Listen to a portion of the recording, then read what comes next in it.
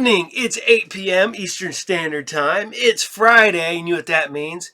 It's time for SciFridays. As always, I'm your host, the Captain, bringing you the best in sci-fi from years gone by. The Vince will be here momentarily, maybe. He's playing, being the Vince. And also, I'm recording this way later than I normally do, due to extenuating circumstances. But as always, SciFridays is brought to you by Are You Game, the best comic book, collectible, video game, magic, toy, role-playing, anime, manga,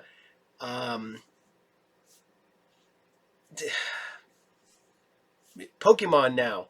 Store located at 124 North Sunset Drive, Piqua, Ohio, 45356. You can find Are You Game on Facebook. You can find the Captain on Facebook, Twitter, Instagram, even Blue Sky. You come over to say hello. But, as I was just saying, it's been a long night. I'm recording this, me and the boys, because of check local listings for horrible weather near you.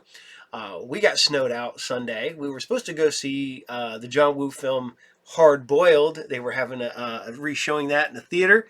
Had tickets for it and couldn't go. Then it was Monday, but yet again, weather was still too bad. Parts of Dayton were still closed. So we got to go today. We got to go see. And by the time it was done, we got home, blah, blah, blah. Then on top of that, Brandon's car tire went flat.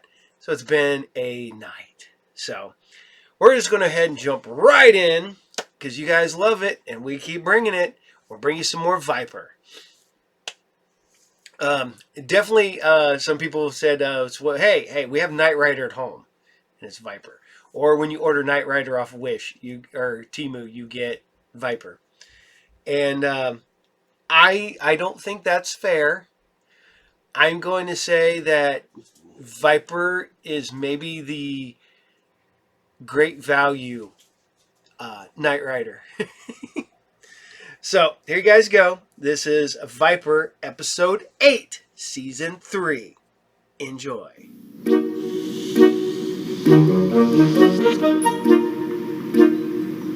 What the hell is with you? Loretta! This place is going to the dogs. Loretta, I'm talking to you! Keep your pants on, Sandy. I'm coming. You bellowed? Look at my finger. What? Did you miss your manicure this week? What'd I tell you about the smart mouth?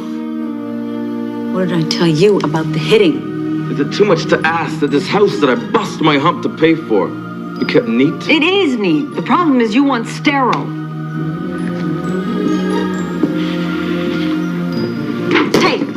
Hey, those are mine.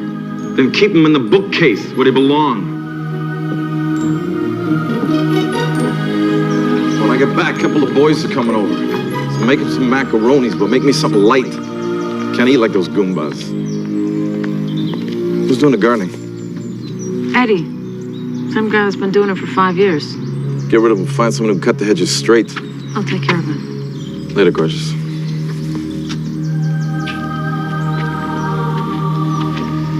Well, hey, you might want to skip dinner tonight. Getting a little sick back there. You know how I hate that.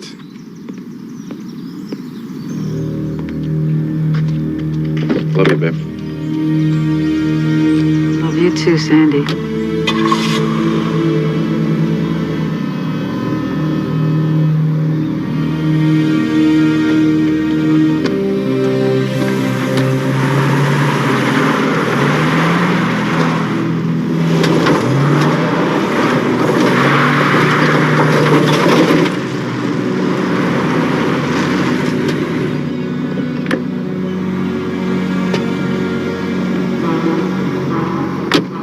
You're late.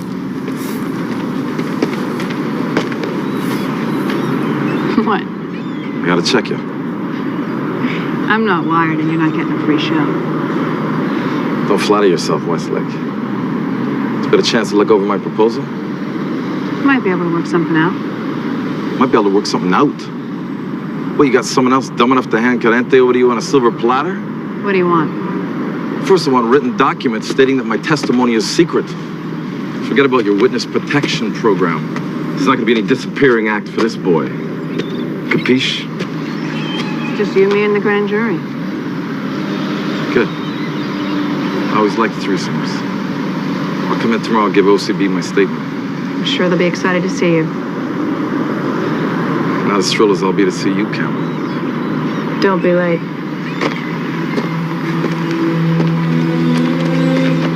Give me a couple of minutes to get on the freeway before you leave, just in case.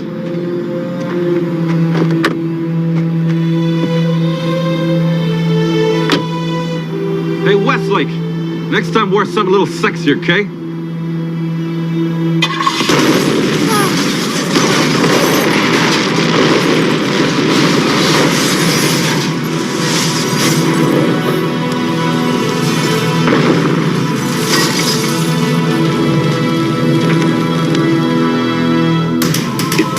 The streets in the pursuit of justice.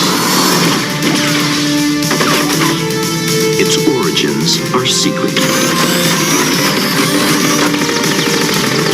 Its technology, 21st century. Its existence, officially disavowed. But its presence, undeniable.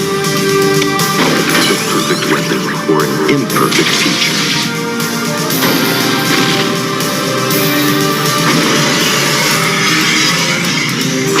Viper.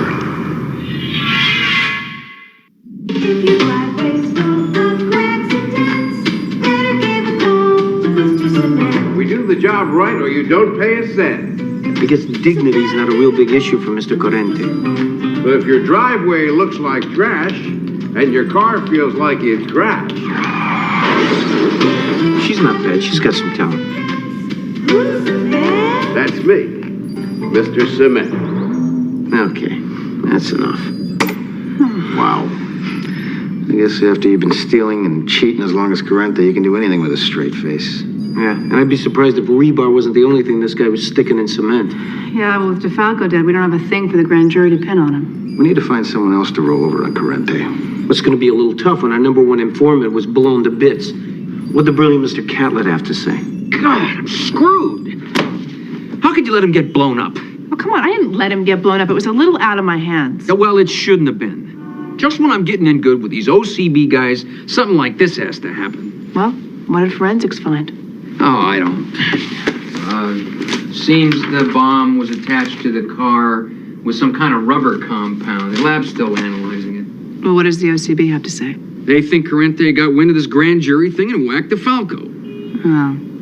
Corrente may have fingered the hit, but he doesn't like to get his hands dirty. But his lieutenant, Kenny No Legs Matuzak, he did time in Folsom for torching cars. Maybe our best bet. God, I hate this mob stuff. It's always so complicated. What a jamoke. Oh, yeah, but he's our jamoke and we have to work with him. Didn't you bust Corrente a few years back for extortion? Yeah. He actually dropped me a thank you note because I treated him with such respect. Oh, yeah? Well, then I guess you haven't heard this yet. Car feels Oh, like please. it's crashed. Not again. You're on your own, Frank. Come on, you guys. That's me, Mr. Cement. Some talent you got there, Mr. Corrente. Yeah, it's not bad for a guy who never took a day of acting lessons.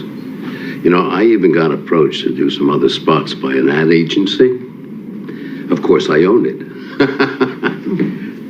Detective, you didn't come all the way out here just to listen to me talk about my other career. Sandy DeFalco. Who do you think killed him? Could have been a lot of people. Sandy wasn't the most popular of guys. From what I hear, you two are vying for the same territories. Falco's vying with anyone who's Johnny McCann. Detective Westlake, Kenny. No Legs. We've met. Name's Matusak. Thank you. So why do you think McCann killed DeFalco? All I know is what I hear on the news. And according to them, the bomb was amateur night. Can's people never had any pride in their work. Not like you, Kenny. From what I hear, you can blow a guy's legs off before he knows what hit him. I'm flattered. Detective, I think you got the wrong impression about us. Really? Yeah, let me tell you a little bit about the philosophy that I live by. You see, for me, concrete is about building something permanent, which is a lot more satisfying than blowing things up. Isn't that right, Kenny? Absolutely, Mr. Corrente. A lot more satisfying. See, I think it all depends on what you're blowing up.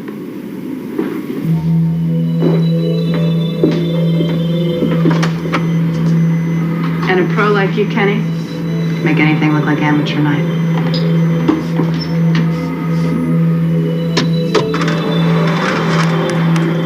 Did you guys come up with anything yet? Just the usual wise guys, but nothing concrete. Oh, please, don't mention concrete to me. Anywhere on the DeFalco wake? Yeah, his house today, 4 o'clock. And every one of these slugs will be there to pay his respects. Looks like it's worth getting into. Yeah, with these new glasses we just developed, I'm just the guy to get into it. Wait a minute, new glasses? Beautiful, huh? Oh, and contrary to popular belief, these are not a nose and glasses combined, okay? We've wired the frames with audio and video playback to the complex. Yeah, see, so you see and hear exactly what I do. So who better to get the dirt on a paisan than a paisan? You guys see this? Man, you know what it must take to heat this place? Can't believe you made me wear this. What's wrong? Come on, you look great. I'm not supposed to look great. I'm supposed to look sad. This is a funeral, Kenny. The person can look great and sad at the same time? You're missing the point. The point is you're gorgeous in your mind. Let's go. Isn't this the happy couple? Well, it's hard to be a mafia wife. What are you looking at? Work of art. No disrespect. You know, for a second I just mistook your beautiful wife for my cousin Maria. But you see closer, I can see she's so much more beautiful. What are you? Frankie D'Aqua. From Detroit? Yeah, whatever. Maybe you heard of me. They call me the mechanic. I've done some work for Mr. DeFalco here and there. You're right. Let her look familiar.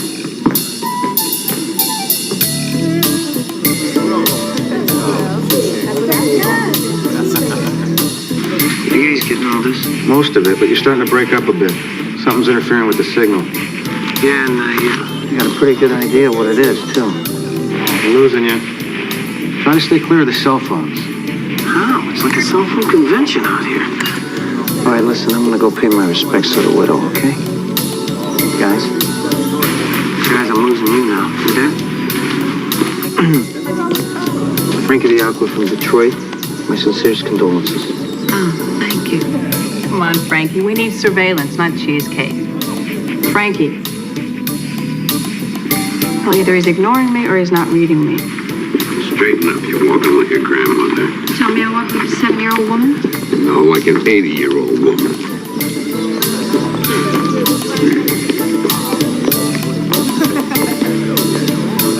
My condolences, Loretta.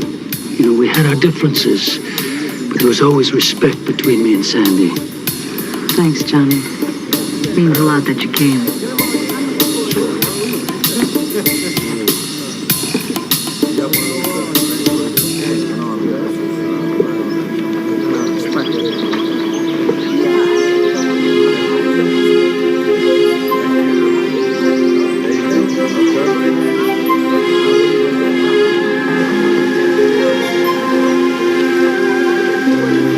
You got some nerve showing your face here. Since you're the one who put Sandy away? I heard you've been talking that line around town. Ask yourself, Al, who wins if we go to war? Not you, not me. You want to know who took DeFalco down? Look in your own house. Frankie, can you hear me? Be careful. It looks like Matuzak's watching you a little too closely. Frankie? What the hell are you doing now? Frankie. I don't think he can hear us. Connie!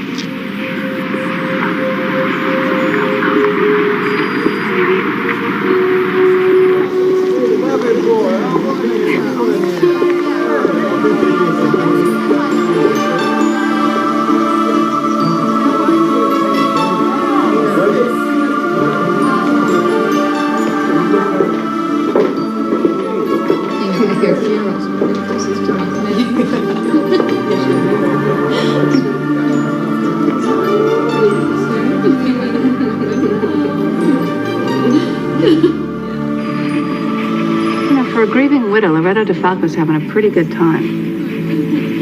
Hey! I know who you are. Yeah, it's like I said, Frankie D'Aqua from Detroit. If you're from Detroit, I'm from Bangla freaking Dash. Oh, yeah? What street? You think you're smart? Hey, come on, not the glasses! Oh, come on! Designer glasses. You see that door? What do you say we take a little walk outside?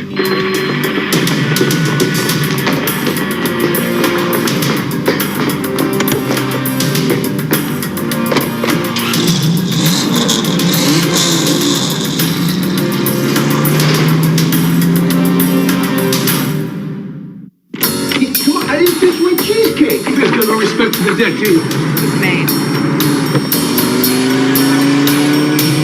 Do you want to tell me what the hell is going on? I don't think I know who you are. You know, there's nothing that pisses me off more than when people underestimate my intuition.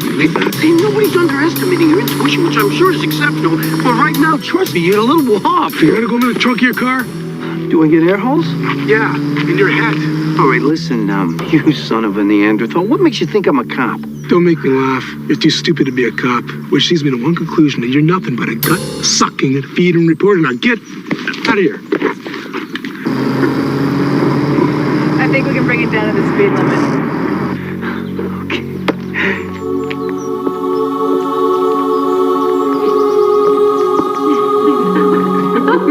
She looks as relieved to get away from those guys as Frankie did. Wow. I tell you, anybody who's not afraid of that bunch has the IQ of a zucchini. You know, these women all seem very close. Yeah, well, to be stuck in that life, they'd have to be. The things they must have seen and heard. Not to mention overheard. That's a great idea, Kathleen. What is? We get to them through their wives. It's perfect. Genius. Oh, well, of course it is. Why do I always have to be the one who comes up with everything? Well, since they all know that I'm a cop, and now that Frankie here's a reporter... Yeah, I'm out. Which, since these guys know me pretty well, just leaves you, Cole. And from what I've heard, you're pretty effective at getting girls to open up to you. Yeah, well, they're usually not married to men who kill each other. Yeah, that would put a crimp in things. Well, according to the OCB, these three women frequent the same gym run by Harvey Green. Previous informant of mine who just happens to owe me big time. I bet I could get him to hire you. Doing what? My heavens. You mean to tell me you've never given a woman a massage? Come on, I didn't say never. It's just not part of my regular repertoire. The man's a Philistine. I'm a sewer who's never massaged. How am I ever going to pull this off? I don't know. I told you I'm a quick study. That catnip didn't have me by the short hairs. I never would have with this. I promise you, I will be out of here in no time. Uh-huh. Time is the only true purgatory, huh? Samuel Butler. Huh. Maybe you're not as hopeless as I thought. All right. Here's how you do this. You don't think of these women as women. You think of them as your grandmother. Because if you end up listening to Mr. Happy, their husbands will be extremely unhappy. Not only with you, but with me also. You got my gist? Capiche. Harvey, honey. Oh, Loretta, darling. How are you? Good. Hello. Hi. Who's the new guy? This is Tommy. He'll be subbing for Francis this week. Tom. Well, then I guess I better try him out right away. Swedish or Shiatsu? Surprise me. Remember, Mr. Happy. Yeah. How can I forget him? I'm as good as dead. Yeah. Music okay? Oh, yeah, it's relaxing. Believe me, I need to relax. Yeah, Harvey told me about your husband's passing. I'm very sorry. Yeah, it was rather sudden. Heart attack? No, he was in a car accident. It's terrible. Yeah, it was quite a blow.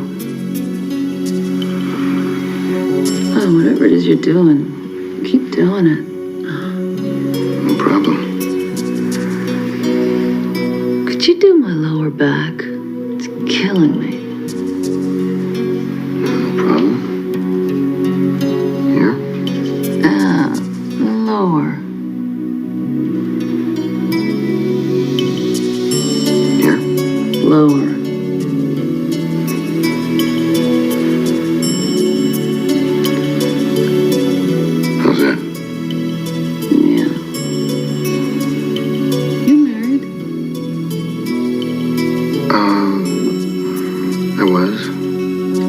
Sounds like you got a sad story to tell, too. Not really. Oh, come on. I told you mine. Well, we were happily married. At least I thought we were. Then, I found out that she was shacking up with a richer, older guy. Talk about shock and denial. The only way I've been able to deal with my grief is through abstaining. Abstaining? You know. You mean you're celibate? Well, just until the healing process of my journey is completed. Wow. I don't think I could do that. Be celibate.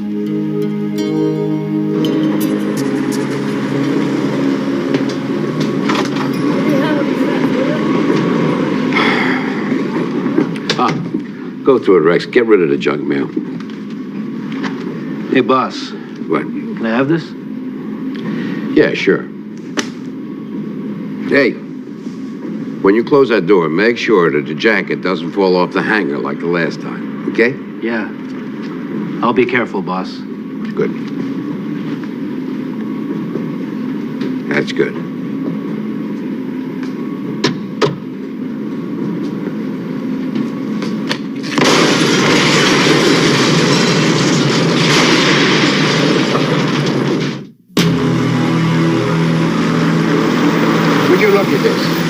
Would you look at that rat vest you did? You know, I had this especially made for me in Hong Kong. So what makes you so sure it was McCann? Who the hell else would it be? Oh, I know a lot of people who'd like to see you in itty-bitty pieces. Oh, really? You being one of them. Hey, Catlett? Well, let's just say it wouldn't break my heart. Boys, can we muzzle it, please?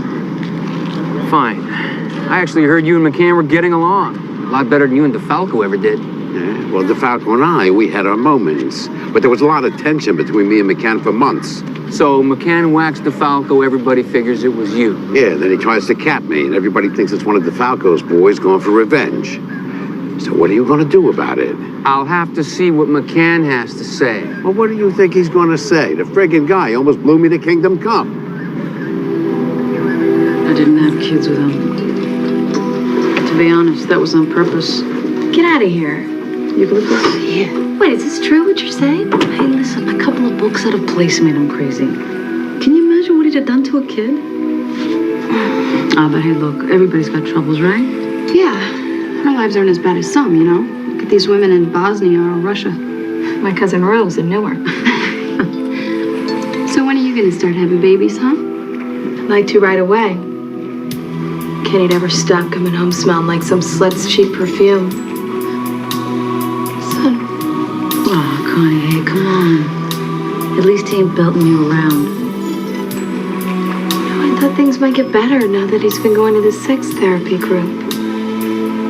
Hey, at least he's trying to change. That's something. Or not. You okay? Yeah. Hey, what's the deal on this hunk of a masseur you're telling us about, huh? You know something? He's got a brain, and he's very sensitive. Yeah. But do you buy the celibacy thing? Maybe he's just gay. If he's gay, I'm Captain Kangaroo. Hey, Cole, check this out. I just got a fax from... What the hell are you reading? The Loving Art of Massage. Well, that's a real rough assignment. Yeah, I know, my hands are killing me. Yeah, well, don't rub so hard. Anyway, listen. Forensics just figured out what that weird rubber compound was on the DeFalco bomb. You're not going to believe this. It's from a couple of scrunchies. Scrunchies? Yeah. Yeah, you know those cloth cover things women tie their hair back with. Yeah, right. Oh, yeah, all the women at the gym use them. Well, forensics found this in the bomb in Correntes' washroom. There's some kind of a residue on it. We have to get the lab on it stat. Look at this. The lab also found hair fragments melted into the scrunchie. Better keep reading that book. We're gonna need hair samples. You want him to get hair samples from mob wives. There's easier ways to commit suicide. How the hell are you going to do that? Okay, listen. Don't even tell me, okay? I've been tortured enough. But let me tell you something else, okay? The next time, you get the funeral and I get the babe detail. How can you work in a place where you can't indulge in one of life's greatest pleasures? I realize you have very little regard for the law, Mr. McCann. However, smoking indoors is still illegal. Yes. Except when we decide to make an exception. Which today we are. We are? Sure, be a dear and get our friend Johnny here an ashtray. What? Right.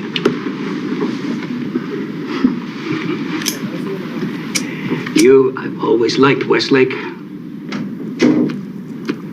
Ever since your father first busted me. Man, I gave him such a chase. Can't run like that anymore. So, what do you want? Answers. Well, I could tell you who killed Sandy DeFalco, but you already know it was Corrente. I could tell you why he killed DeFalco, but you know the answer for that too. Do I? Word I get, there was a secret grand jury ready to indict Corrente with DeFalco as its main witness. So then why is Corrente fingering you in the DeFalco murder? I'm convenient. Couldn't have anything to do with Gina, his wife. Why would it? Just because she used to work for me? Now, well, from what I hear, she did more than just work for you. Just what are you getting at? Sandy DeFalco knew he was a dead man if he ever let his guard down. So whoever planted that bomb was flying way below his radar. Somebody like Gina, his wife's best friend. Yeah, and why would Gina do something like that for me? Because maybe you and Gina never stopped being you and Gina.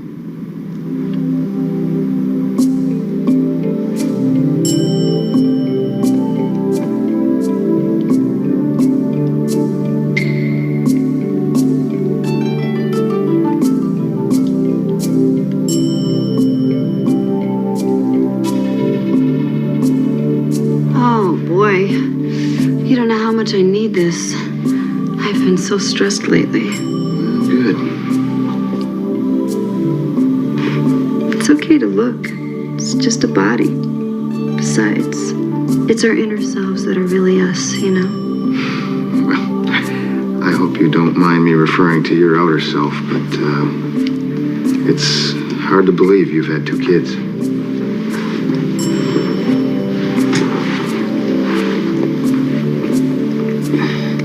How long were you married? 5 years. They say it's 7 years when things start to fall apart. But it's really 5. Tell me about it. Towards the end, did you and your wife still enjoy making love? Well, apparently she didn't. I remember when making love was about feeling good, not just about making babies. Don't get me wrong. I love my boys. But I made my doctor put me on the pill. My husband would kill me if he knew. Well, you're the one that has to give birth, not him.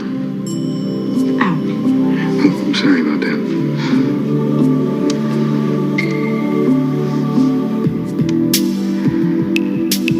Are you okay? Yeah, I'm fine. Well, those tears say different. I hate him. Who? My husband. The man's constantly cheating on me. He doesn't deserve a woman like you. What he deserves is the taste of his own medicine.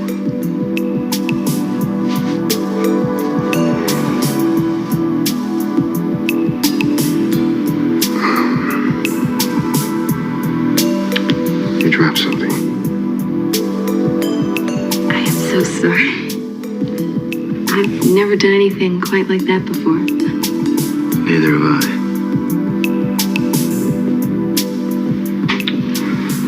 Neither have I.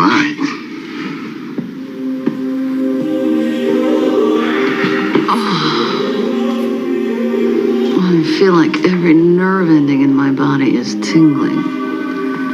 Hopefully we can say the same for you. Right. Oh, come on, tell me. You know what I really want? Shiatsu? Just shut up and kiss me.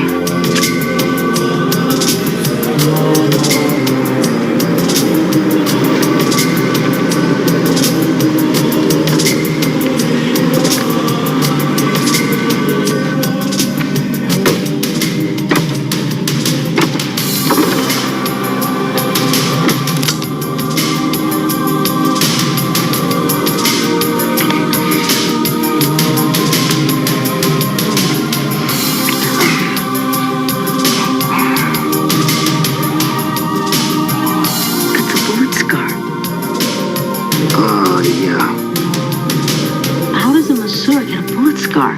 Well, it was a long time ago. When I was a kid. I was desperate for money, and, well, I robbed a guy.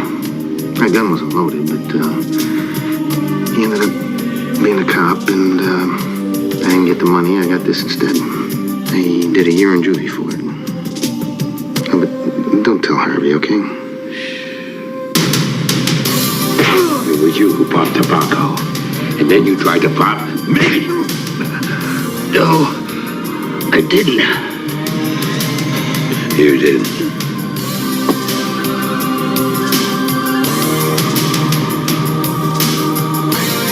No, but I did have Gina first.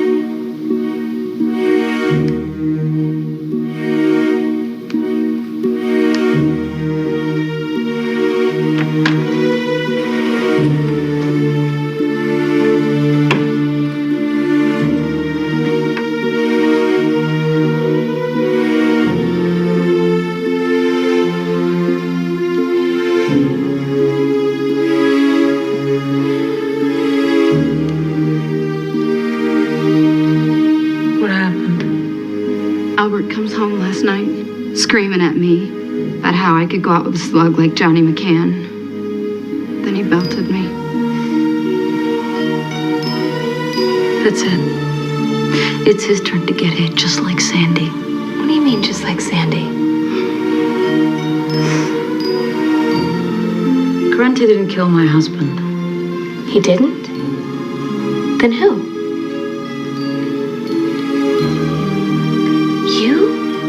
You killed your own husband? Listen, it was either kill or be killed. Maybe he wouldn't have done me right away, but living with him was killing me just the same. You gotta swear not to tell anyone, Connie.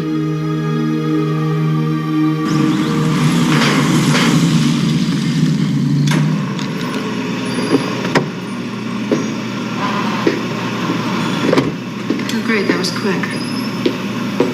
All right. Give me what you got. So the lab get back in the girl's hair samples yet? No, not yet. We're six on the phone with him right now. So what's with you? Hard day at the massage table? Let me tell you something. You don't have any idea. All right, great. Thanks a lot. Well, we got a match. It's Loretta DeFalco. You sure? Well, yeah, that's what they said. Wait a minute. You're not getting attached to this girl, are you? Westlake, you try massaging a naked woman for days on end. See if you don't become a little attached. Well, for you, it'd be a naked man. Frankie, you're not helping. I'm not? Not in the least. Well, then let me just say one last thing. Frankie. Does the object of your affection use eucalyptus oil? Yeah, why? And you ain't gonna like this. That oily stuff they found on letter bomb, it was eucalyptus oil.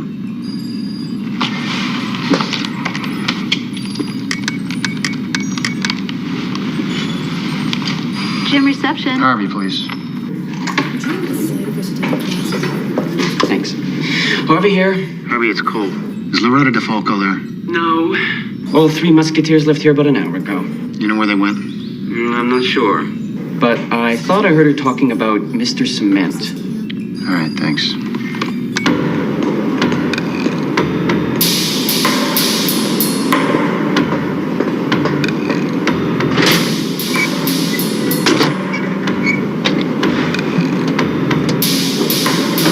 Take McCann's place.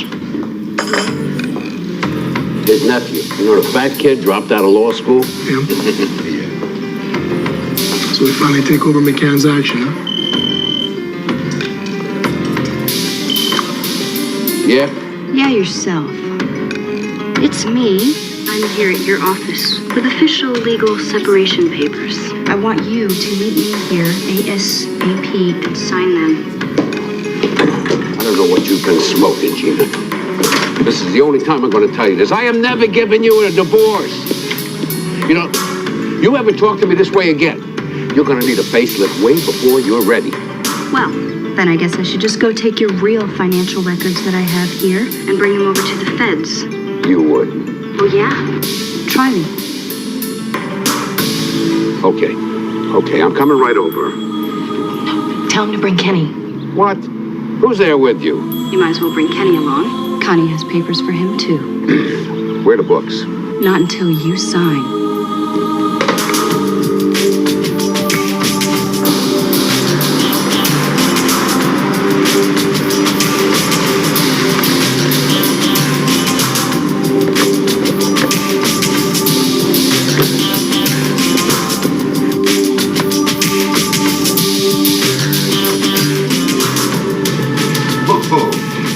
Got me.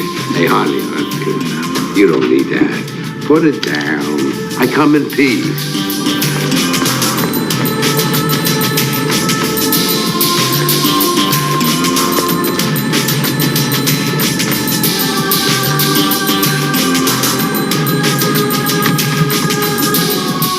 Just sign the papers and drive out of here.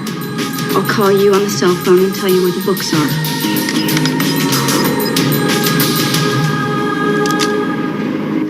Where's Kenny? Come on. You believe this? They're attached to the C4 with these things. Scoochies or whatever you call them. Now, did you really think we were just going to waltz on over here and do whatever you told us to do? Put the gun down while Loretta's head gets air conditioning. Shoot him! You shot me! You shot me! Sweetheart, that divorce you wanted, you're about to get it.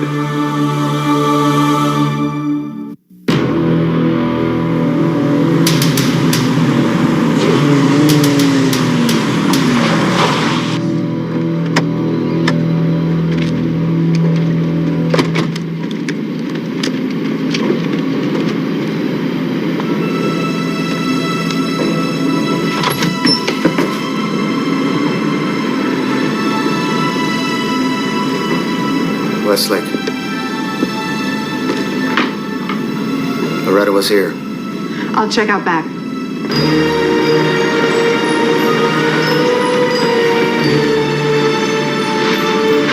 Hi, ladies. You okay? Anything we can do for you? You're insane, you know that? You believe it? She pulls a gun on me. Then she wants to take my home and my children away from me. And she calls me insane.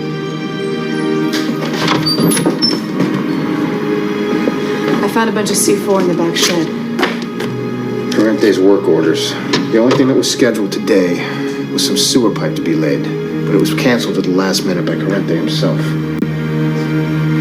Sounds like a perfect place to make people disappear. Let's go. Guess I'll call Catlett and fill him in.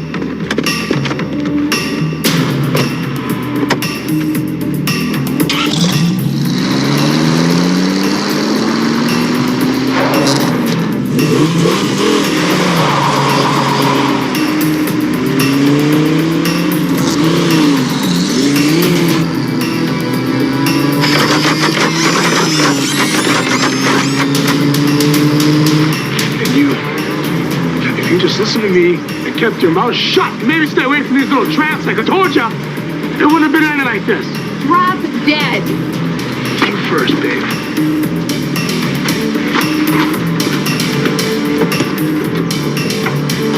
Come on.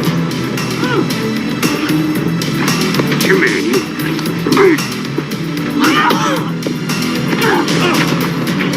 Get her! Get her! Get her!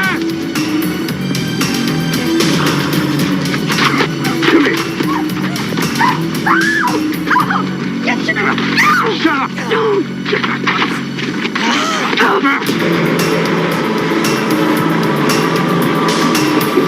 I'm really gonna miss you, Gina.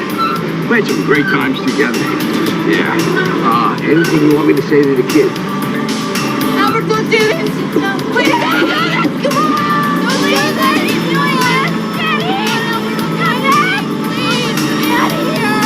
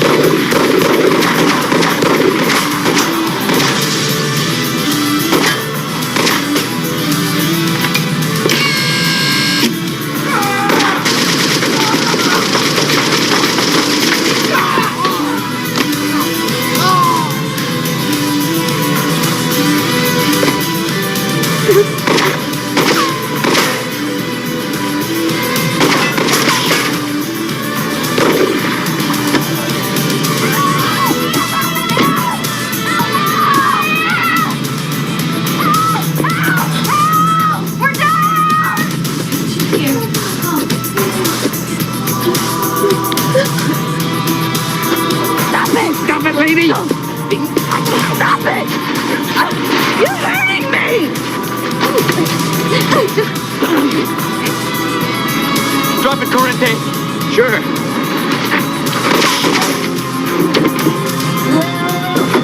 Over here! Stop it! Who opened this? No! Free! Oh.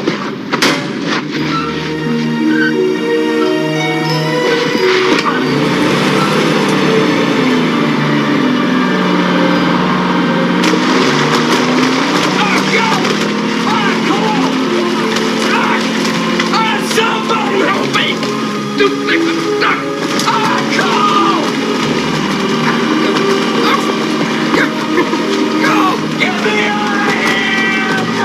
Is that a sight? Hey, you sure you want to do that?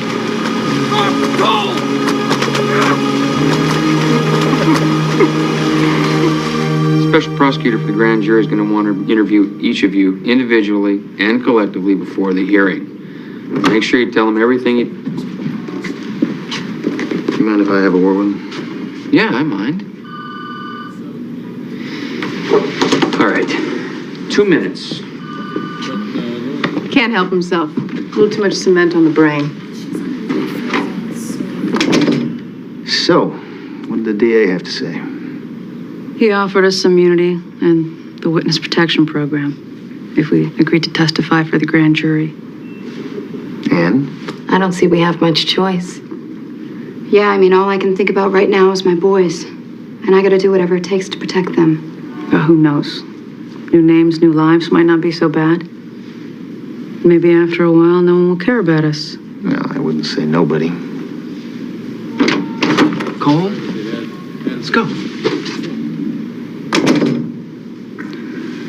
Would you girls give me a minute? Bye.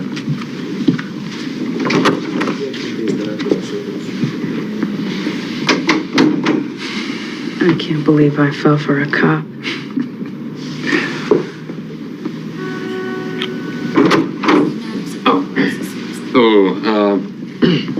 The deputies are here.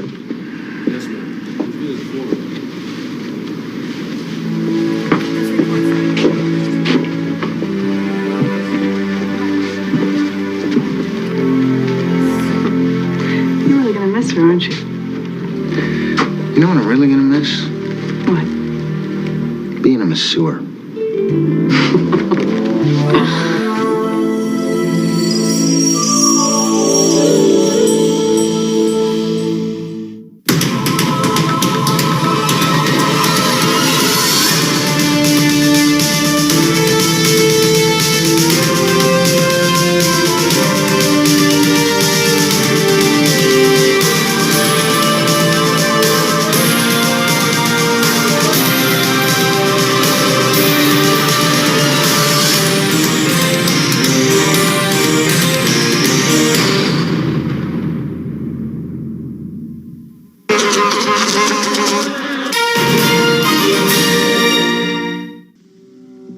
In 1972, Delos was open to the public. It consisted of 3 fantastic vacation resorts: Roman World, Medieval World, and Westworld. It was a computerized paradise where nothing could go wrong. But something did. Now, in 1976, Delos is about to reopen. We have invested more than $1.5 billion to rebuild our equipment. Its problems have been corrected. We have replaced every circuit. Its technology has been perfected. The new Delos is not only the most fantastic resort in human history, it is also fail-safe. And an incredible new world has been created. American International presents Future World, starring Peter Fonda, Blythe Danner, Arthur Hill, and Yul Brynner as the gunslinger. Program the blast-off sequence. 5, 4, 3, 2, 1. We have ignition. Welcome to Future World, the ultimate vacation resort. Fully programmed for your pleasure. Where, for only $1,200 per day, you can experience anything you can imagine. And a few things you can't. My knight to your pawn. Prepare the Martian ski sequence for 5 guests and return power to grid 3. Future world, where every day is an exciting new adventure, where your fantasies become reality, where highly sophisticated technician, maintenance, and servant series robots work together to make your wildest dreams come true. Take us both. You can take risks, face danger, defy death, all in complete comfort and total safety. Safety, safety, safety. You will never harm Delos. They're duplicates. You will do what Delos instructs you to do. They're creating and programming duplicates of real people. You will destroy your original. I will destroy my original. Peter Fonda, Blythe Danner, Arthur Hill, and Yul Brynner. Even those of us who create them can't tell the original from the duplicate. In Future World. If you can afford to go there, you're lucky. If you can't, you may be luckier than you think.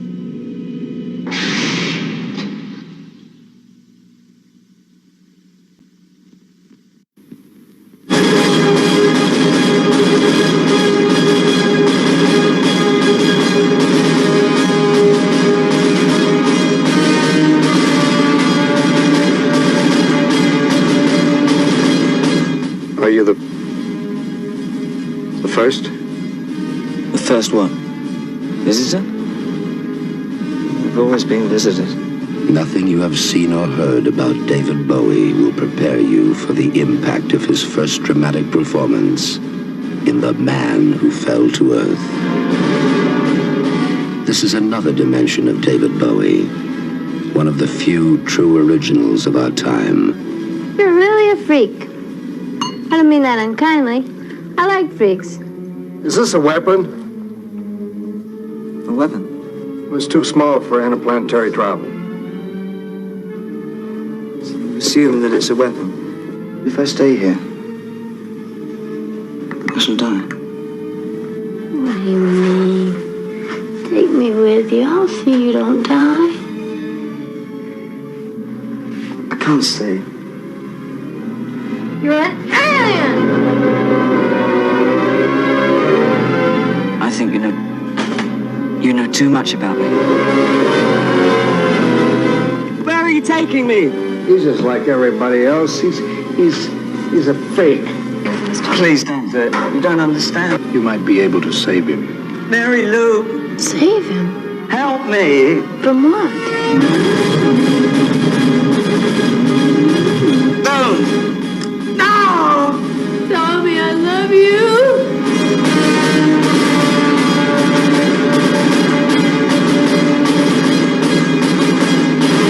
The Man Who Fell to Earth is a powerful love story, a cosmic mystery, a spectacular fantasy, a shocking, mind-stretching experience in sight, in space, and sex.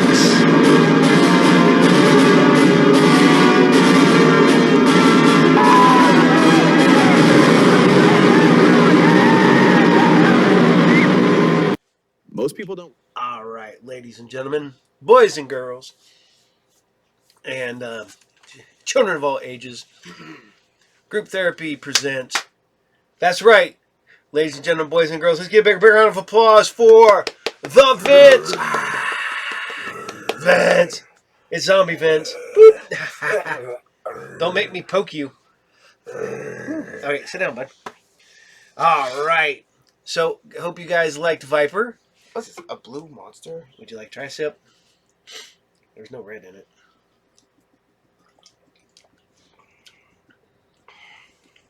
Oh. Ooh. He's like, ooh, too much. All right. So, I hope you guys like Viper. I hope you have fun with that because we're stepping back into some G versus E. Man, I love this show. It's so goofy and so weird and so awesome simultaneously. So ahead of its time, yet of its time.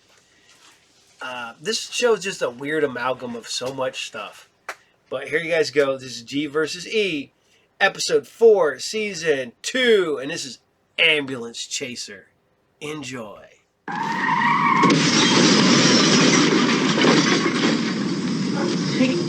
Help!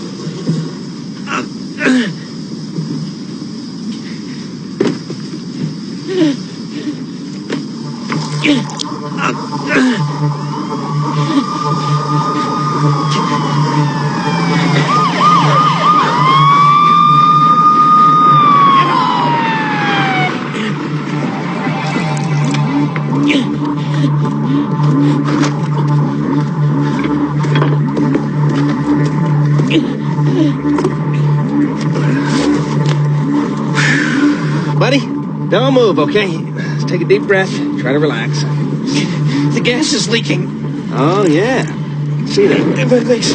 I can't feel my legs in the car. I'll be damned. Pretty tense situation, huh? Get me out of here. Yeah, okay, I hear you. I think you got a few seconds before it blows, though. Oh, my God, is it blood? Look, are you listening to me? Now, look, I got the tools to cut you out of this rig, but before I do, you got to do something for me. Something for you. This is a standard issue Faustian contract, my friend, which states that in exchange for saving your life, you sell me your soul. Standard what?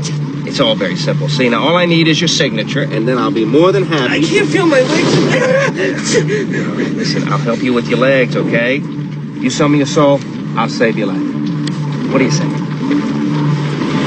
Say no dice, kid. It's a sucker's game. Gig is up, swine. You are so busted. Step away from the car. Cora always loves a dramatic entrance, don't they? Help me! Is somebody gonna help me? Save your breath, kid. We're coming. Just taking care of a little unfinished business. Over here! Help me! Get over here! Since you gentlemen want to play rough, allow me to slip on my play clothes. Somebody! Help me! Stop! Help me!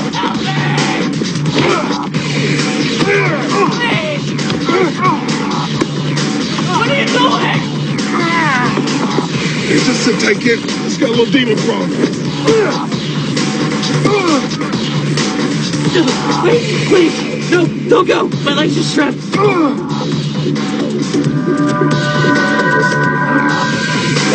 right, come on, turn it down. My legs are caught. Come on, man. No! Please! Help me! Come on, man, need some help, man! There's somebody with a video camera. Come on! Hey! Help me! Please don't leave me! Okay. Hey! Murder! Yeah, come on. Please, somebody! Please! Kid! Oh, God! His legs are pinned under the steering wheel, man. Stop! Help me! Okay. Hold on, watch out, it's gonna blow. Watch out.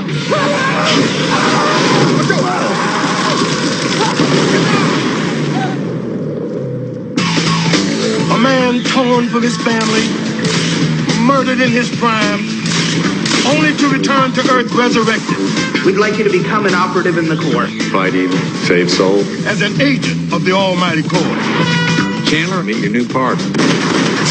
With no magic, no special powers, forbidden from intimate contact, unrecognizable to those from their past lives. Chandler Smythe and Henry McNeil now fight to save lost souls against the minions of darkness. Deals with the devil are bad. It's our job to stop him. Is he always like this? It is a battle of good versus evil. Good versus evil. That's what it is.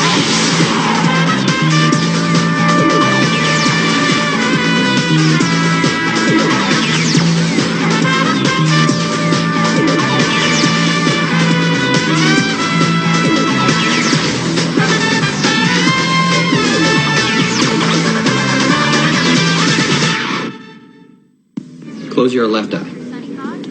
What? Your left eye. Close it. Oh. Sorry. Smythe, you know I'm only trying to help you. Come on. What I can't figure out is how this Morlock ambulance driver's getting away with it. What, he shows up at an accident scene, he finds somebody in need of medical assistance, he offers them a deal. What's the figure? But who else knows? Are there Morlocks in the hospital, or... Maybe he has his own ambulance. No, he's got to be working in conjunction with somebody in the hospital. Unlikely. But that's the least of our problems. Oh, congratulations, guys. Looks like you got your own little bay of pigs going on here. Not only do you lose a Morlock ambulance driver that's been converting the souls of the mortally wounded, But you got some bozo running loose out there with a video camera with potentially incriminating footage. footage of a Morlock in full view, I might add. Footage that might be just proof positive there's a war going on. Plus, you get a civvy killed in the crash. Covert. You know what covert means? We covertly battle the minions of Satan. Will you guys relax? We had Thompson run the plates on the car with the video camera. The car belongs to a girl named Billy Rollo, who's a reporter for the LA Chronicle. Yeah, Chronicle. You used to work there, Chandler. You ever heard of her? Man, must have come in after me. She's young. Let me tell you guys something. Every now and then these things happen. You get a tourist with a video camera. Shoot something he shouldn't. When they do happen, they have a tendency to snowball. How so? You know about the Middle Ages, Chandler? A whole century almost went down when a couple of monks saw some Morlocks defrocking a peasant girl. Let me give you a little recent example. You ever hear of Ollie Poindexter? Ollie Poindexter, 1979. I remember it like it was yesterday. Poindexter was a private investigator who'd been hired by some old diva who was convinced her husband was cheating on her. So she hires this Poindexter guy to tail him, see if he's getting a little strange on the side. Turns out all the poor sap was seeing was another woman, a Morlock, who'd cut a deal with the guy to get him out of some financial trouble. But Ollie, in the course of chasing this guy around, taped the conversation between him and his little chickie Morlock. He started piecing together things about the war. He became obsessed is what happened. Spent all of his time on the case. He compiled photographs, made a list of core agents, even found some Morlocks we didn't know about. Then things got a little nasty. Poindexter tried to sell what he knew about the Corps to a tabloid newspaper. A tabloid that just happened to be run by a Morlock. He took Poindexter's research and hunted down the Corps agents on the list one by one. All told, 7 agents went down. Lost forever. That's why we got to find out exactly what's on this tape. Fast. What about the ambulance driver? On hold, this is top priority. So what did you do when you found out this Poindexter knew everything? We smeared him. We mobilized every resource we had to paint the guy as a quack. Just another bonehead with a conspiracy theory. We doctored photographs. We lied to his client, sent guys to hit on his girlfriend, told his mother he was a drug addict. Everything we could think of. Drove his PI business straight into the ground. Sent him straight to the poorhouse. You still around? No, suicide. Hung himself in 84, not too far from here, actually. The shoes are part of the costume. Now put them on. I don't know about this job. What? What do you mean? I was just thinking about Poindexter and committing suicide. He was gonna whistle. The court drove him to it. So what? Whistle, yeah. So what, man? Look, Chandler, people are weak, okay? If they knew they could make a Faustian deal, they would, man. Trust me. And I got a problem, because I got a little too much faith in human nature. Well, you trying to be funny, huh? I mean, we all start off in the Corps with this Bambi-ass Jane Fonda idealism, but hey. Jane Fonda?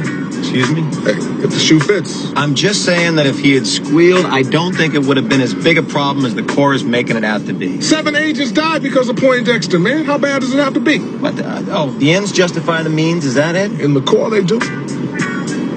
Allow me to slip on my plate coat.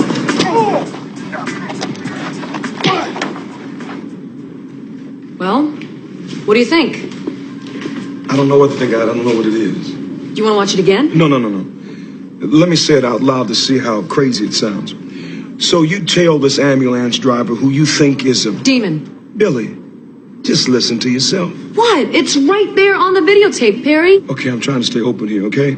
So these two guys in leather, they show up. They threaten this guy. He mutates into this... Demon. See? It's easy. Demon, thank you. Yeah. These two guys spook him. He runs off. Billy, I see it, but I don't believe it.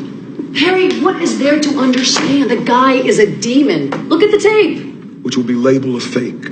Anybody with a laptop and a graphic programmer can make it. It'll be on Fox for sake.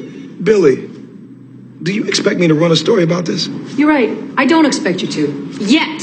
Perry, there is a much bigger story here. I'm telling you, and I'm after it. Do you have any corroborating sources? Yeah, Who? Sorry. Sworn to secrecy. But I know the name of the ambulance driver. He works out of St. Anne's ER. Name's Larry Grimes. What about the other two guys? Sorry to bother you, sir, but there are two gentlemen here that say they need to speak with Billy urgently. Oh, there they are. I'll be back. Say they'll more for you, Billy. First off, I'd like to apologize for the other day. But after you hear what we have to say, I believe everything will be much clearer. What were you guys doing there? Well, we could ask you the same question. Well, I'm Dr. Ross. This is my associate, Dr. Sherman Card. We're from the Center for Disease Control in Atlanta, Georgia. We control contagion, infectious disease, what have you. Really? Should I be nervous right now? Well, we're not completely sure. You see, we're very concerned about Larry Grimes. Oh, the ambulance driver. Works at St. Anne's Hospital? Exactly. Did you notice anything strange about him? Yeah, you could say that. Well, we believe that Mr. Grimes may be suffering from a rare neurological disorder, and that this disorder may have triggered his dermatological reaction. Excuse me, I would hardly call horns a dermatological reaction. Well, it's very rare. Oh, very rare. Well, it's good that I have it on tape then, huh? Well, that videotape is why we've come to talk to you, Ms. Rollo. Oh. You see, this reaction is something we've yet to capture in our clinical trials. And that's why we were tailing Larry, hoping to view it in the wild, as it were. Something you succeeded in doing with your videotape. Oh. Well, is the condition contagious? Well, to determine that, we really need the videotape.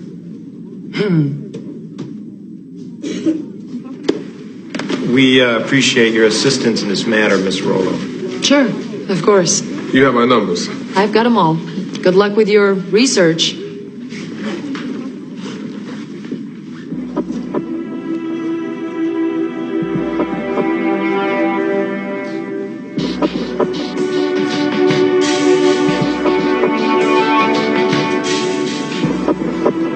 Come on, man. That memory lane shit ain't healthy. Center for Disease Control, right. I know.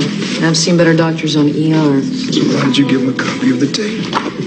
Because you keep your friends close, and your enemies even closer.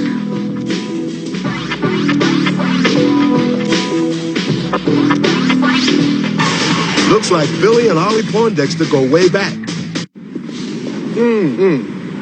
Smell that? Smell what? That, man, that. Smells like earthquake weather. Smells like earthquake weather? That's interesting. No. I smelled the same thing right before the quake in '94. The only thing I smell is your lab coat. Look, man, she bought it, right? We got to chirp where the ambulance driver worked. Yeah, I know. St. Anne's Hospital, I heard. Okay, leads are good. I'm telling you, Henry, you're not giving that Billy girl enough credit. She's a lot smarter. Look, Ford wanted to know what the kid got on tape. We got a copy of the tape. Mission accomplished. Now we can move on to our secondary objective. Which is? Retiring Larry Grimes, ambulance driver.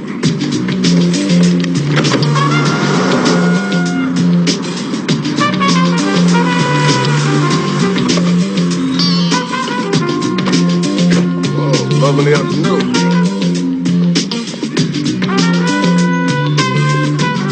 Can you spell that last name again, please? Grimey Grimes. Oh, yeah. Sure. Larry, everybody knows him. Great guy, huh? Well, I wouldn't say that, but he sure is brave. How so? Saves lives. A lot. Is that a fact? Oh, yeah. Hey, you wouldn't happen to have an address I'm on sorry, the... but it's against hospital policy. What? Wait, what Nurse Olsen is it? Yeah, never mind, Nurse Olsen. I have a badge. Please don't call me anything. H. You don't have a badge, please.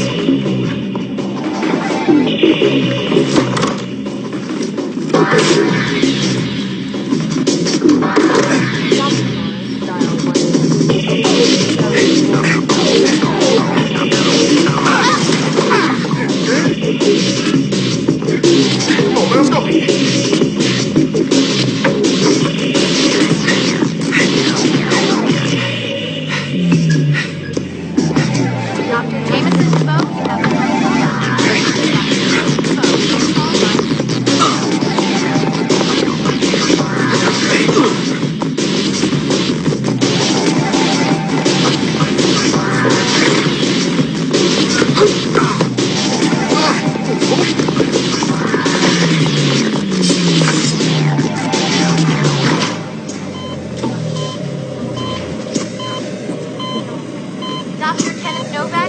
call on line 2. Dr. Kenneth Novak, you have a call on line 2.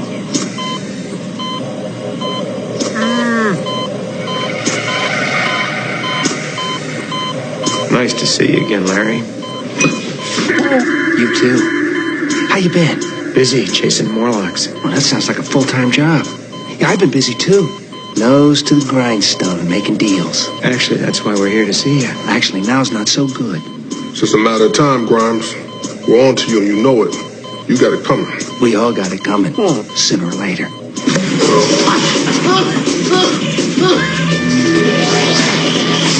Man, all I know is that tomorrow we're after Grimes like flies on. I hear that. Nothing I hate worse than when some fool tries. What? Whoa. I'm smelling it. Oh, come on, Henry. Everyone knows you can't smell an earthquake.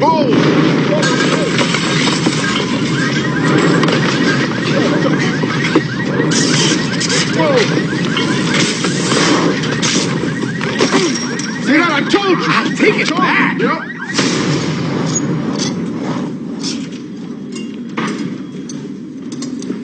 Look at this place. Well, there's some good news. You got a copy of the tape? Show it to me. Come on, 6.7 isn't so bad. I mean, in 94, now that was nasty. Most of the town's lost power. Phone lines are down. Fires in Malibu. We're lucky we got auxiliary power. Oh, come on, the two of you need to shut up. We need to watch this tape. Allow me to slip on my play clothes.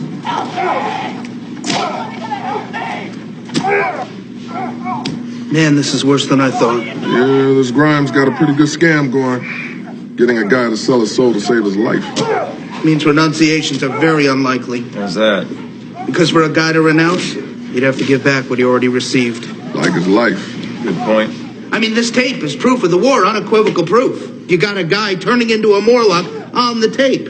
Yeah, that's a first even for us. Did you call district? Yeah, I already did. Wait a minute. What'd you do that for? Because I had a bad feeling about this. I made a preemptive call, that's all. You told us to get the tape. We got the tape. Yeah, we know where this Larry Grimes guy is operating from. We already went to see him. Look, I'm not taking any chances. I'm bringing in a specialist. Wait, what are you doing that for? Because, Chandler, I'm not sure you have the will to bring this thing off. That's What is all. that supposed to mean? It means that lately you've shown a real lack of willingness to Wait a hammer minute, the you're not going to try to ruin this kid like what's his name? Oliver Poindexter. Yeah, Poindexter. Larger issues are at stake. She doesn't know what she's doing, Ford. She's just a kid. Since when Jane Fonda joined the Corps?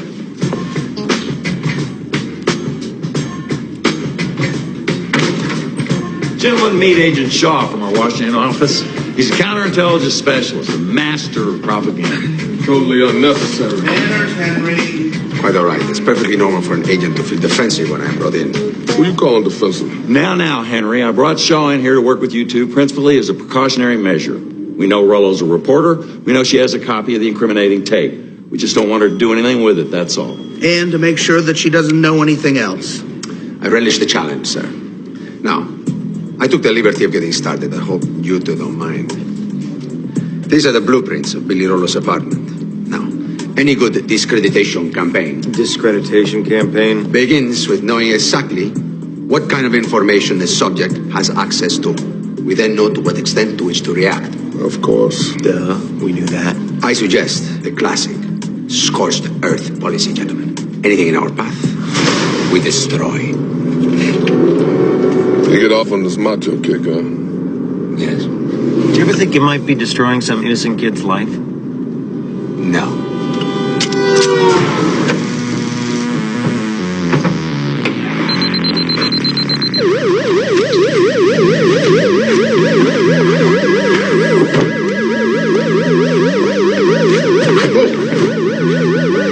I'd say you got about 15 seconds to get that turned off before the cops are called. I'm sorry. You were saying?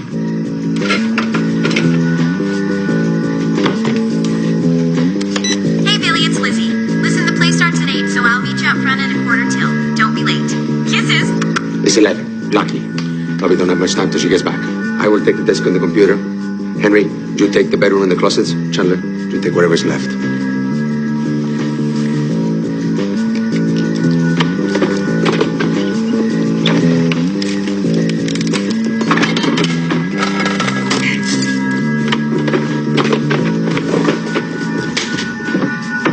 What are we looking for? We're looking for any information about the core.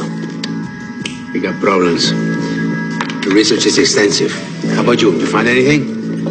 You could say that. Poindexter. Isn't that the guy that found out about the core back in the day?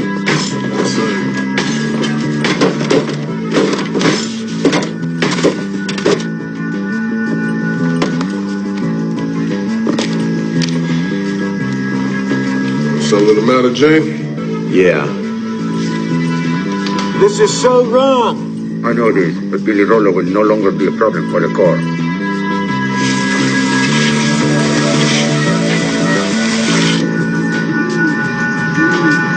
Good reporter always has backups. I hear you, Billy, but what do you want me to do? I want you to go out with this story. Look, nobody's doubting you're onto something, Billy, but I don't fully understand it. And frankly, I'm worried about your safety. Do you have protection? Harry, I don't want a gun. Suit yourself. Look, now I've heard your theory about this. You know, I can't believe I'm actually saying this. This battle between good and evil deals with the devil and whatnot. There are more people out there that know about this. Like who? Like my source. Like the one you wouldn't reveal? Get him in here. Introduce me to him. I can't. You can't. Billy. I can't, Perry, because he's dead. Look, the man who put me onto this whole thing was my uncle, Oliver Poindexter. He was a private investigator who discovered the battle. He used to tell me about it when I was a kid. Yeah, while my parents were trying to convince me that there were no monsters out there, Uncle Ollie proved to me that there were. What happened to him? This core, or whatever you call it, they drove him to suicide. They slandered him. They painted him as a conspiracy freak. Nobody would believe him but me. Billy, I'm sorry to hear about this. So all I want to do here, Perry, is to finish what he started. And to expose the truth to the greater Los Angeles area. Billy. What? We need living people to come forward, okay? Then we might be able to maintain a thin shred of credibility. This is a respected paper, you know that? Even though you've got a videotape that shows unequivocally some it could sort be of doctored. creature. Those guys, they broke into my house. It could have been a random burglary. Even with all of Oliver's work. Like you said. Your uncle is dead, Billy. Fine. You want corroboration? I'll give you corroboration. But you gotta promise me one thing, Perry. One thing. I get corroboration, you take the story wide. You prove to me that the devil is alive and living in L.A., you'll get this story front page. You got my word on it. Looks like Lois Lane's got herself a deal. No, with the quake and everything, the hospitals are swamped. They say Larry missed his shift. Well, he knows we're on to him, so he's probably laying low. What? Well, he knows we're on to him, so he's probably laying low. I don't know, man. A Morlock like Larry wouldn't miss an opportunity like this. You figure he's still out there? Whoa. Check this out. A miracle today in Reseda as a 16-year-old girl was rescued from the rubble of today's quake. EMS technician Larry Grimes found the terrified teenager and saved her life. I guess he didn't take the day off. Grimes a national hero for this selfless act. We now take you to St. Anne's Hospital for an exclusive live interview. Kelly, how are you? I'm just thankful to be here to talk She's just a kid, man. 16 years old. Can you tell us what was going through your mind as you lay beneath the rubble for 37 hours? I wouldn't have made it without Larry. That's for sure. You're speaking, of course, of Larry Grimes, the man who rescued you. He told me that everything was going to be all right, urging me not to give up. Mr. Grimes, how did you muster the courage to climb under the rubble, knowing that the building might collapse at any moment? Some things you don't question. Just go on instinct. I just did what anyone would have done. Man, with the quake, Larry's gonna have a field day. Preying on the suffering of mankind. At least we got rid of the Billy Rollo problem. Could be worse. What could be worse than this? This is worse. I thought you guys destroyed everything. We destroyed plenty, Ford, believe me. My apologies, sir. I offer no excuse. Would you shut up, Shaw? Look at this. There's even a section on how to make a Faustian deal. You're kidding. I'm serious. It's right here. The whole process. Signing your soul and blood, the whole smash. I gotta have a pill. You know what this means? A how-to guide for Faustian deals. We're gonna be swamped. Ford, just because somebody knows they can make a Faustian deal doesn't mean they will. Don't be naive, Chandler. People are weak. See, I told you, Chan. Look at this. Look at the number of hits this site is getting. Is that hundreds? No, thousands. See what I mean, Chandler? I know human nature and it makes me sick. We're dead in the water. We're all going to be reassigned to Iowa. God, I knew this was going to happen. I knew it. Ford, it's David on the line for you. Tell him I'll call him back. He told me to hit you if you said that. Okay, gentlemen, Iowa, here we come. Chandler, look at this website. Do you see the messages being posted there? Look how many of them are people learning how to make a Faustian deal. We have got to stop this. Oh, what? By driving Billy Rollo to suicide? Hey, I didn't say that. You burnt the kid's house down. Hey, you know what? Sometimes a few people gotta die in order to save a whole lot more. Spare me the Harry S. Truman speech, all right? Would you lose your Right. God, Henry, you don't know this crap, do you? Doesn't matter what Henry thinks. Deacon wants you two off the case. Why? Why? Because I got an ambulance driver making Faustian deals all over town. I got an internet that's going Blair Witch on me. I'm dying with the flu, and Shaw's team has the case. No, Harry, no, I will not let you down. You can't do this, boys. Okay, Harry, I want you two out of here. Get out and take Fonda with you. That is our case. Get out of here. No way are they taking a shot. Come on, Sam.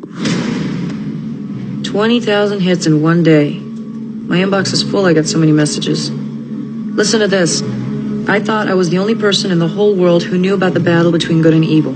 Thank you for making me realize I'm not crazy.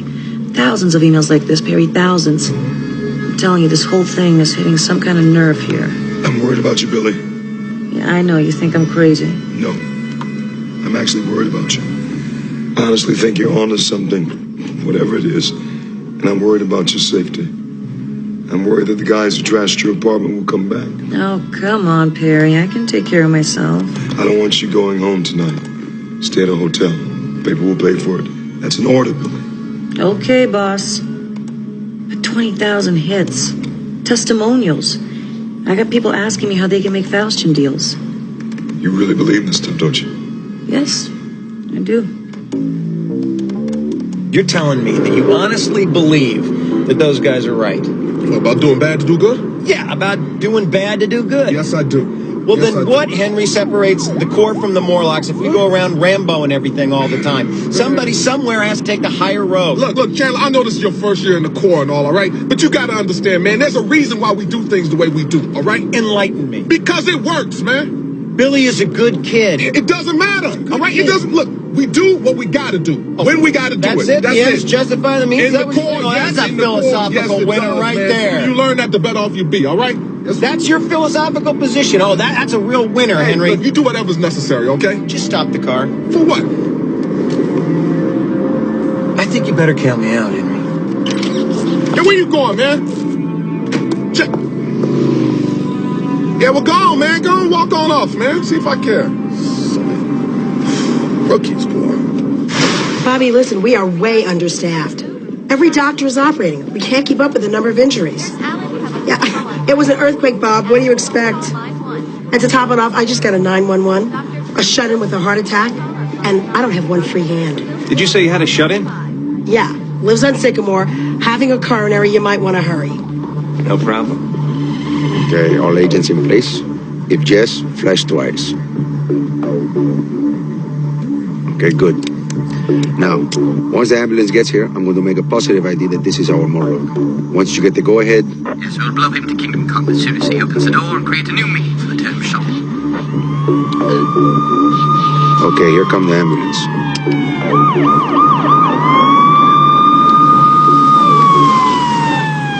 That's him. Once he walks in, let him have it.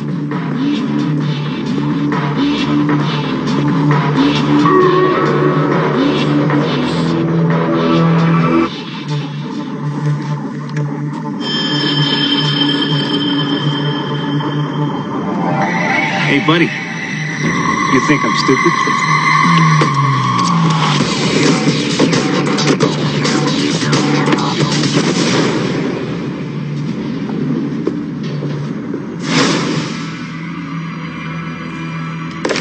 Okay, I'll go to a hotel.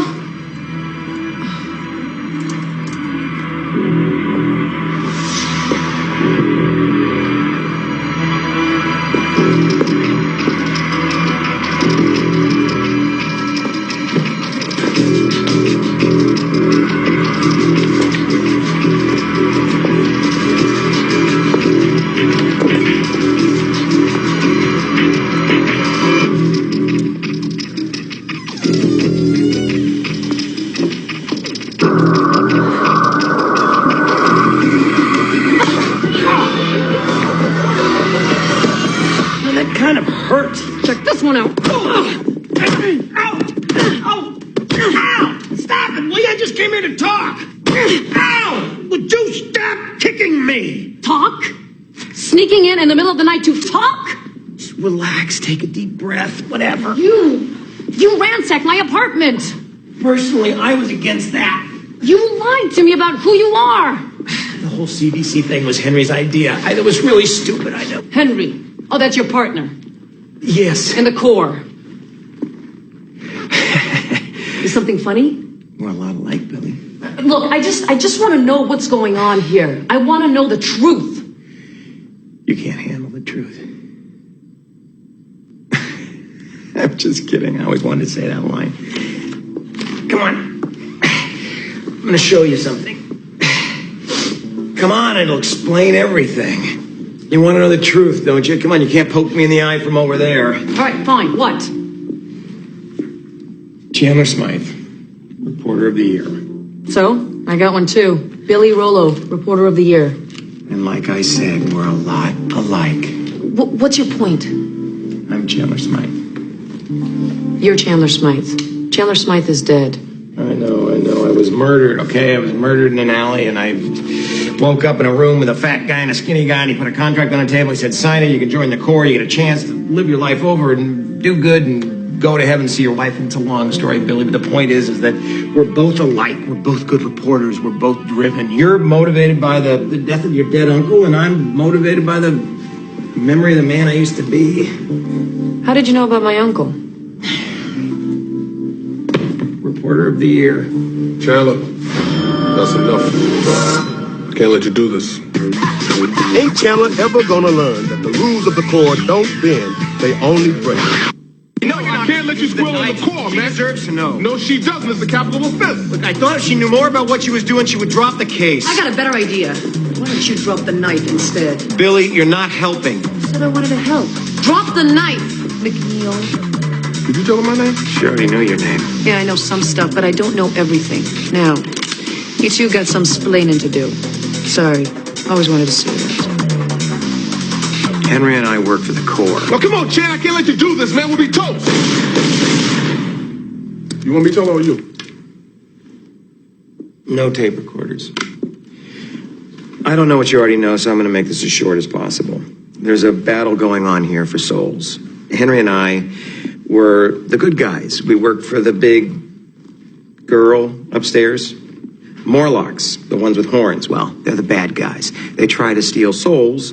We try to stop them. That's what we were trying to do with Larry when you showed up with your little video camera. You see, Larry, he's got a pretty good gig going for a Morlock.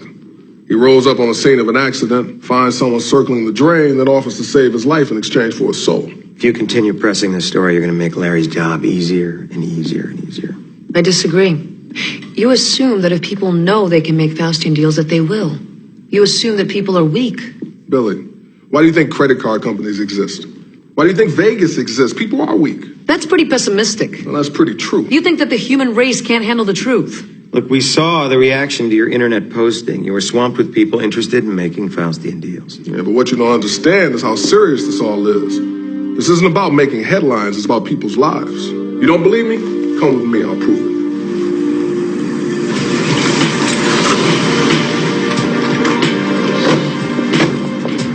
Now you're gonna learn a little bit about human nature, Billy. Come in. Hi. Hi, Kelly. You mind if we talk to you for a second? Are you reporters? No. Reporters have been coming all day to talk about Larry and I. I'm sure they have. We just want to ask you a few questions. Okay. Now, I know that when you were lying there, underneath all that rubble, you must have been pretty scared, huh? Yeah. And I bet that the only thought going through your mind was that you just wanted to live. Well, more than anything. I bet you would have done anything, if you could just be safe. Well, I must have thought that 100 times. I know. Well, that's actually why we're here, Kelly. Did you do something to save your life? Well, Larry saved my life. I know. But did you do something for Larry? Like what? Just sell your soul, Kelly. I don't know what you're talking about. So that's proof, huh? He said you would come. Larry said you would come here. Kelly didn't sell her soul. I did.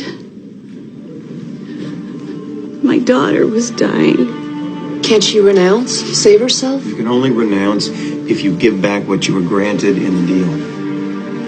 In this case, the daughter's life. So I guess I'm doomed, huh? 2 jobs I give you, Shaw, 2 jobs, and look at you, man. You can't even get Grimes. I offer no excuse, sir. That's because there are no excuses, Shaw. But I'm going to give you a chance to redeem yourself. With all due respect, sir, the division is totally overwhelmed here. I respectfully submit that we put in for reinforcements. I respectfully submit that you shut up, Shaw. I got a mission for you. Yes, sir. Get Billy Rollo. By any means necessary, sir. Anything, and I mean anything that stays in your way, I want you to destroy it. Total scorched earth. If you have to die to get Billy Rollo, then you have to die. Am I clear? Consider it done, sir. I'm going to ask you one last time, Billy. I don't know what else to do, what else to show you. You have all the cards. You know everything about the Corps, about the Morlocks, about the war. So please, destroy all your research. Tank the story with your editor. Kill the website, everything, all right? Lives are at stake, Billy. I will. Do I have your word? On my honor.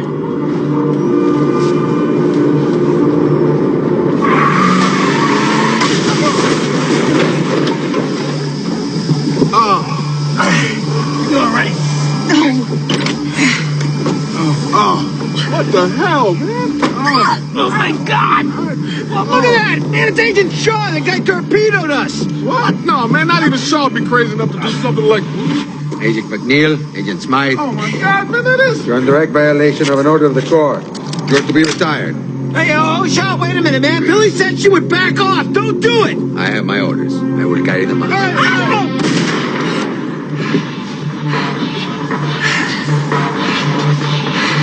Guys, huh? Damn, you shot him. Nice go. Help me! Smell that, Jan? Well, not another earthquake. No, man, worse, man. What could be worse? Gas! Gas! All right, let's move it. Out of the car! Out of the car! Okay. Let's move it. You can't move my leg. Wait a minute. Wait. You gotta move your leg. Next time, shoot one of us. Okay. Wait a minute, I can see now. Okay. Let me see. Which leg?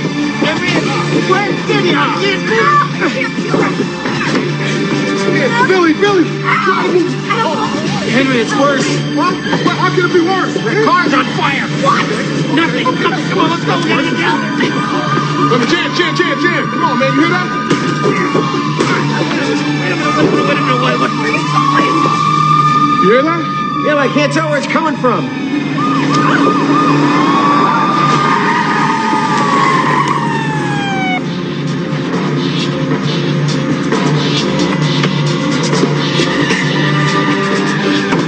Boys. I got the tools to cut your friend out of there.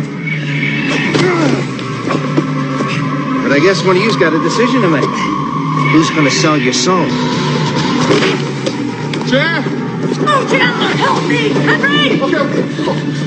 Henry, my legs are stuck. Okay. Move it! I can't, it's under the seat.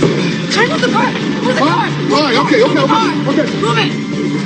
People are weak, Smythe. You know what makes them weak? Love. Oh my God! It won't start. Call Tyrone. Okay. Let me see if I can put... Oh, please. Henry, I don't want to help me. It's love for one another and love for themselves that makes them such an easy target. So what do you say, Chandler? Gonna save your soul? Or let the kid die? Your choice. None of the above.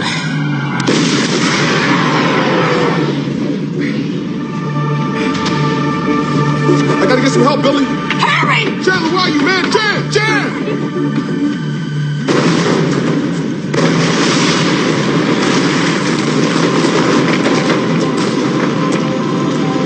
Where's Billy? Tried to save a champ, but the car was gonna blow. Couldn't get her out, man.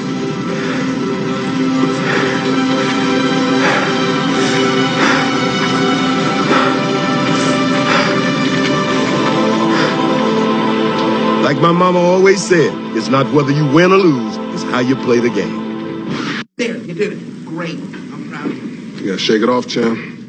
I know you felt for Billy and all, man, but this is war. Casualties happen. Billy's dead. I don't think the end justifies these kind of means, H. Wait, don't forget. At least she's in a better place now. So where's Shaw? Shaw's dead, Ford. And he trashed my Volvo, man. What's wrong with you sending him out there to kill us, man? Hey, calm down. You don't come down here.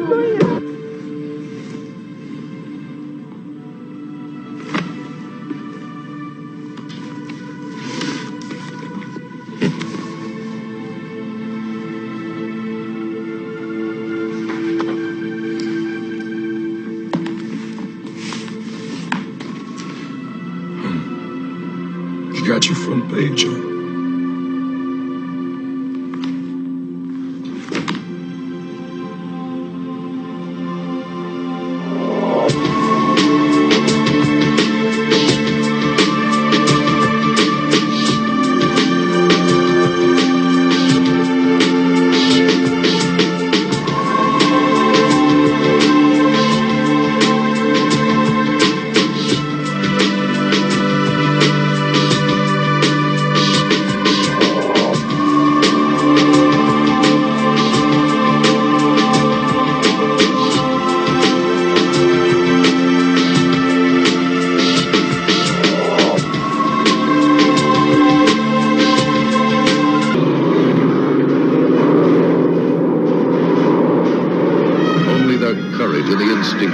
Could carry them safely through the hell that lies ahead. The devastation of man. And the mutations of nature gone wild.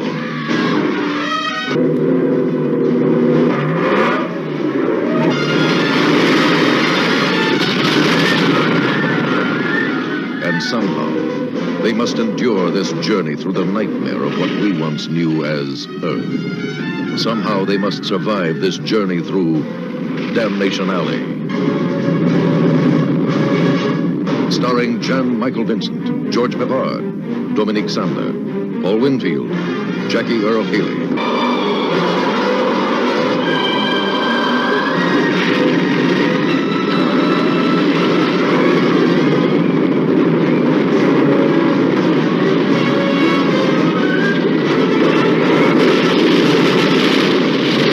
Produced in the magic of Sound 360. More than a motion picture, an adventure you'll never forget.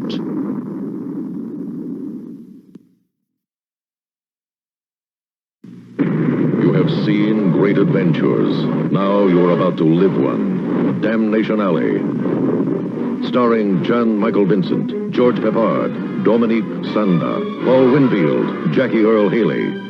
Somehow they must endure this journey through the nightmare of what we once knew as Earth. Damnation Alley. Rated PG.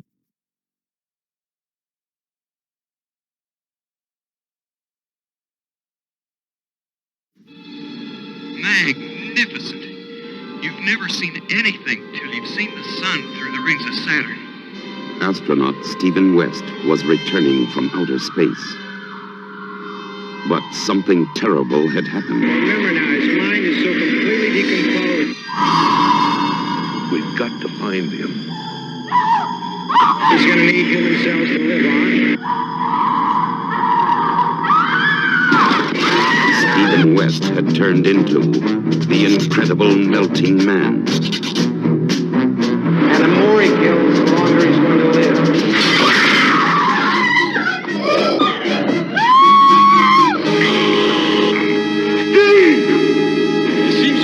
Stronger as he melts. The incredible melting man is the first new horror creature. Come prepared.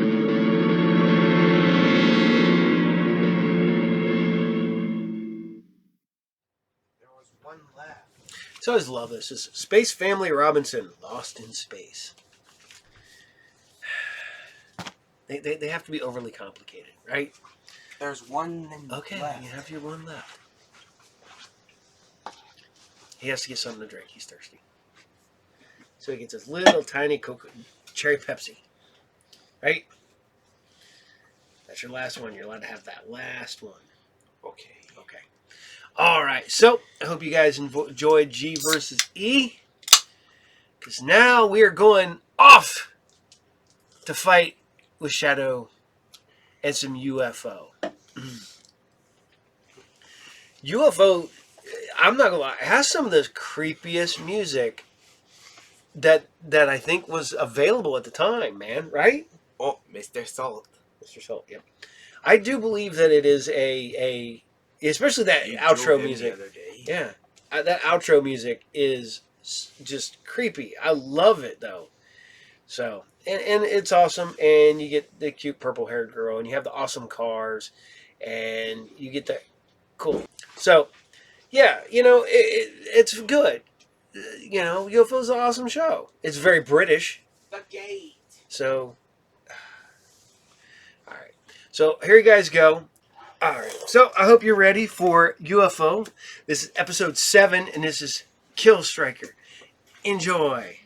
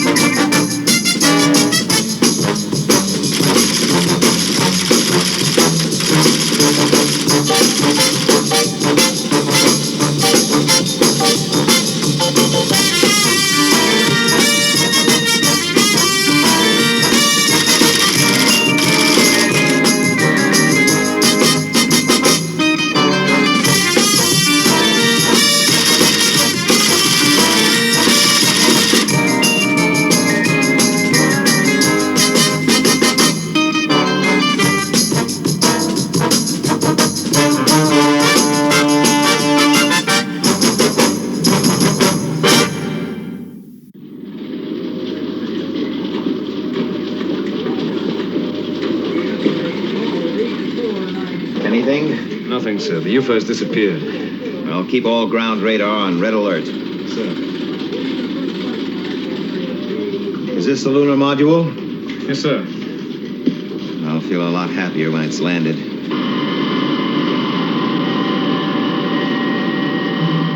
EER is 21 minutes. Rendezvous 4 minutes, 18 seconds later. Fine.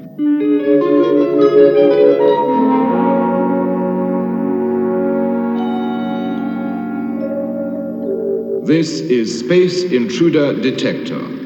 Red alert.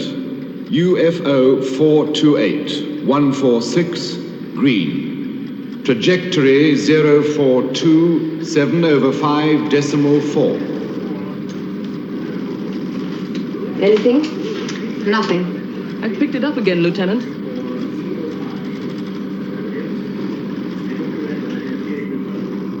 Course 072124. Speed? Sol 0.4. Check. Confirm. Moon base to shadow control. Come in, Moonbase. Confirmed sighting in area T.6, green. Moving towards area yellow at Sol 4.0. Your sightings are masked from us by the moon. We'll pick it up in T6 yellow. Out. Check the estimated re-entry time on the module. Yes, sir. This is Shadow Control. Relay your re-entry time and angle. Re-entry begins in 7 minutes. Angle 27.5 on a 3-second bird. Thank you, Captain. It checks. Thank you.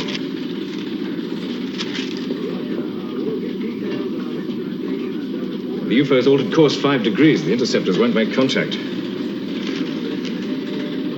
It could reach the lunar module before re-entry, sir. Make to the captain. Emergency re-entry at an angle 3-1. Increase burn 1 second. It's a tough order, isn't it? Theoretically, the UFO could be on us in 4 minutes. The new angle takes us in less than 3. An angle of over 30 degrees, that's pretty close to the upper limit, isn't it? Yeah. It's like taking a head-on dive into a bowl of molten lead. It's possible, but you wouldn't do it for kicks.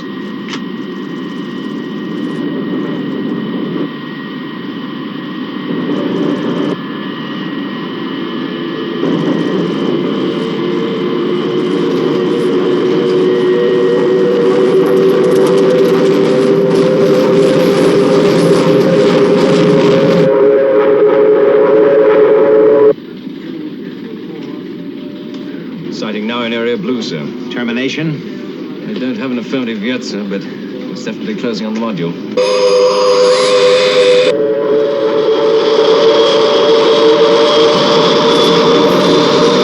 UFO's increased speed to Sol 0.6. Even with the new angle, it's going to reach the module before re-entry is complete.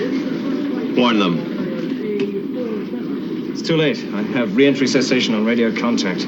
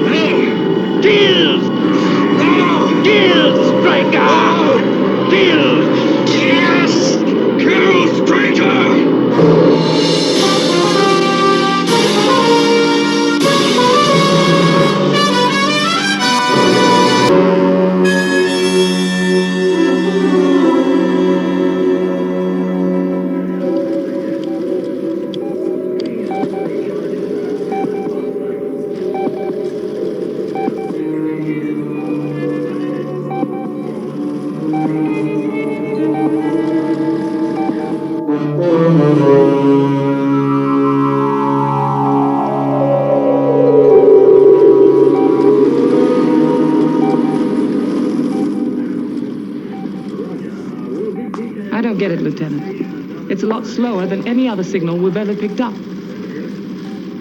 Yes, but we can't afford to take any chances. This is a red alert. Repeat, this is a red alert. Interceptors, immediate launch.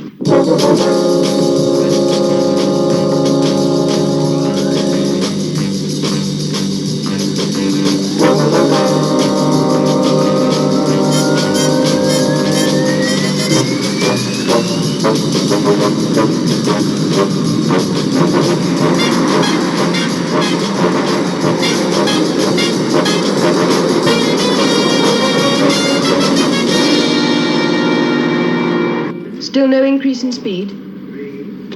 No, steady at 35,000 knots.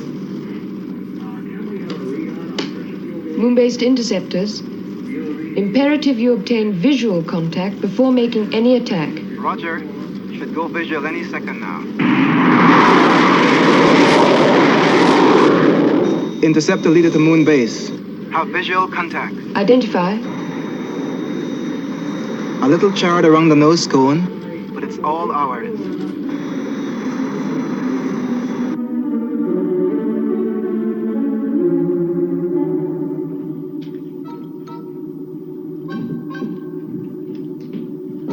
Paul, good to see you. How are you, Paul? Fine. Well, you gave us all quite a scare. I gave you quite a scare? 16 hours with no radio contact. The transmission antennae was destroyed in the re-entry attempt. Yes, I read the technical report. Why don't you tell us your version? Version? Yes, we'd like to know what happened. From you. You get my report. Look, Paul, there's nothing official about this.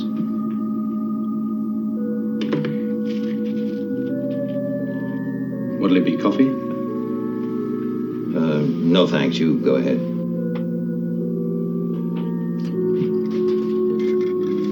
How about something a little stronger?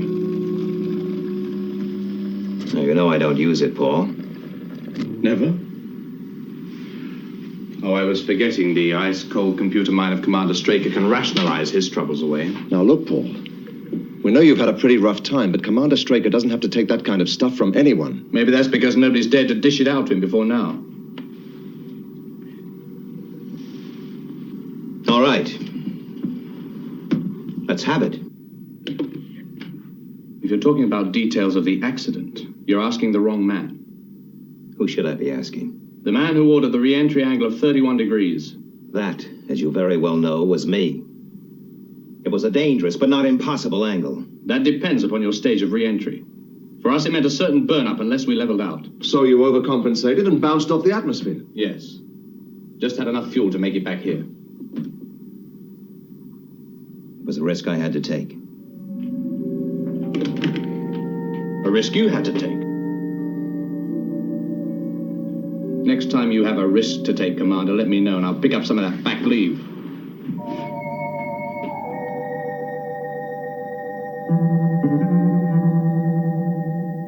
Well, over the past year, our rate of success against UFOs has been impressive, but by no means 100%.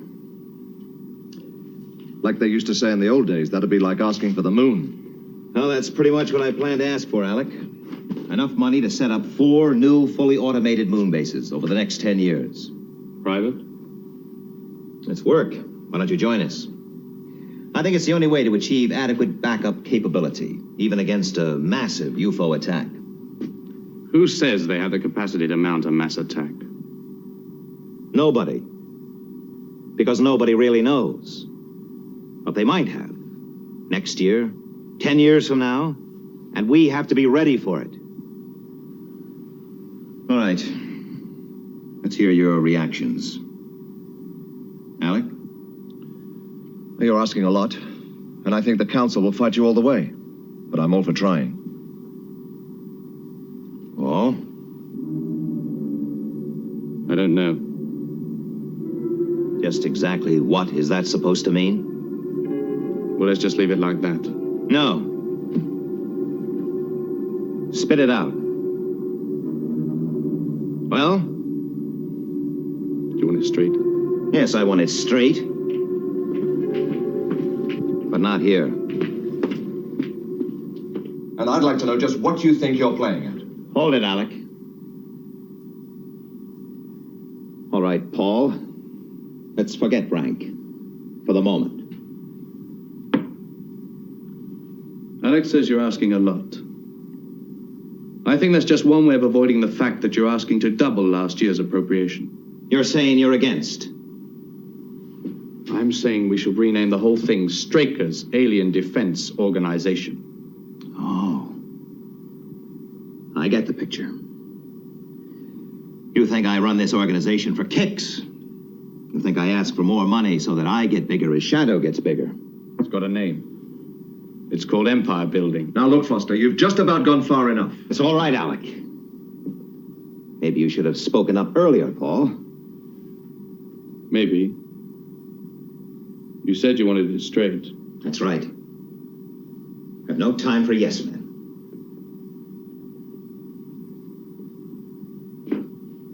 I think you should put yourself on the furlough roster.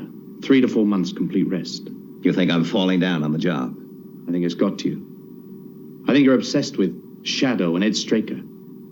I think you're making decisions without any real thought of the consequences. Like that re-entry angle. Yes, like that re-entry angle. I like spending millions on moon bases when they're needed on Earth. Like 100 other instances I can name. All right. Suppose Commander Straker took some leave. You got a replacement in mind?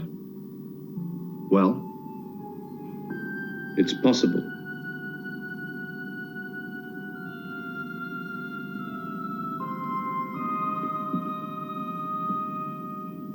But why the soft pedal? Why didn't you just slap him back into line? It isn't that simple, Alec. Well, if you take my advice, you'll think about it. The lunar module leaves for Earth in 17 minutes. Well, I have to go. I'll sleep on what you said, Alec. Fine. You do that. Safe journey.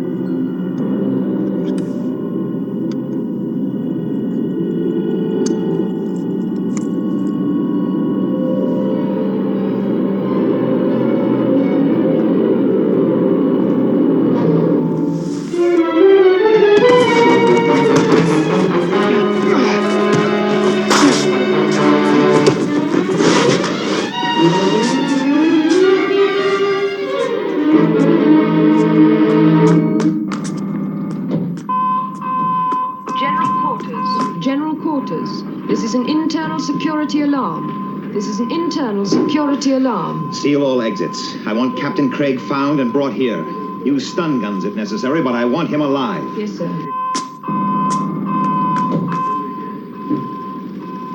What happened? You tell me.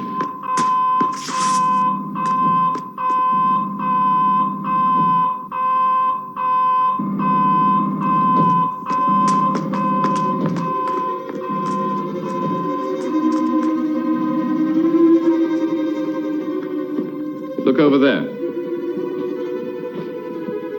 He's not here. Come on.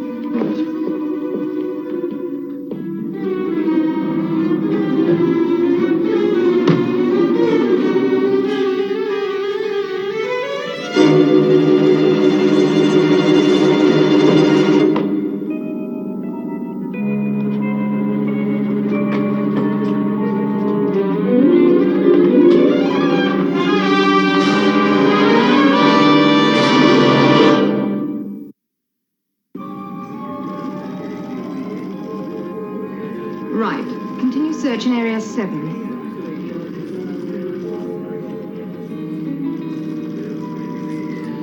What's taking so long? We'll find him, sir. Reception and embarkation areas searched. Sleep sphere checked? Right. Move on to recreation area. Negative. The explosive store's been broken into. Looks like a high detonation pack is missing.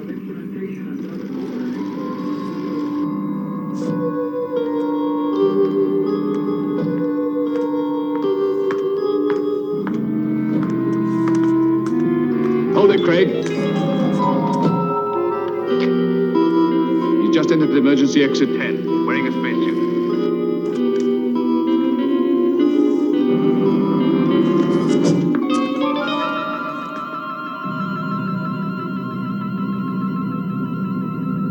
Order condition red. control. Internal security, condition red. Repeat, condition red. He gets near the air and water installations with that explosive pack. Why wasn't exit 10 sealed?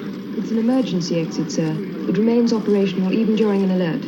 All right. Get some men out there after him. Yes, sir. And I want to check on all emergency air supplies. Yes, sir.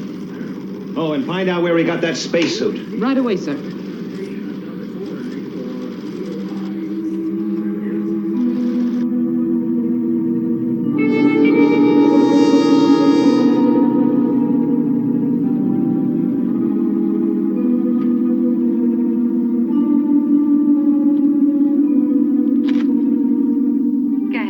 There's a spacesuit missing from the legisphere, but he won't get far. It was due for recharging. There's practically no air left in the pack.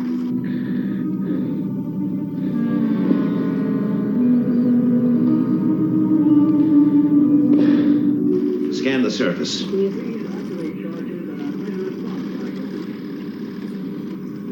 There he is. We have no choice. Use number 4.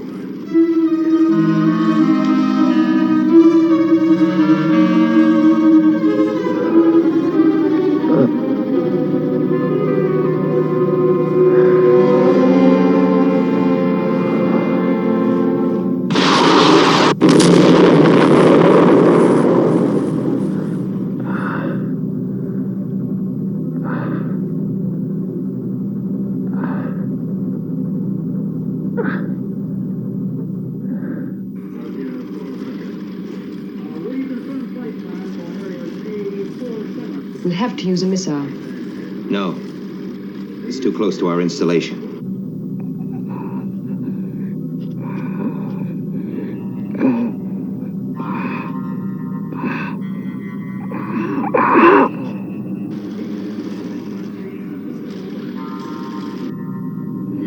Listen to me, Craig. We know what you're trying to do, but it's 200 yards to that air and water installation. You'll never make it. I'll be close enough. Lieutenant Craig, we realize you want to destroy Moonbase, but you're destroying yourself. Your air supply won't last.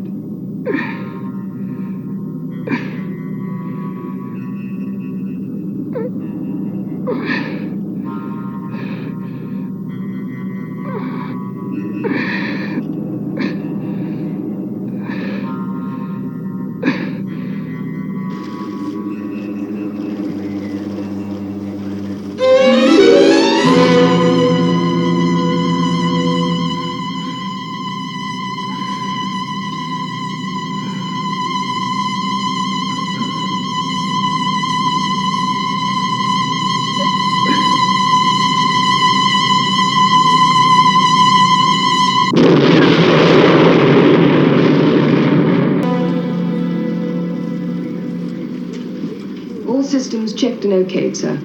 Right. Oh, stand down to yellow. Yes. The damage report, sir. Thank you. This is control. Stand down to internal condition, yellow. Well, there's nothing here we can't handle. Thank you, sir. What now? Well, I'm going back to bed. Aren't you interested to find out what happened? It'll keep. No one's going anywhere, are they, Colonel?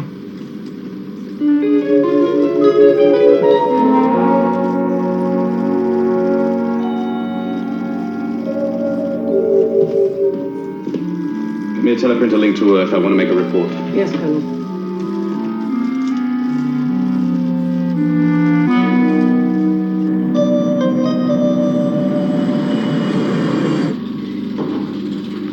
Colonel Freeman?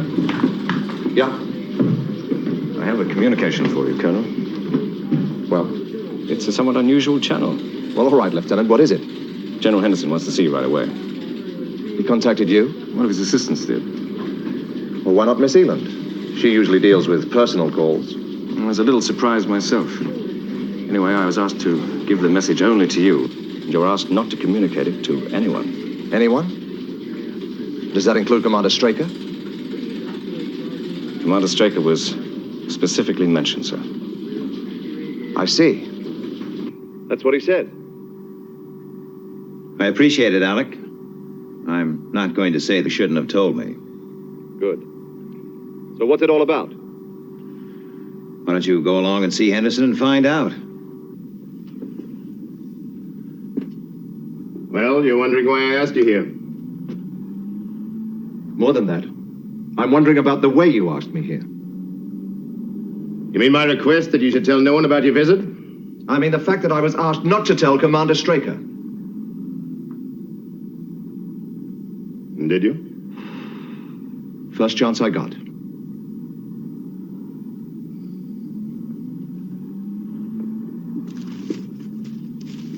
Read that.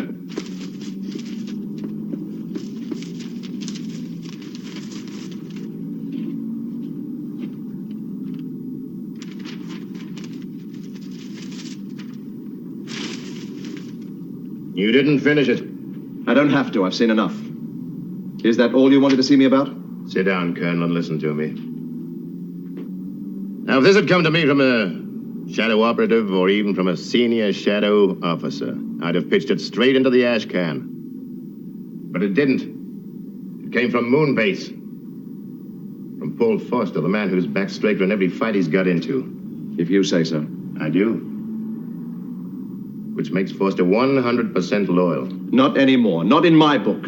I have to take this seriously, Freeman. That's why you're here. Now, the basic allegation is that Commander Straker has become mentally obsessed with his command and has to be removed. I want your opinion. It'd make even you blush. So there's nothing in Foster's allegations? Nothing. They're completely false? Yes. Even this one? The claim that Commander Straker plans to request double his last year's appropriation? If it's true, it might go a long way towards establishing a case for believing the commander is suffering from serious delusions of grandeur. Well, is it true, Colonel? I told Henderson to ask you himself, but he knew. If someone had told me just a month ago that Foster would do a thing like this, I'd... Forget it, Alec. What do you mean, forget it? Listen, Foster didn't transmit that information to General Henderson out of pure malice. There's got to be another reason for it. Has there? He's bucking for promotion, and he doesn't care who he has to step on to get it. Well, there's only one way to find out the answer. Tackle him about it. Thanks, Alec.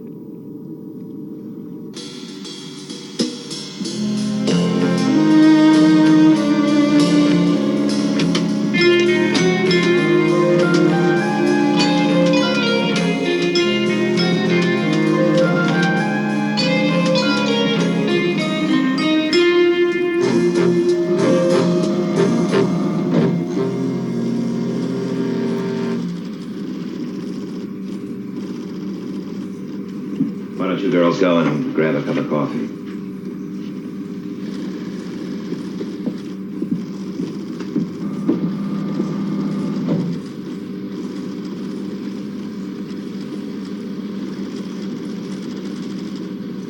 All right, Paul. You sent details of the new appropriation request to General Henderson. That's right. At best, that was a serious breach of trust. What are you trying to pull, Foster? Stop you spending millions on moon bases for a start. You should know better than anybody that a mass attack is on the cards. Speculation. Half this job is speculation. It must be. Yes, and it's proving pretty expensive. In the past 4 months, there has been a marked fall-off in UFO sightings. Which proves that our present equipment is more than adequate. Maybe. Or maybe it indicates a grouping. A grouping for a much larger operation. It's going to come. I want to be ready.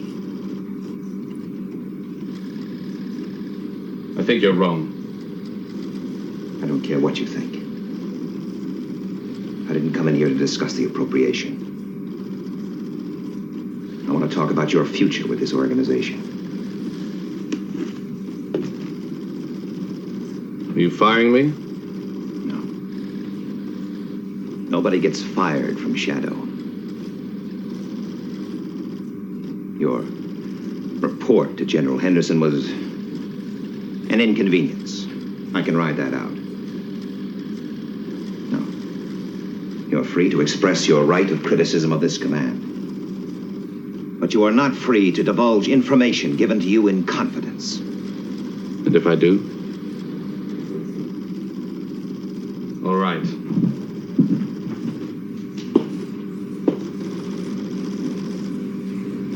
Let's get one thing clear. I stick to my opinion. I'm gonna push for a change of command. How hard will you push, Paul? As hard as Craig? You still say he tried to kill you? Yes. With an empty hypodermic? What did you say?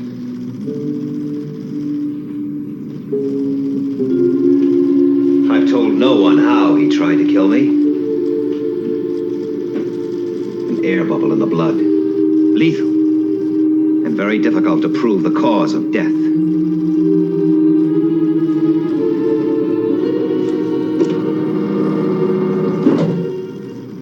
Open it.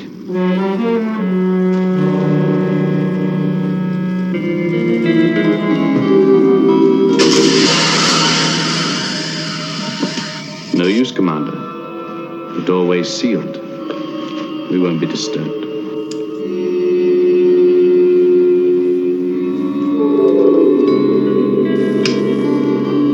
Must be a short circuit someplace. Get the emergency power switched on and trace the fault. Right. Colonel.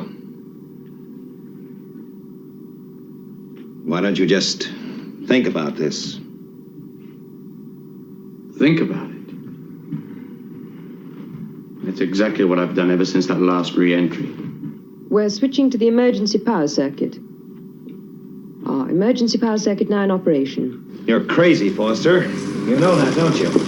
Am I? You must be to think you'll get away with this. You've run this organization too long. It's as simple as that. All right, Foster. What do you plan to do? You came into the control sphere. You asked the girls to leave and locked the doorway.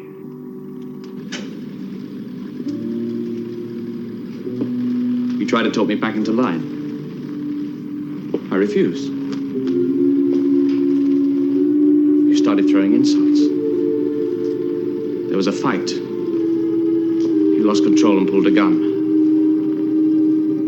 Your gun, Commander. I got it from your locker. I managed to jump you. There was a struggle. And the gun went off accidentally. Got it in one. If we bypass the damaged circuit, we can link into the emergency supply. Right. And I want a couple of men outside immediately. Yes, Lieutenant. One question, Colonel. What happened in that module during the 16 hours of radio blackout?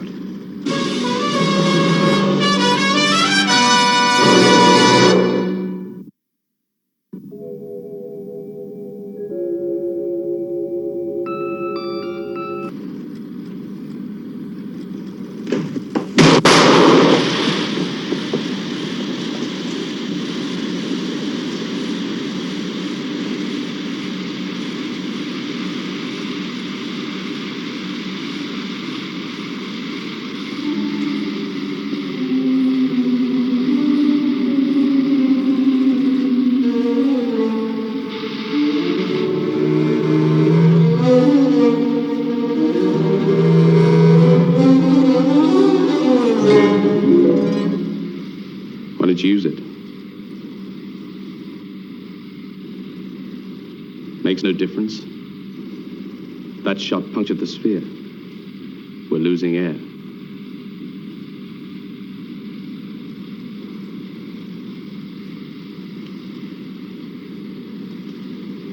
This is the end, Straker. Is it? If you don't pass out, I'll kill you with your own gun. Guess you try and get it. Well, I won't have to. You'll pass out before I will.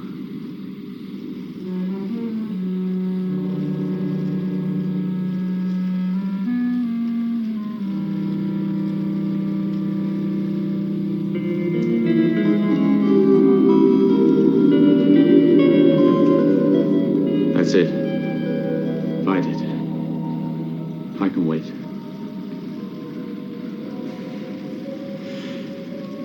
You see, it's a question of physique. I'm younger, fitter, stronger. You're forgetting one thing, Foster. Willpower.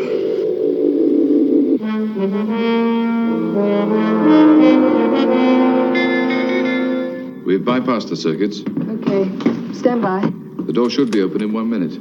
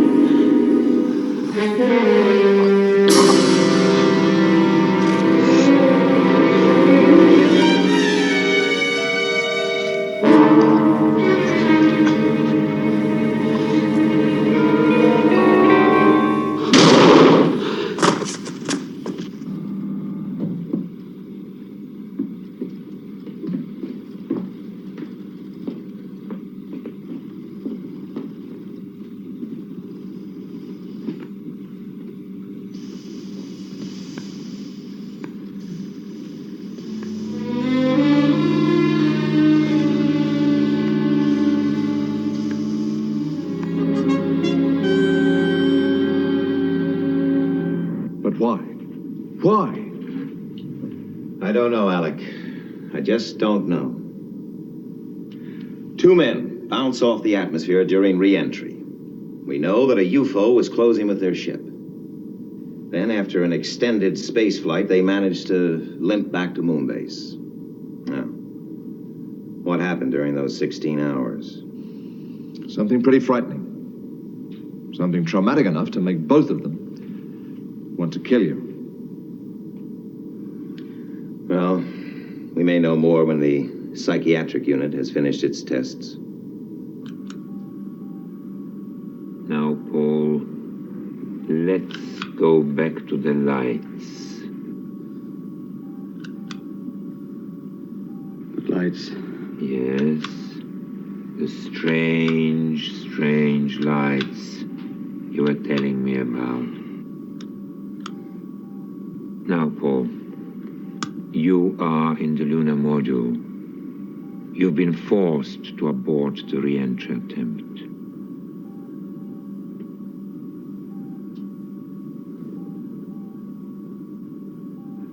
Check the fuel. What? Well, that's not enough. Compute for lunar orbit. The antenna is damaged. No hope of radio contact. We're on our own. Go on, Paul, go on.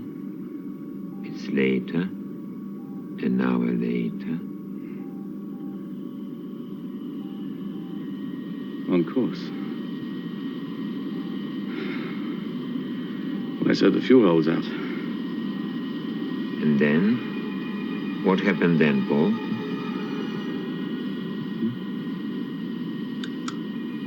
A light? You saw a light? Light.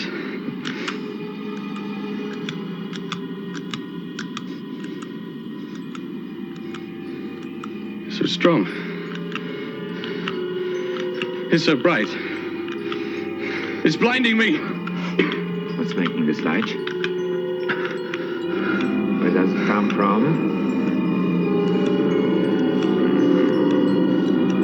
Kill. Where does this light come from, Paul? Kill. Pulse rate 104. I'm still rising, Doctor. Kill. Kill who? Kill.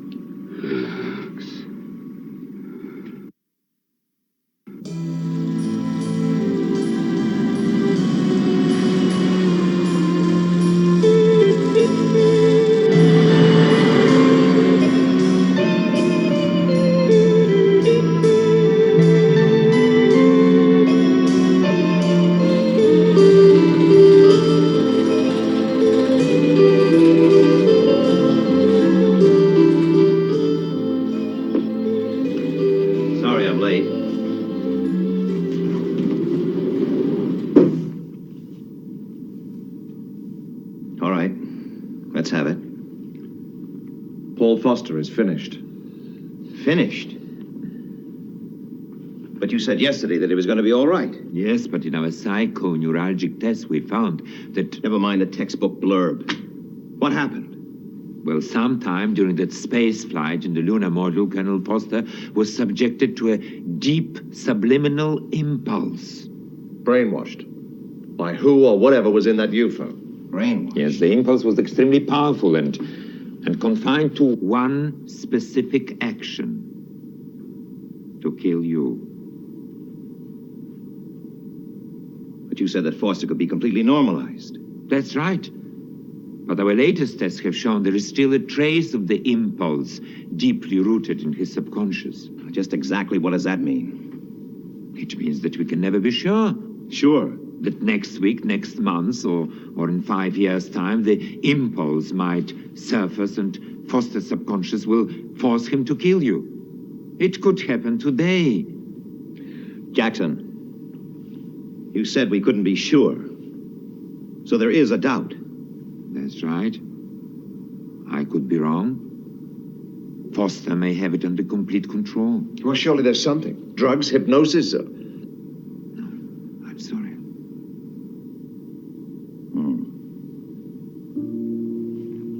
You know what this means?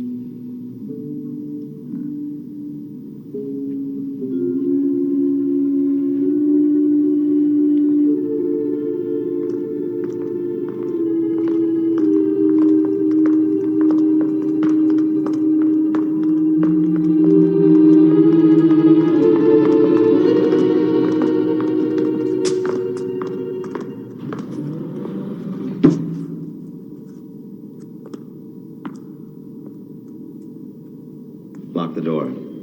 Under no circumstances whatsoever open it for 15 minutes. Is that understood? Very good, sir.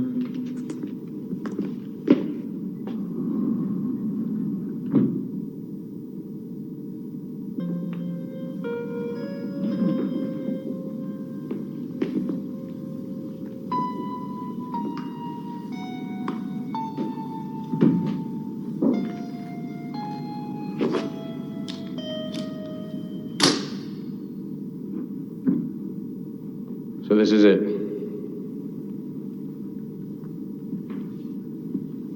Thing is, I feel perfectly normal.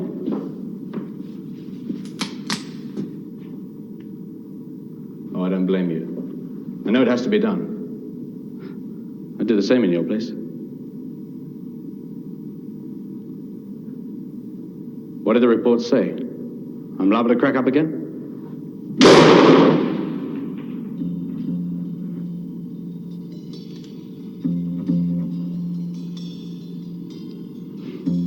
Look, I know you just can't kick me out of Shadow. I know too much. Total security.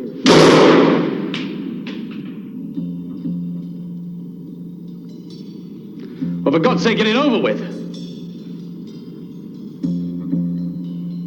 I think there's a few things you should know first, Foster. The aliens planted one objective in your mind. To kill me. The rest of your mind was unaffected.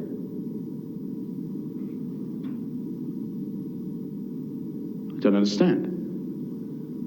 I know you don't understand. The psychiatrists, they gave you a clean bill of health.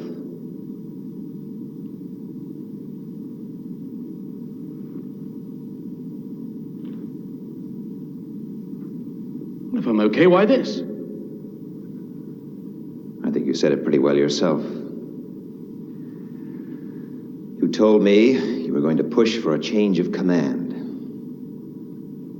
Change of command. 10 years. I've given 10 years of sweat and sacrifice to get Shadow running the way I want it. And I won't let some young punk like you mess things up. You're a threat, Foster. A troublemaker. Now, I can't fire you, and I can't shelve you. So...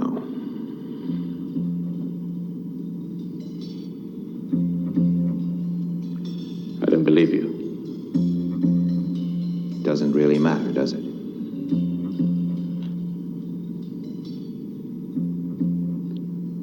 was Henderson. Now, he won't let you get away with this. Won't he? And then there's Freeman. What about Alec Freeman? I can handle Alec Freeman.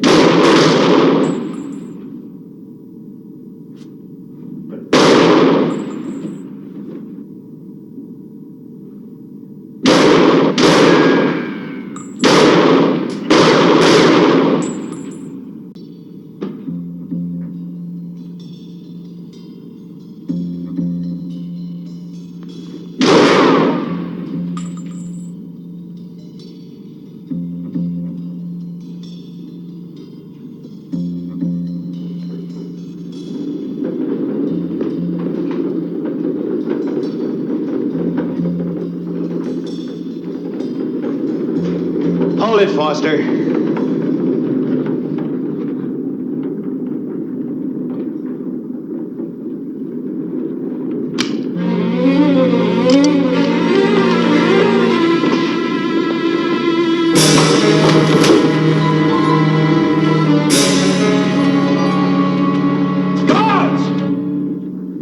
Now, who do you think they're gonna believe?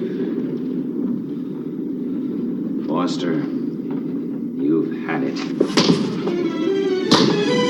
Change of command. You're gonna throw 10 years away from a punk like you? You're gonna tell General Henderson, huh? Guards! They take orders from me, Foster!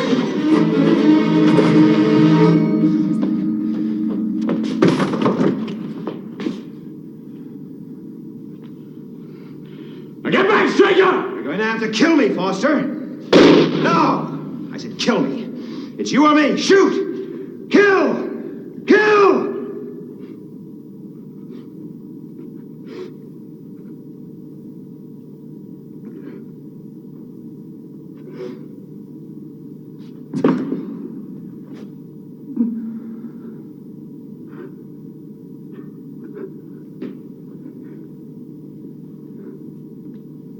It's all right, Paul. It's all right. You're trying to kill me!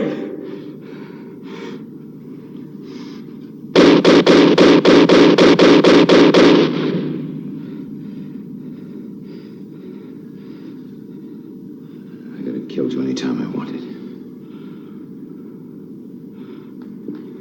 I'm sorry, Paul. I had to do it. I had to be sure.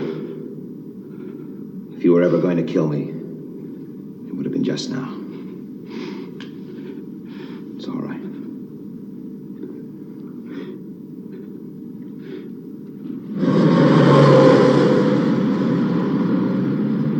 Still haven't figured it all out, but he's quite a guy. Yeah. All set, fellas? Let's go. To see General Henderson about the money for the new moon bases. By the way, Paul, I'll listen to any reasonable arguments against it in the car. Then, I'll tell you how it's going to be.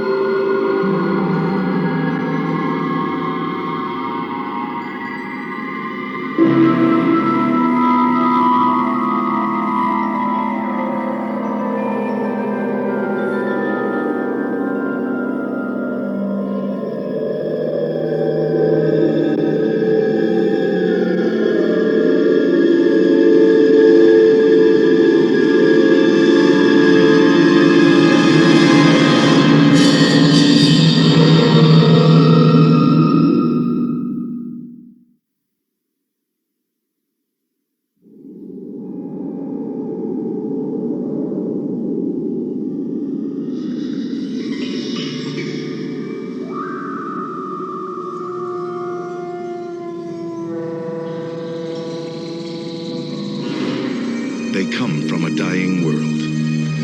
They drift through the universe, pushed on by the solar winds.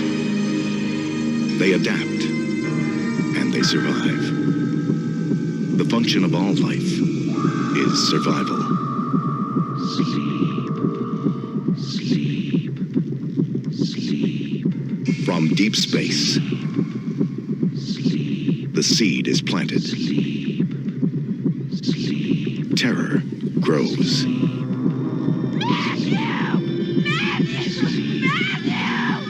Wake the others! Elizabeth, wake up! Get you when you sleep! Sit up! Invasion of the body snatchers. It's got no detail, no character. It's unformed. All of a sudden, they're growing like parasites. Is it contagious? People are being duplicated. How do you know my name? I didn't tell you my name. Can't find anything in here that looks like a body. One side's nosebleed. It looked right at me. You're looking at it as if it was human. It was not human. Now, the classic fear begins to grow. We're being cornered. In a modern masterpiece of science fiction. They're barricading the street. Invasion of the Body Snatchers. Get down! Starring Donald Sutherland, Brooke Adams, Leonard Nimoy. Invasion of the Body Snatchers. From deep space, the seed is planted. Terror grows.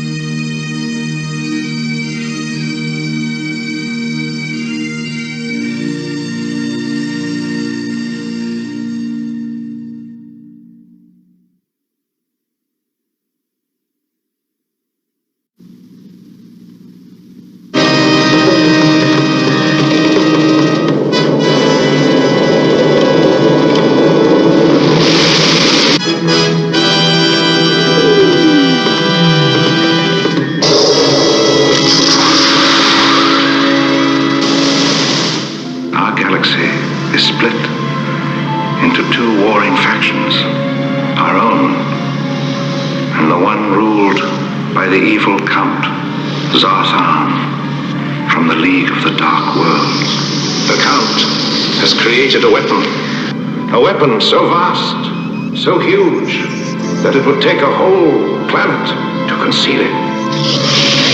You must sail to the haunted stars. Find the Count's secret planet and destroy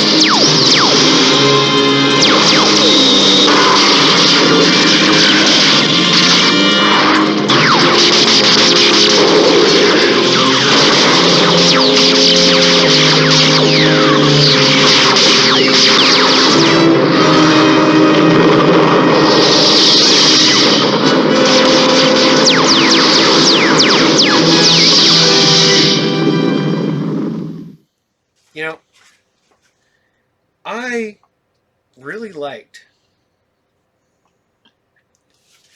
the spaceships from Buck Rogers. Are they as cool as the Vipers from yeah, there's another cool picture. Are they as cool as the Vipers from Battlestar Galactica? No, but they're pretty dang cool, man. I remember playing with them when I was a kid because any ships you got they automatically became Star Wars ships. Just saying. Luke Skywalker 100% flew in Buck Rogers' ship at one point. So, so, all right. I hope you guys still like UFO, because now we're going to Project UFO. Now we're going to a team of people searching for proper UFO encounters. So definitely one of them X-Files before the X-Files. I call it Project UFO. It took me forever to stop calling it Project Blue Book, but it is 100% Project Blue Book. So here you guys go. This is Project UFO Season 2, Episode 3, and this is the Pipeline Incident. Enjoy.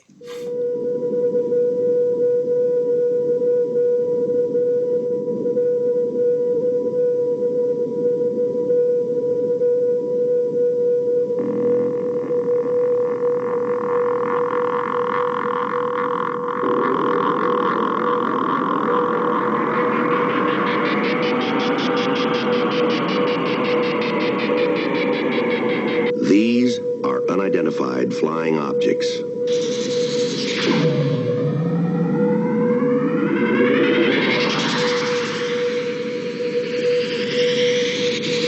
Are they proof that we are being visited by civilizations from other stars? Or just what are they?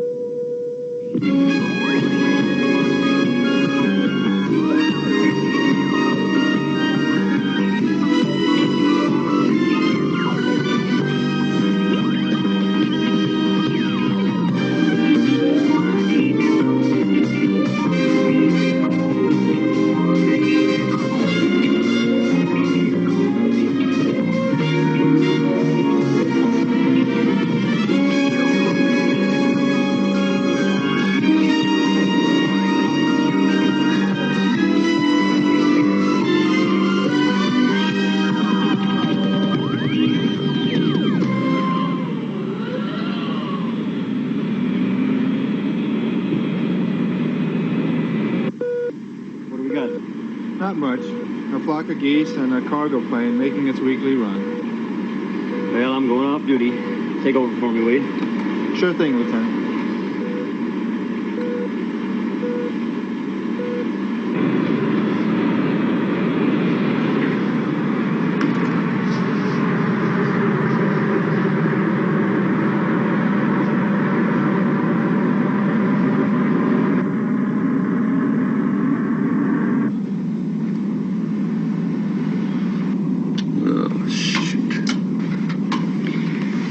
That's the kind of talent you get when you hire a correspondence school navigator. Don't blame me. I'm not his daddy. He's only my nephew. All right, you guys, knock it off. Oh, by the way, Uncle Don, don't forget, you owe the beers when we get to Fairbanks. I believe it's 4 beers. 4 beers. Right, Tim. And I always pay my bets. That's right, especially when I'm there to help enforce it. He's a little strange.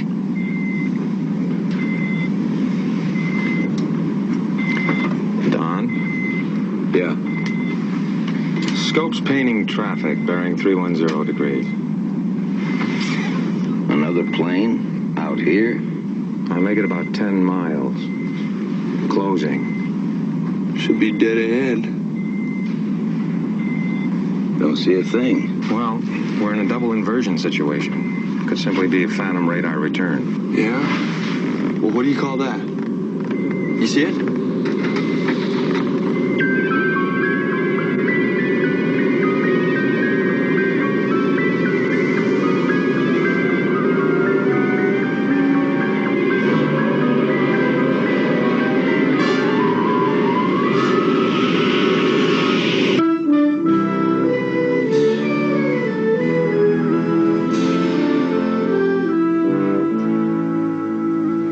Doesn't hurt, does it? No, ma'am. Looks like you ran your arm into a jet engine. Not exactly. Fixing your car, then? No, ma'am, I can't rightly say it was my car. What did you burn it on? A wok. A what? A wok. An ancient Oriental Chinese cooking implement. employing high temperatures to achieve quick frying. I was putting it through a test run in my quarters. Test run? Yes, ma'am. I'm taking an Oriental cooking class, trying my first recipe. You ever had any shrimp Cantonese? Shrimp Cantonese? Can't say I have. See, what you do is you get yourself 1.5 pounds of shrimp, maybe a 1/2 pound of pork finely ground, add 1 egg, 2 tablespoons of soy sauce. Sergeant Fitz. Yes, sir. I hope you're well enough to travel. I'm fine, sir. Major, do you anticipate any further medical difficulties with this patient? No. I would keep him out of the kitchen. I intend to. We're catching a KC-135 in 28 minutes. Pack a raincoat. Eielson reports a 60% chance of precip. Eielson, Alabama? Close. Alaska. Alaska? Can they send us there? Unless they seceded.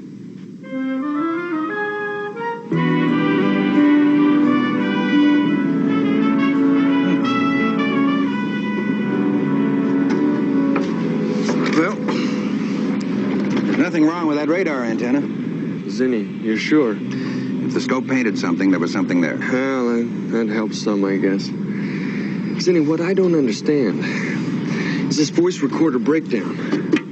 These units are self-contained. They're almost foolproof.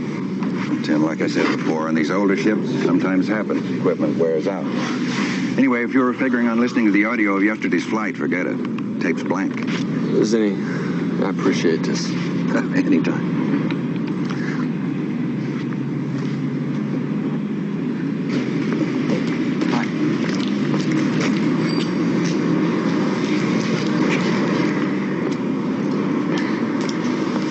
I thought we were having lunch. I know. I called from the restaurant. They said you were busy, but would call right back. Tim, that was a half hour ago. Sweetheart, I'm sorry. I'm sorry. We started checking the equipment and I completely forgot about time. What exactly were you working on all this time? Zoe and I had to go over the radar. Again? Tim, this UFO business is driving me up the wall. Now, look, sweetheart, we're going to have an investigation. Now, I've got to be sure. That you weren't seeing things. It's not very funny. Sorry, I didn't mean that. Look, I tell you what. Why don't we go have dinner at the Pipeliners? How does that sound? Just don't report any Martians between now and 6. Oh, you're a laugh a minute today.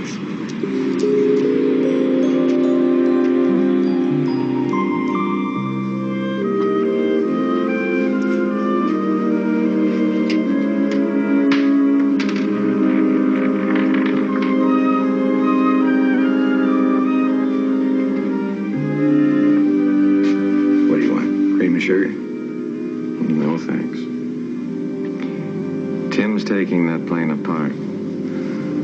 So what? He's a flight engineer. Aircraft maintenance. That's his job. This isn't maintenance, and you know it. He's filed a UFO report.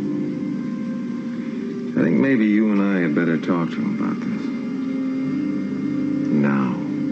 Worth, what's this I hear about Jenkins seeing a flying saucer yesterday and on company time? Relax, Lou. The kid got a little excited by a weather balloon. Yeah? Well, he's not the only one who's a little excited. You know, the Air Force is sending a couple of guys up here, all the way from Wright Pat in Dayton. Now, he's your nephew.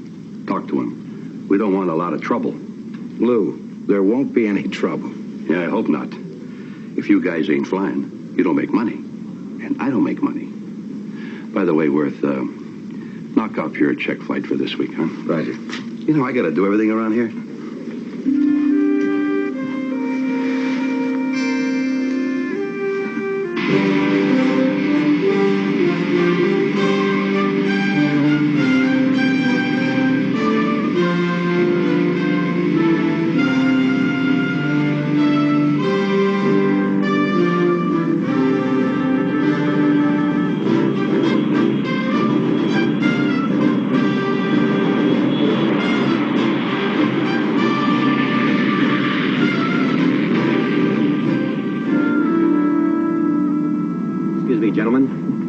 Aircraft commander wanted you to know that we're running a little late.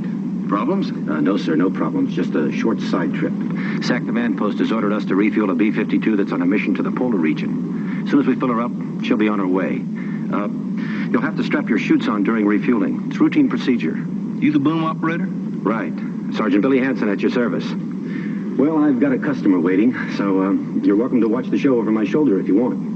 Rendezvous in 5 minutes. Let's go. Be fun to see it from this end for a change.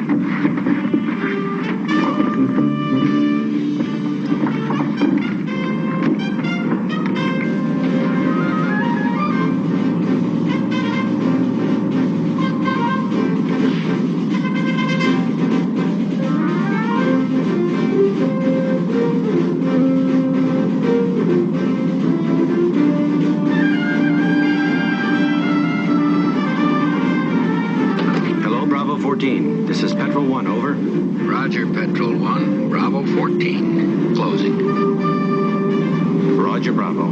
Just felt your bump. Standing by for connect. Roger. Coming up now. Reading all lights. You're right in there, Bravo. Ease her forward a bit. There you go. Probe moving in. It's a solid contact, ready for transfer. Roger, Petrol. Fill her up. Bravo 14, Petrol 1 aborting. Boom up. You've backed off too far, Bravo 14. Roger, Petrol 1. Sorry about that. Bravo ready to reestablish. Roger, Bravo. Petrol 1 ready here. Ease her forward. Just a bit more. There you go. Connecting now. Light is green. Ready to transfer on your call. Roger, Petrol 1. Send it down.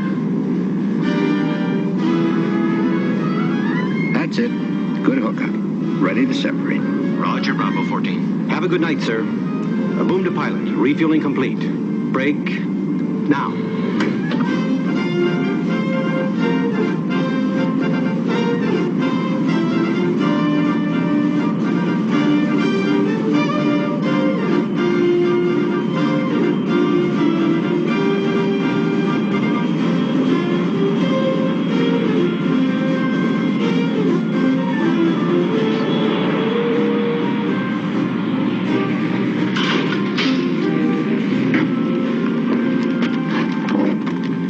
Some show. Your routine, Sergeant. Just routine. Sergeant, how much fuel to transfer?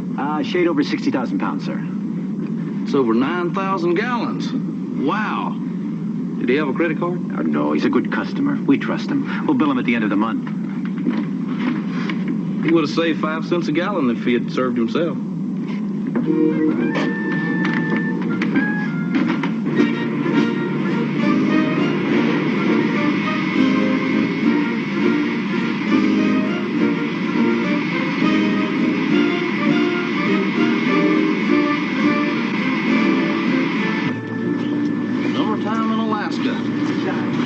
We see any moose around. Moose? Since when have you been interested in moose? Well, they're not too prevalent back in 6 Mile, South Carolina. They might try Mount McKinley National Park. They got a nice selection. Personally, I'd be more interested in the chocolate moose at the hotel. Yeah.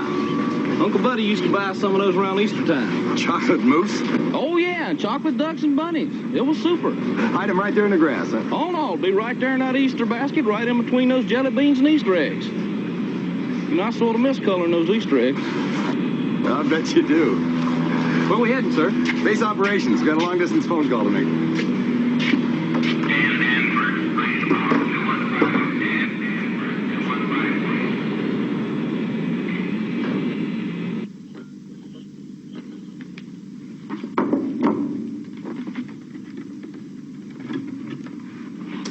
All right, Lieutenant, we're ready on this end to record your statement.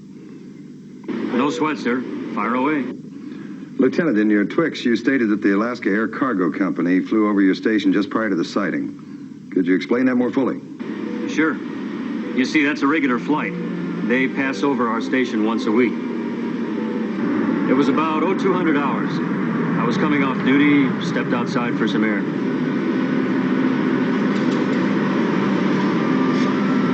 I was just about to turn in. Lieutenant, there's something strange going on upstairs. Better take a look.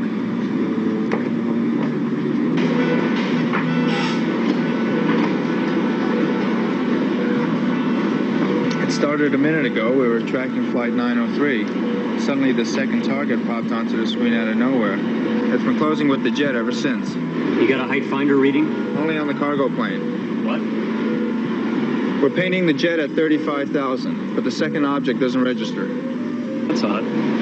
Azimuth scope does read it, but weak.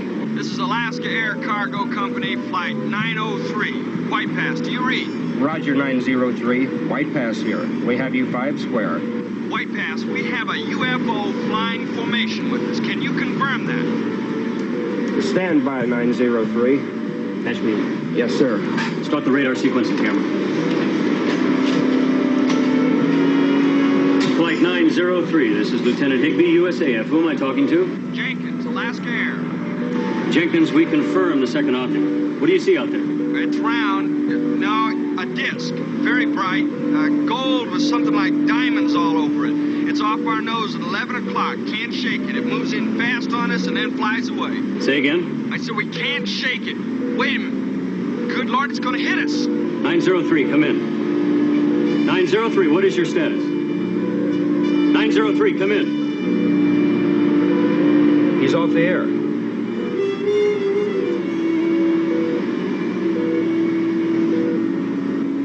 In a minute, the UFO was gone from our screen. Later, we regained contact with 903. They landed safely in Fairbanks. Lieutenant, can you send us a set of your sequencing camera photographs? Of course. I'll have prints and dupe negatives to you on our next chopper resupply flight. You know, I've always laughed at flying saucer stories. Gentlemen, where do you see the photos?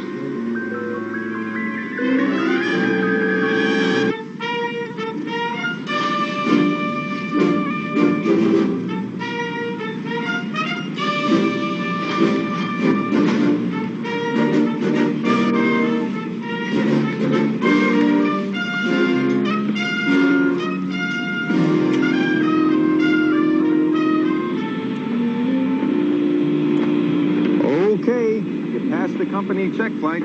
Good. I'll have Perino file this. Thanks, Mac. You're welcome. Project Blue Book? Right. Captain Ben Ryan, Foreign Technology Division. Tim Jenkins. Sergeant Harry Fitz, how are you? Nice to meet you, Sergeant. Hey, you guys? They're here. Don, I want you to meet Captain Ryan. Hi. Sergeant Fitz. Sergeant. Don Captain. Ward. How do you do? Glad How do you do? How are you? Sergeant. We'd like to ask all of you gentlemen a few questions about Mr. Jenkins' UFO report. And I have about 100 questions for you. Why don't we go into the hangar office? Coming? Well, I'm still a bit overwhelmed by all this government manpower. Lieutenant Colonel Worth? Please. I've been retired from the Air Force 5 years. Nobody calls me Colonel around here.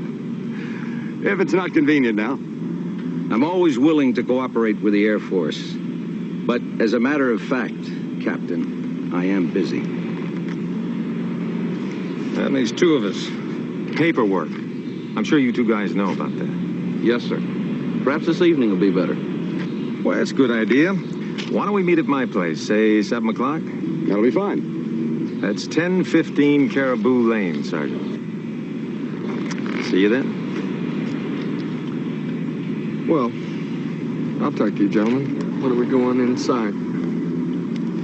See you later. See you then. Well, as you probably guessed, there are 2 schools of thought regarding this sighting. We gathered that from your FAA report. Well, let me give you my side. Come on in, gentlemen.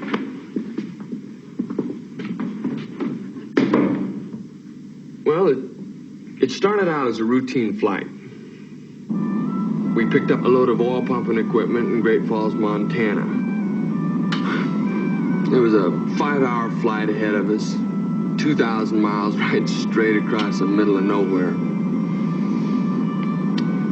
It was a relatively clear night, a couple cloud decks well below us. Earlier in the evening, I remember seeing the moon and the stars now and again. We were in and out of Cirrus. There was the usual small talk just to pass the time. And then, just as we were crossing the Yukon border... Don? Yeah? Scope's painting traffic on Northwest. Another plane out here? I make it 10 miles. Closing fast. Well, that puts it dead ahead. Don't see a thing. Well, we're in a double inversion situation. Could simply be a phantom radar return. Yeah, well, what do you call that? See it?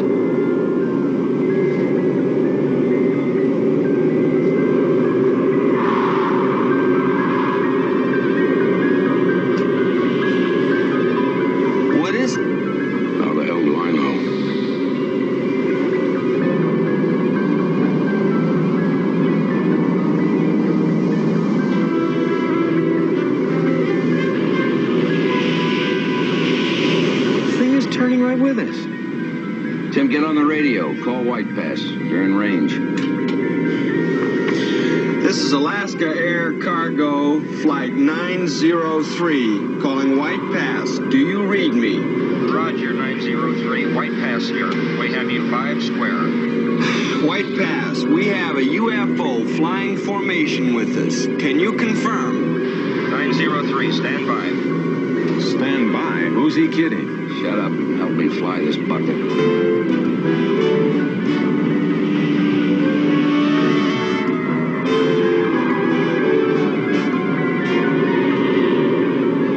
I think it's staying right with us.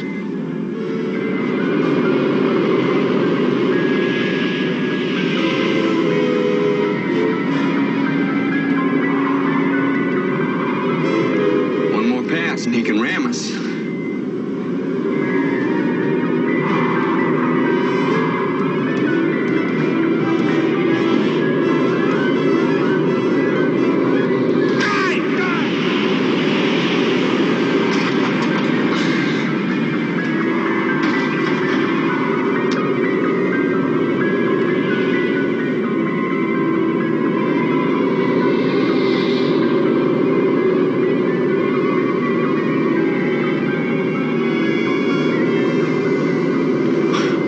What do we do now?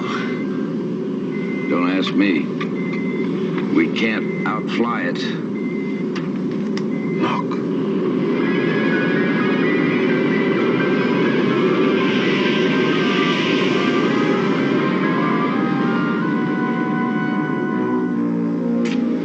Mr. Jenkins, why were you the only one to file a report? I was the only one who wanted to hassle it, I guess.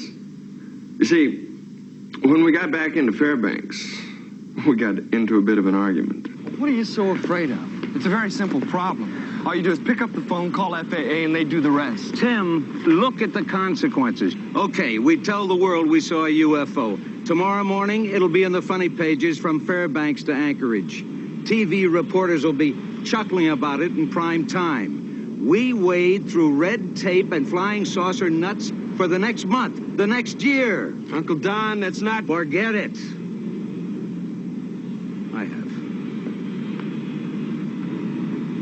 Don, he was flying planes before you were born. He knows what he's talking about. Think it over. Well, your uncle's attitude isn't that unusual. In some ways, it's very typical. Typical or not, it just kept bugging me. I mean, I couldn't eat. I couldn't sleep. My wife was constantly upset. So, I finally turned in a report myself.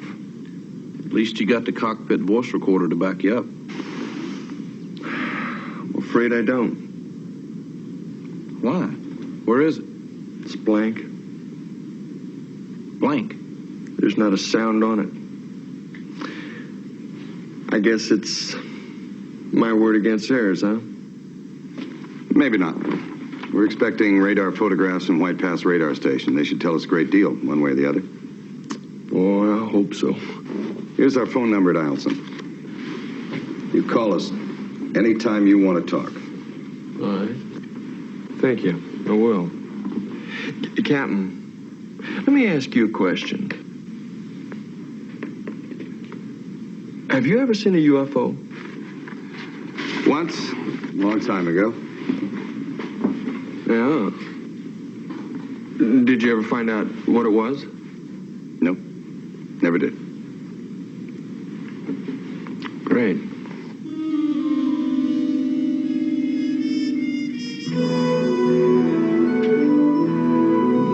PM, got it. Sorry for the interruption, gentlemen, but I got a business to run. Speaking of which, I'm still a little confused about the nature of yours. Well, it's Project Blue Book's responsibility to investigate unidentified flying objects wherever they're reported. Including Alaska? Correct. Tell me something. Do you guys really think Jenkins saw a flying saucer? Mr. Jenkins believes he saw something. It may or may not have been a so-called flying saucer. We simply don't know. What we do know is that the sighting involved NORAD's Mid-North American radar line. When you consider this area's proximity to Soviet airspace, you can understand the importance of a thorough investigation. Oh, I guess Jenkins just got a bit carried away. Both Worth and McLean told me all they saw was a weather balloon. And with their experience, they ought to know. Let me put it this way. If it's between them and the kid, I gotta believe them.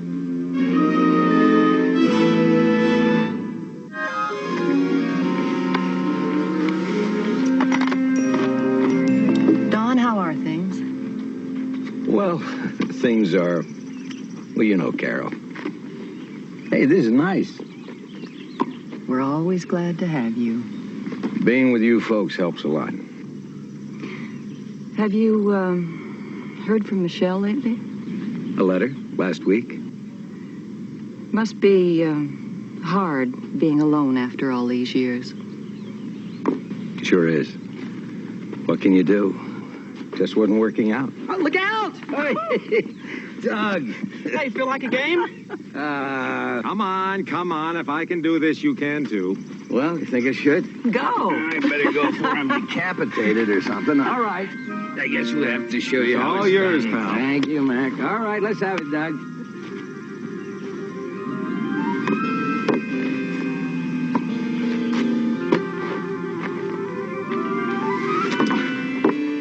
Maybe you need glasses.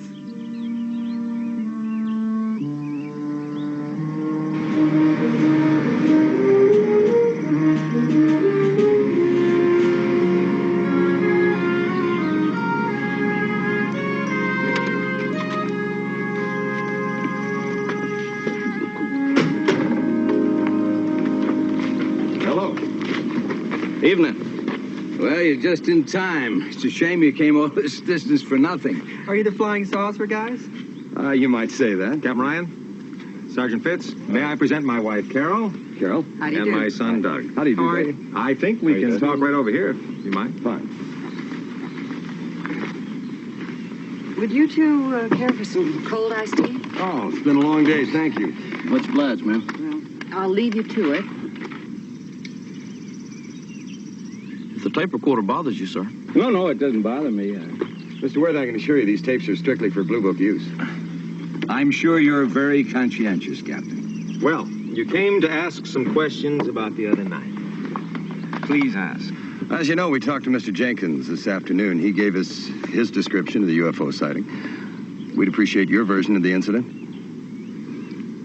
Don, would you like the honors? All right. But there isn't really much to tell. We were on our weekly flight to the lower 48. Weather conditions were pretty fair. Visibility slightly impaired by cirrus. 50-knot quartering headwind.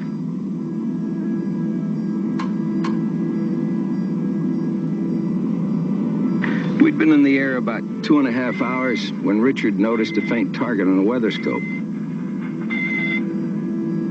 Frankly, I was skeptical. I know we had a temperature inversion situation. We're in and out of layered cirrus. You know how it is with those ice crystal formations. We looked for the target. At first, all I could see were stars overhead once in a while. When Tim spotted it. Look, what is it?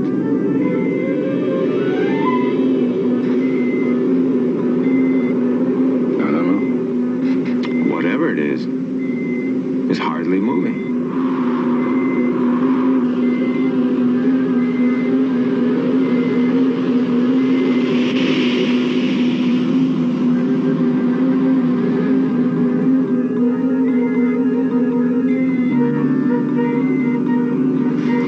Why don't we go back and get a closer look at it? Okay. Why don't you get on the radio, call NORAD, see if they're painting it. I have to admit we were all curious.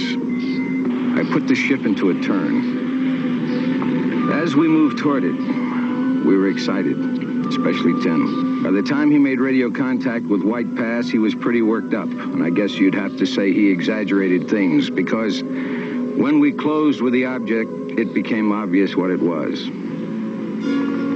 A weather balloon.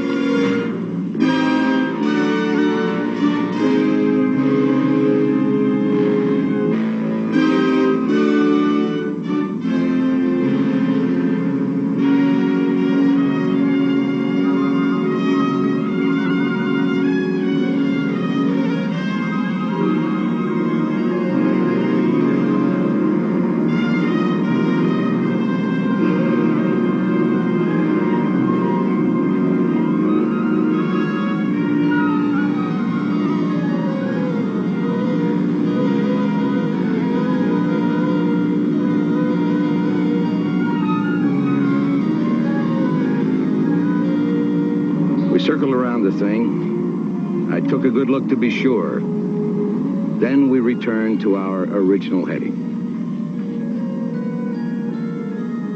After we landed, I got into quite an argument with Tim. I guess we saw things differently. Much differently.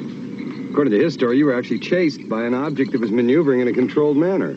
Thank you. Much obliged. Gentlemen, I've had 35 years of flying experience, 29 of them in the U.S. Air Force.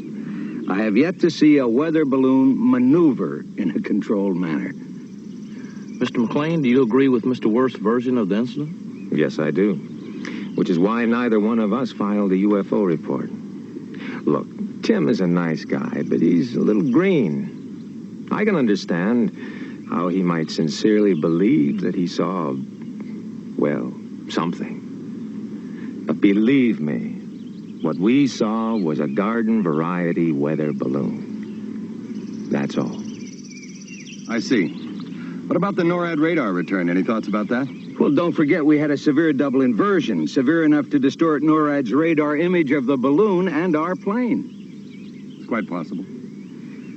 Captain, I think you're wasting your time on this one.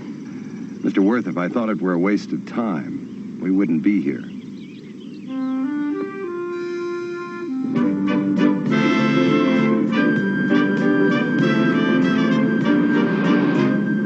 Harry, you thinking what I'm thinking?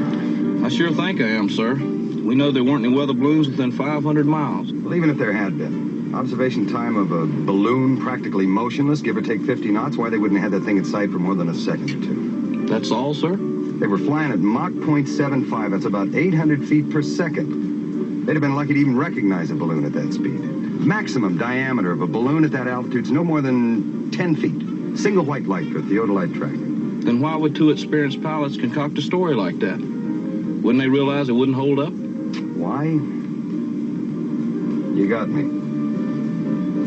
Unless they had something to hide.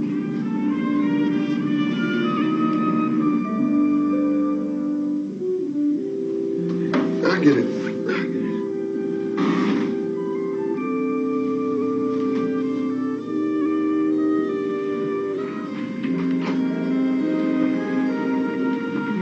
All right, I'm coming.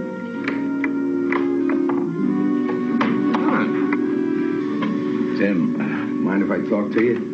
No, come on in, sit down. Well, I'm sorry to bother you at this hour. It's okay, don't worry about it. What you want to talk about? Well, I think you know.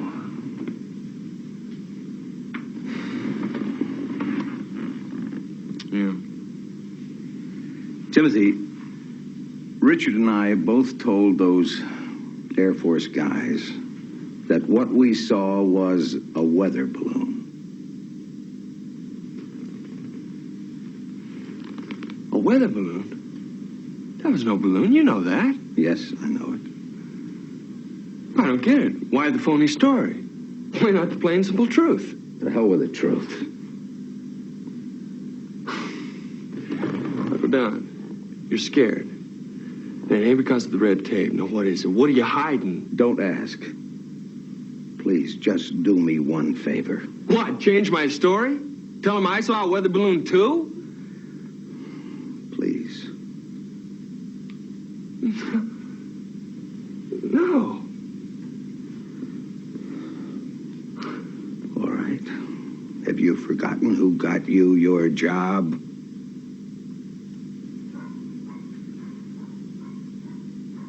Don. Why? Why? It's simple. I can't see anymore. I'm half blind. My depth perception is shot. I mean, so what if I can't catch a ball? So what if I drop dimes into thin air? I know how to fly a plane. My safety record is perfect. 15,000 hours in the air, and now some jerk air regulation says I gotta quit. Well, I'm not going to. Flying is all I know. It's the only thing I have. Timothy, you've got to help me. Those Blue Book guys are asking a lot of questions. They are bound to find out about me. So that's why the cockpit recording was blank. You erased it, didn't you? Because I had to. Uncle Don, why didn't you trust me? I mean, why didn't you come to me? I never dreamed it would get this far. Now the whole ball of wax is on the line. Timothy, I'm desperate. No! I mean...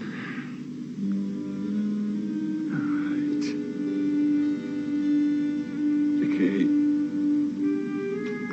I'll do what you want me to do. Thank you, Timothy.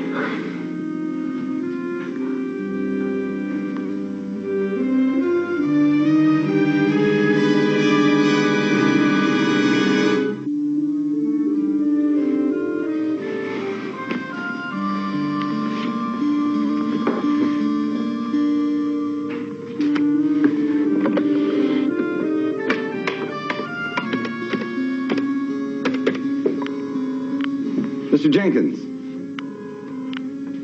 May we come in? Yeah, come on in. I was just trying to call you. No?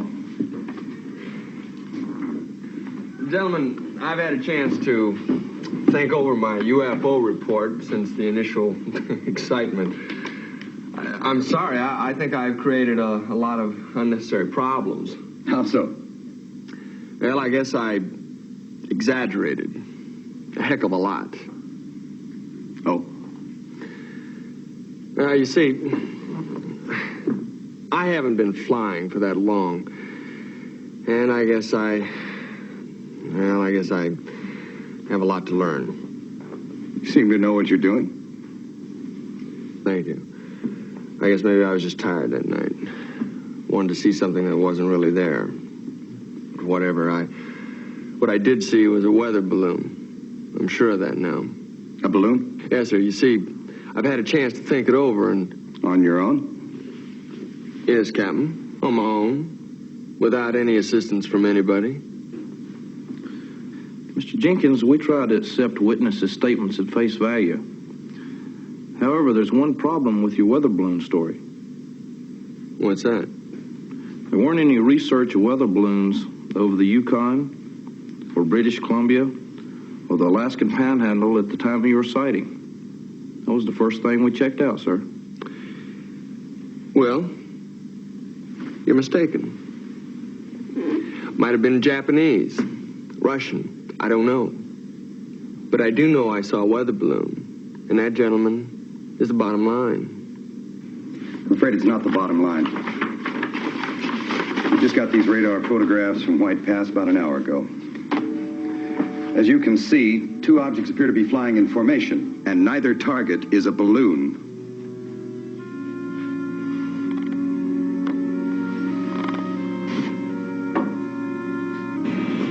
Just doesn't track. No, Harry, it doesn't. I got a mighty powerful feeling that Worth and McLean had a little talk with Jenkins. It's beginning to look that way. Which brings us back to the $64 question. Well, let's get some answers.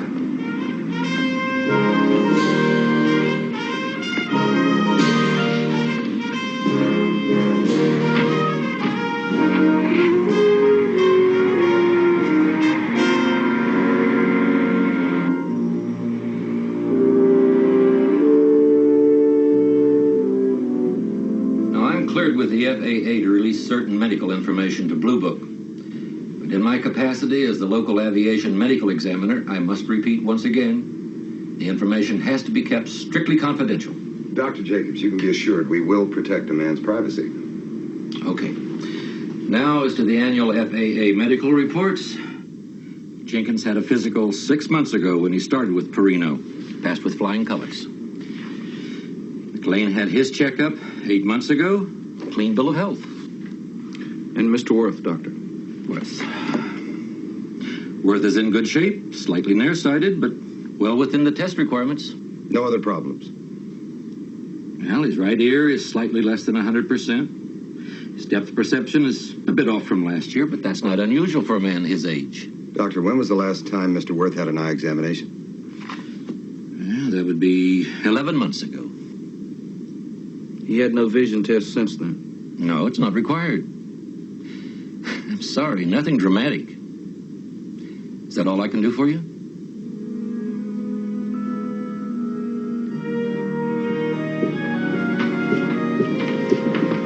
McLean, may we talk to you for a minute? Sure. But you better make it fast. We're taking off for Seattle in a half hour. This won't take long.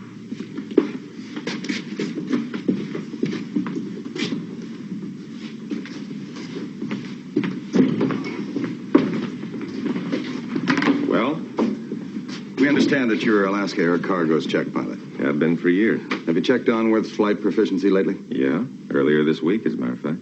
What did you find, sir? He checked out fine. Don is a very good pilot. One of the best. Ask anyone. Yeah, we have.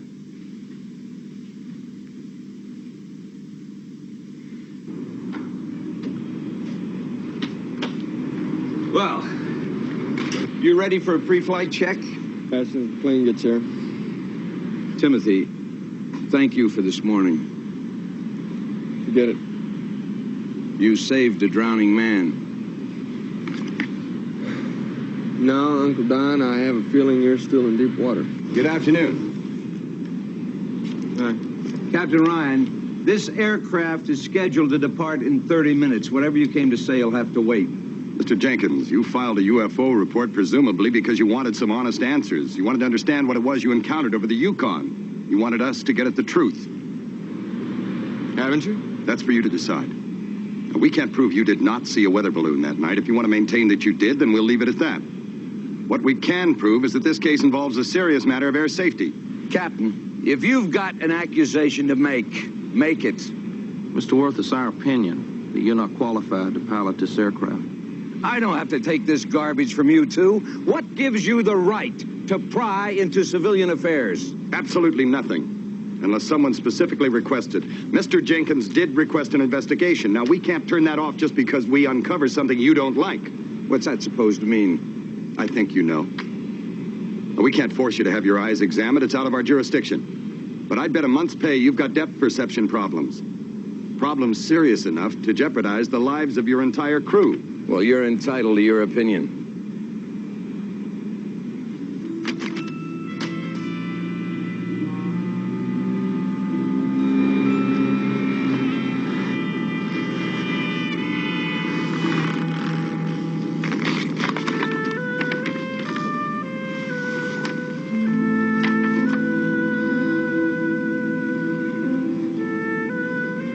Mr. Worth, I'm truly sorry.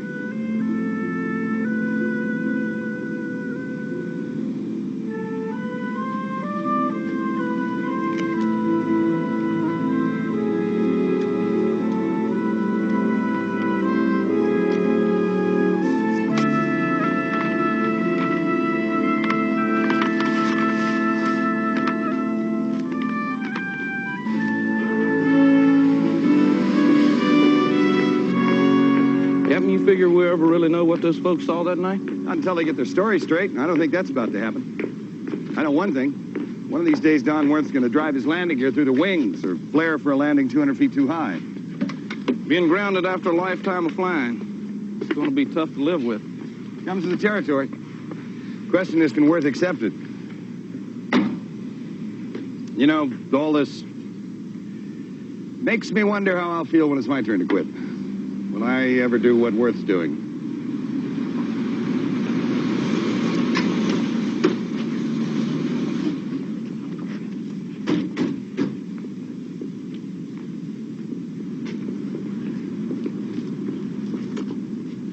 I believe this is government property.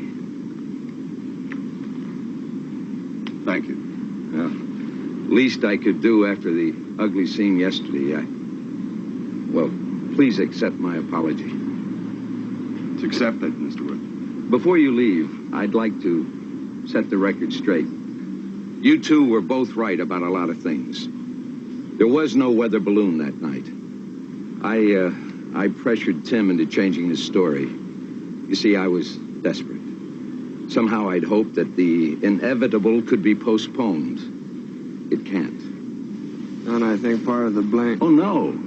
Tim, you did the right thing filing that report. And Rich, I want to thank you for putting your neck out to keep a washed-up pilot in the air. I'd do it again.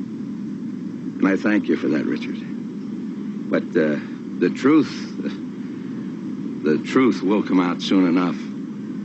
I guess you can't fool aviation doctors forever. What really did happen that night? Just the way Tim told you, down to the last detail. I'll never forget it. We may have some answers for you. Mr. Jenkins said he'd observed the moon earlier in the flight. Sergeant Fitz and I did some checking. We discovered that meteorological conditions were exactly right for the formation of a paraselene or moon dog. Isn't that some kind of mirage? Yes, sir, a mirage of the moon, formed by reflections on ice crystals. Such crystals were present in the cirrus clouds at 35,000 feet, your altitude at the time. See, each cloud acted as a giant mirror, reflecting an image of the moon into your cockpit. When you turned, the mirage appeared to turn with you. Now, the density of each layer of cirrus was different, so the apparent position of the object changed. Now, when a cloud increased in size, the object appeared to move closer, but really stayed at the same distance from the aircraft and in the same relative position. Now, the illusion would have been especially convincing because you all experienced autokinesis, quite common under these circumstances. The moon would have been just out of sight of the cockpit. All right, say we did see a moon dog. How do you explain the radar? Anomalous propagation. Freak radar return. It's true a NORAD station did paint 2 radar images at the same time on their azimuthscope. However, the station observed only one object on its height finder, your plane.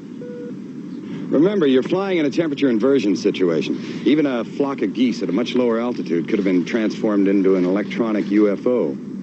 And NORAD tells us that subsequent photo studies indicate the 2 targets were several miles apart, not several hundred feet. Well, it all sounds very impressive. Makes sense. But I know what I saw, and I didn't see a mirage. Shot down by a flying saucer. What a way to end a career. I think maybe you were lucky. Yes, sir.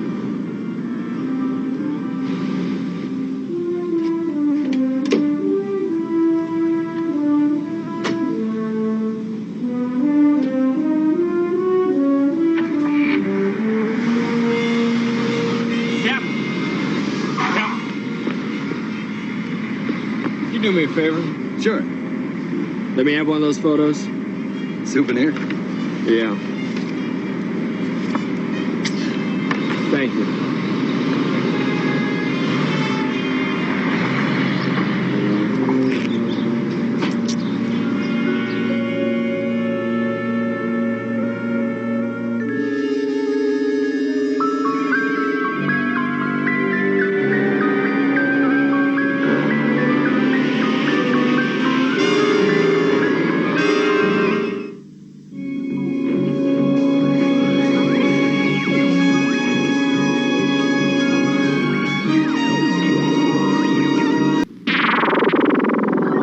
There is an inexorable force in the cosmos where time and space converge. A place beyond man's vision, but not his reach. It is the most mysterious and awesome point in the universe, where the here and now may be forever. On my ship, you ask.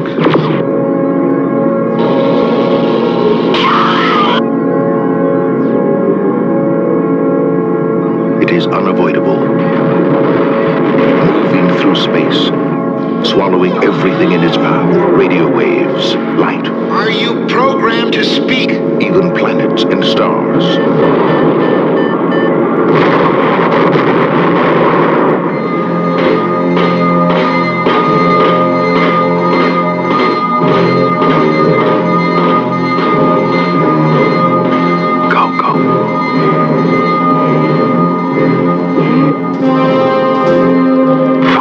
Thrusters.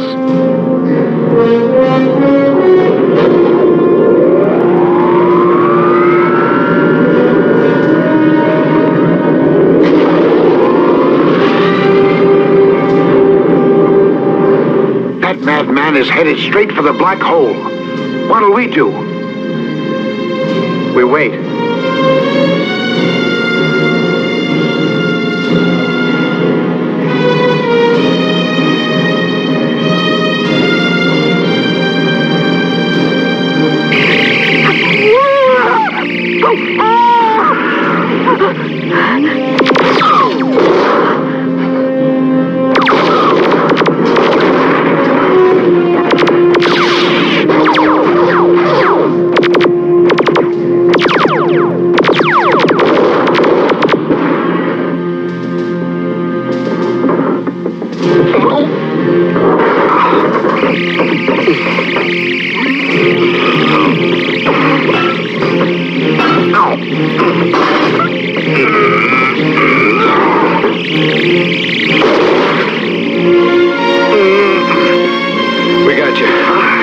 at you. Hurry. It's all right, honey.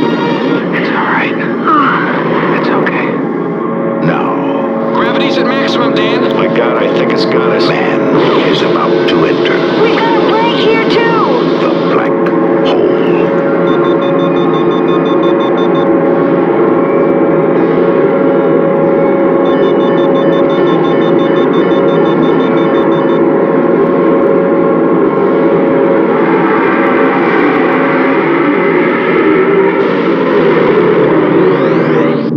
A journey that begins where everything ends.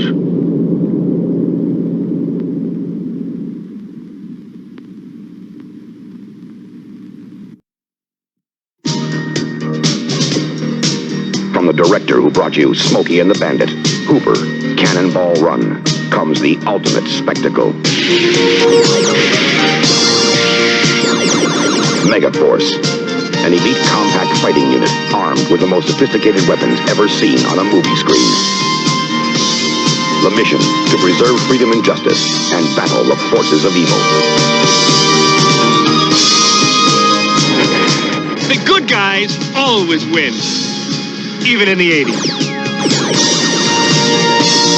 Megaforce. So I hope you guys are loving like the old. I left the Grindhouse trailers. You guys asked me to, and now I'm bringing you sci-fi trailers from the 70s and 80s. I hope you guys are digging those. I am a old school sci-fi movie fan, going back to the 70s, to the 80s. You know, even some of the stuff. I grew up on the stuff from the 50s and the 60s, which was way before my time. But it was stuff I grew up on watching afternoon television and stuff like that. So I love bringing you trailers for stuff like that. Stuff you guys may have never seen, but stuff I love. And that's what I do with this show. So I hope you guys have fun. Because now we're going back to paradise for some Thunder in Paradise. And this is the Thunder Paradise 2 movie. You will definitely see a lot of Hulk Hogan's friends. Because Hulk Hogan could not do anything without Brutus Beefcake, without Jimmy Hart, without Fred Ottman, without any of those guys. Man, they had the Nasty Boys, Knobs. Just Hogan had to take his friends with him, which I gotta agree. One thing Hogan did that was actually pretty good is he made sure his friends were taken care of. But then again, he made sure his friends were taken care of because a lot of them couldn't wrestle for crap. I'm looking at you, Nasty Boys. And the fact that Hulk Hogan got them another gig in the WWE when he came back in the 2000s. The Nasty Boys did a dark match in the 2000s, and they were so bad that they never earned it, and they booted them. So, and what's really cool is, you know who wrote the theme music? One, Jimmy Hart, who most people do not know. Jimmy Hart was a singer back in the day. He was in a band. He produced music that did really, really well. And he could have been a singer. He could have been in a band. But instead, he got stuck in wrestling, and he went to Memphis where he got his start, and the rest was history. Although I do believe I might like Memphis Jimmy Hart way better than Hulk Hogan Jimmy Hart. So, but here you guys go. This is Thunder in Paradise movie 2. Enjoy.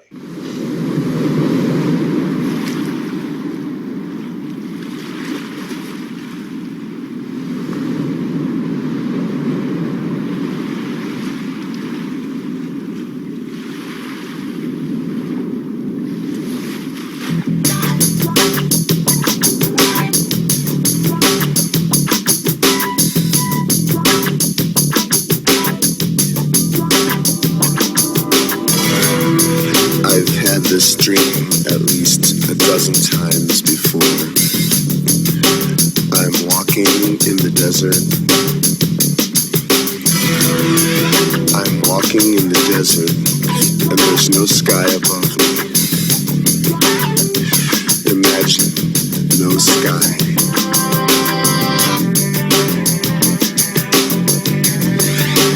And I think this dream was really about you. Or maybe about me. And I wonder if we're really ready for all this mystery.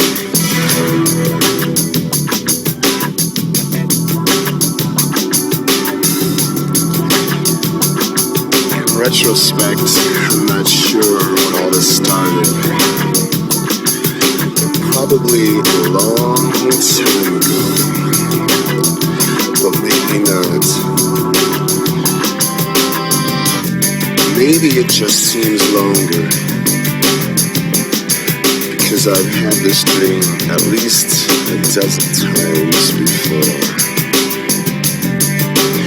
I'm walking in the desert. I'm walking in the desert, and there's no sky above me. Imagine no sky.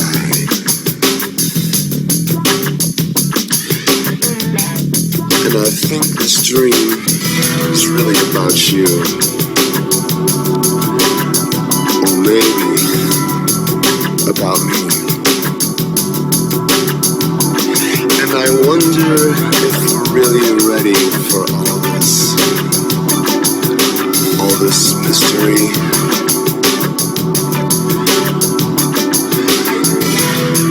In retrospect, I'm not sure when all this started. Probably a long time ago. Or maybe not. Maybe it just seems longer. Because I've had this dream at least a dozen times before.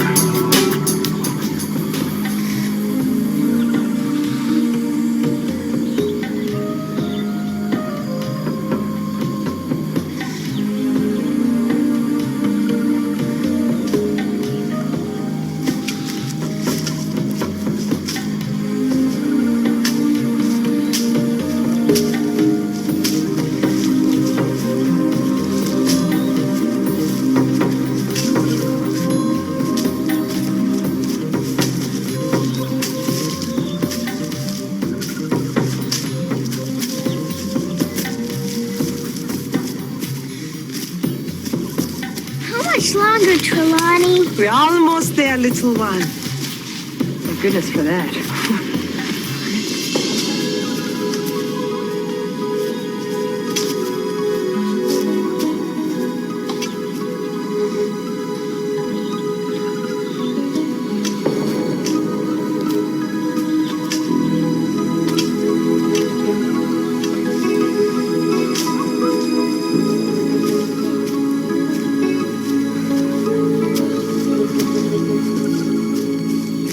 Here it is, ladies. The Dream Hollow.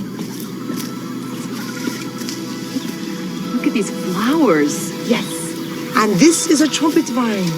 It's as strong as your soul and twice as virtuous. Here, I'll make your crown. Ah, the dream crown. You know, it's as old as all creation.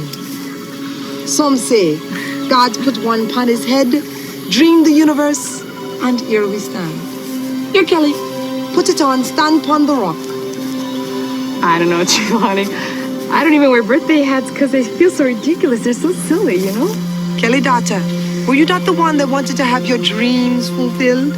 You came to me with tales of woe of your love life. Come on, Kelly. It'll be fun. I'll join you. Yes. Come, I'll make one for you, little one. Get on the rock. Put it on your head and turn to face the west, where the sun finds its slumber. I just wish Dad and Uncle Brew were here. I'm sure they have some dreams that need to be fulfilled. Could you imagine your dad in one of these? I didn't think so. Come now, face the sun. Look up, close your eyes and let the dream take over. Come dream, come slumber. Aliakila, Bulia, Bulia, Aliakila, Bulia, Aliak. Don't peek, Jessie. Bulia. Come dream, come slumber. Holy, holy Akila, dream, Rastafari. Come dream, Rastafari.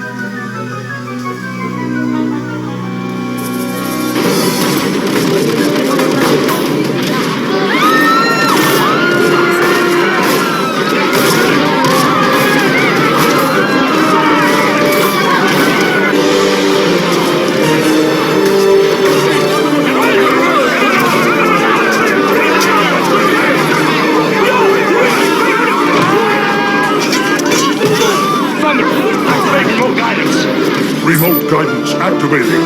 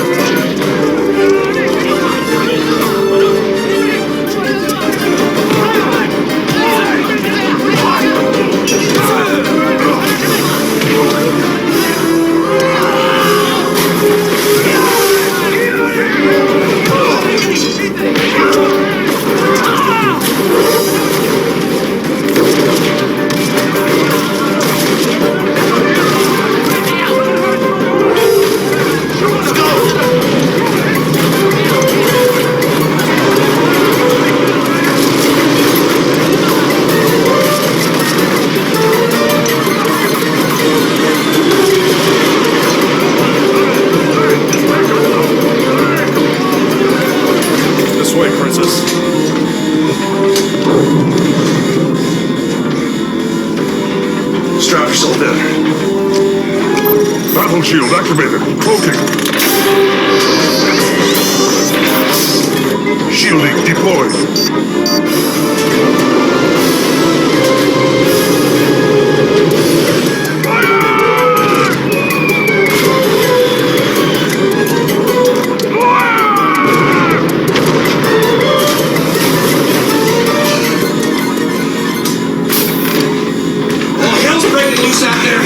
We're not out of the water yet, bro. They're giving us incoming from the east. Not for long. Go to computer, this is Brew 1327. Interface all aggressive tactical weaponry on forward view screen. Scanning.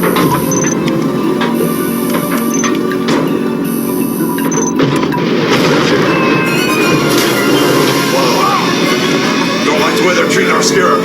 Think it's time to give them a lesson in manners. Douse them, bro.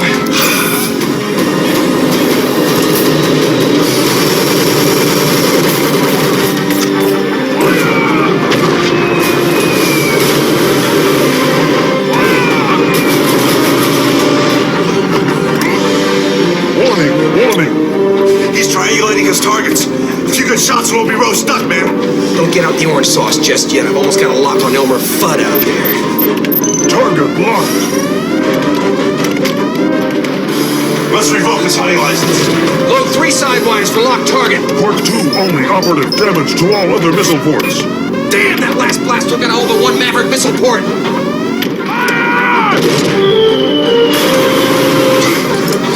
Show me lock and ready target for Port 1 Maverick missile. Adjusting target. Computer override. Tactical modification. What are you doing? Aim for the gunner, not the ammo bunker. Modify target locked. You want to see the sniper?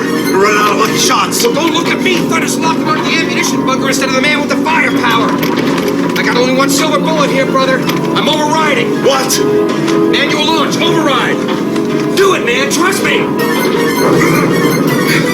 Manual launch. Override.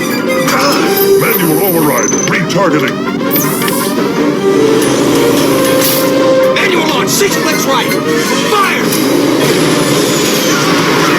Target neutralized. Indeed. Sometimes the old Brewster knows best. Threat detection. New weapon locking on target. What the hell was that? Warning. Target lock. Thunder. Where the hell did that come from? Oh, God. Propulsion down. God. Evasive tactics terminated. Destruction inevitable. Oh, my God!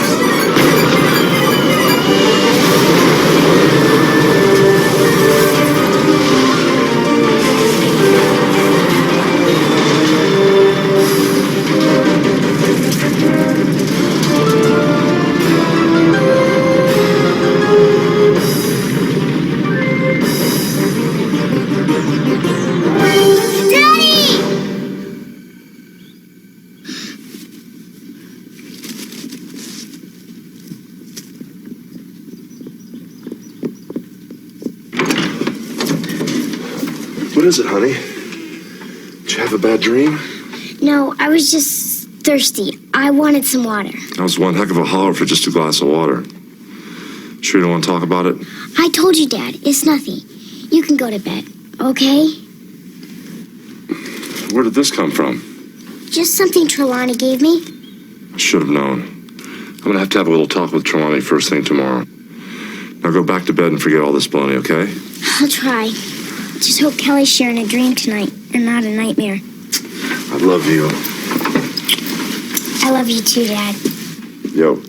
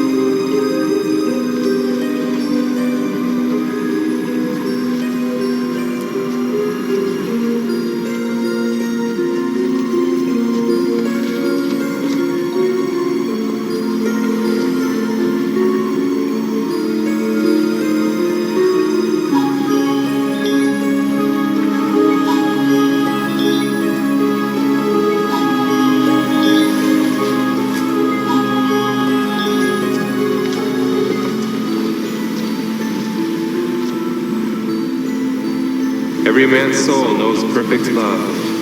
His life is a quest to find it. My quest has ended here.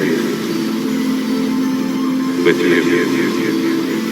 And mine with you.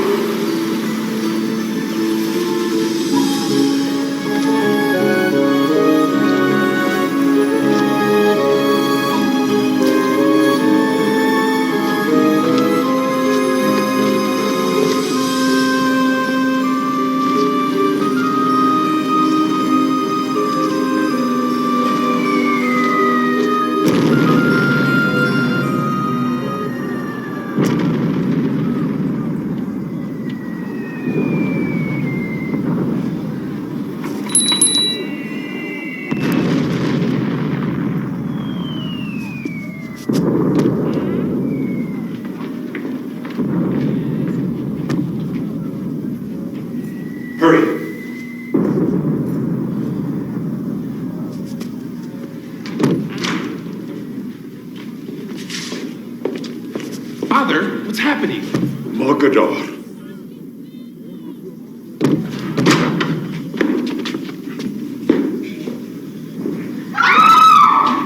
You. What are you doing here? Leave us at once. I will not stand by. You will stand by and watch your entire kingdom crumble unless you find a way to show me the respect I deserve. You're a barbarian. You cannot be trusted. Perhaps not. But he also possesses an arsenal of artillery cannons hidden somewhere in the desert. Cannons that he has proven all too dramatically can destroy us in a matter of hours. Today's bombardment was only a warning.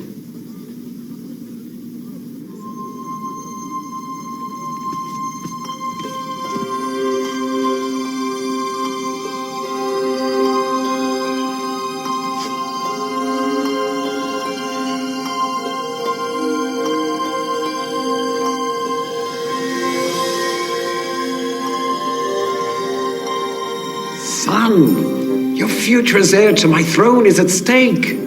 What could be more important that it steals your attention? The answer. And where is this answer? Near a white castle, Father. On a beach. Here we go. Have a good day.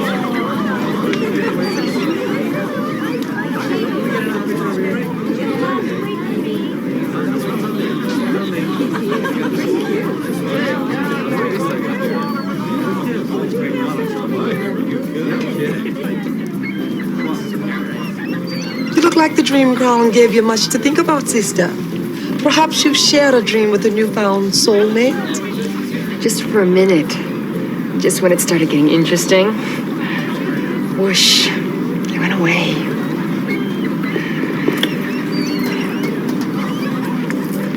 You say the dream never finished? This is not good. Be careful. Truth takes some dangerous curves when it can't see its own tail. Ooh, baby. There is nothing wrong with this dream's tale.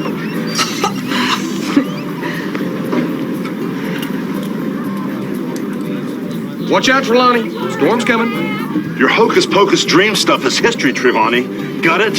Jessica was up all night with nightmares. Whoa, chill, my man. You know the dream crown is powerful medicine. If it bring nightmares, you should listen to their story. It scared her so much she won't even talk about it.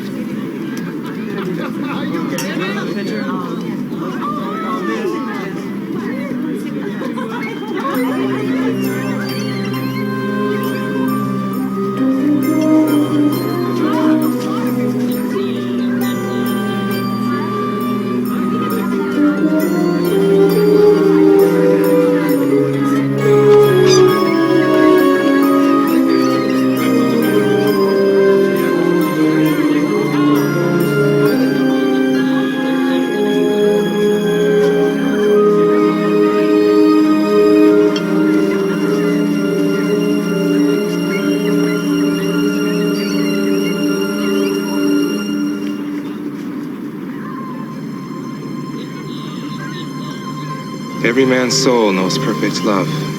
His life is a quest to find it. My quest has ended here, with you. And mine with you.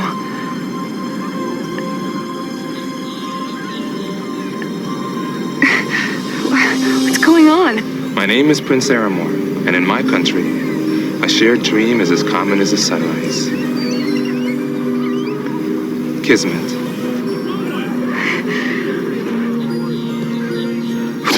Of all the corny. Hey, yo! Sheik dude! I've heard some lines in my time, but that one takes the moussaka.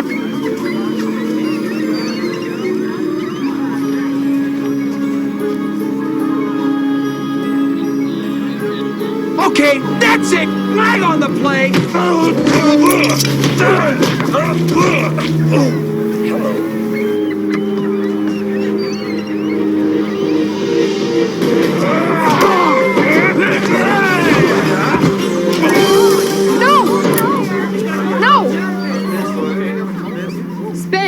It's not what you think. It's not, huh? No. Well, when perfect strangers invade my beach with Ginzu knives and hot tempers, I get a little testy. He is perfect, but he's not a stranger. I can't explain it, okay? I know how it would sound to you two. But you gotta let it go. Trust me. Please.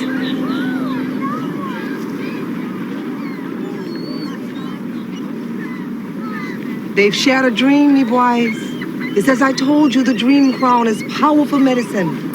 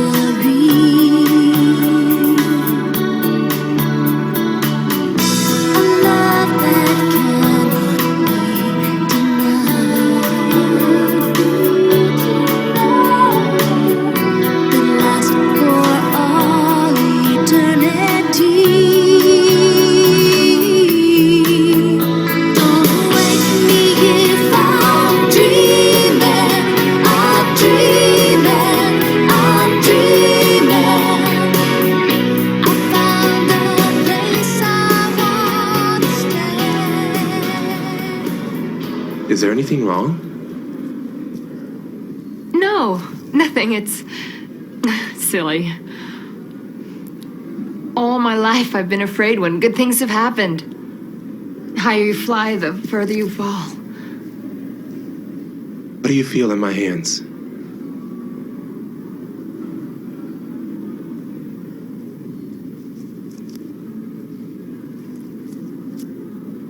Tender strength. Hands that won't let me fall. It is customary in your country to invite one up for coffee. No disrespect to this beautiful land, but Northern Tanzania coffee has the sweet taste of moonlight.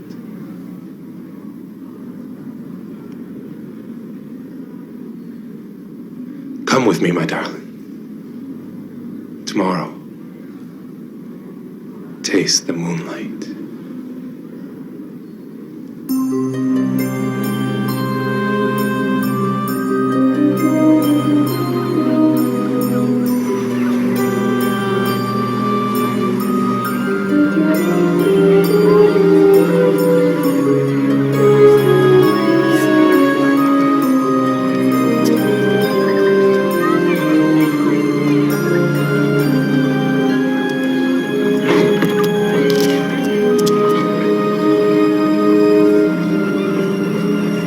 I just need a minute, okay?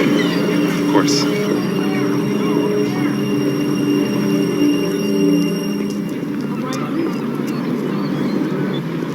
Come on, guys. I'm not going off to war. It's just an adventure. I'll be back. Your heart set on this? My heart. Yeah, good choice of words.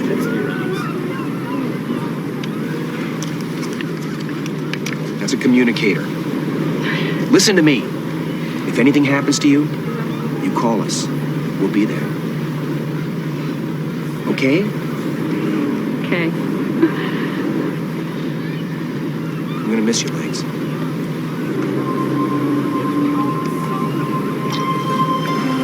Thanks, Brew.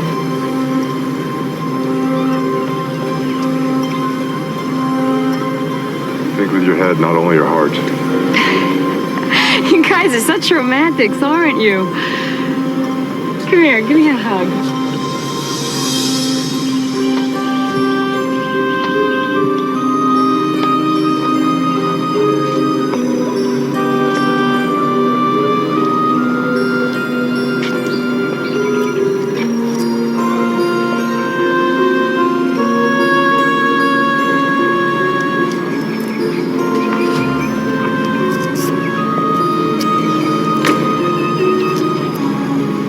Come on, Jess.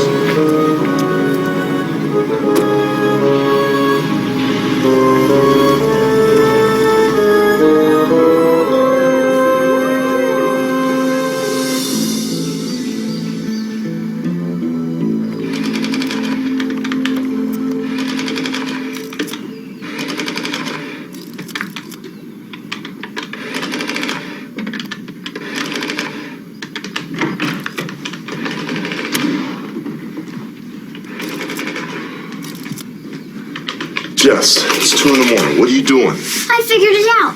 I've already slept 32,177 hours.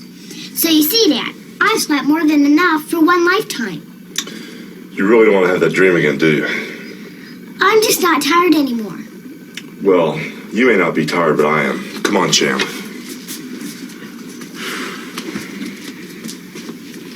Alley-oop. Good night, and I love you. And go to sleep.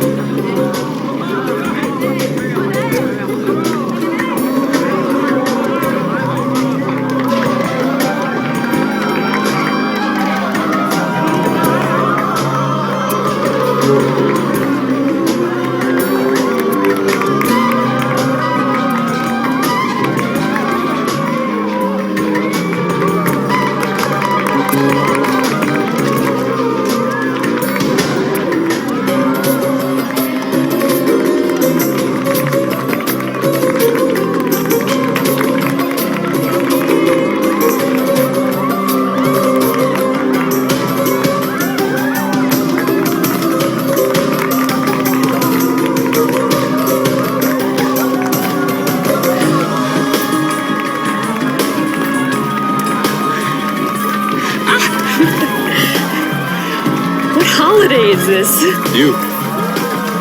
You are the holiday. They celebrate your arrival. Did I do this to all the girls you bring home to meet the folks? Actually, you are the first.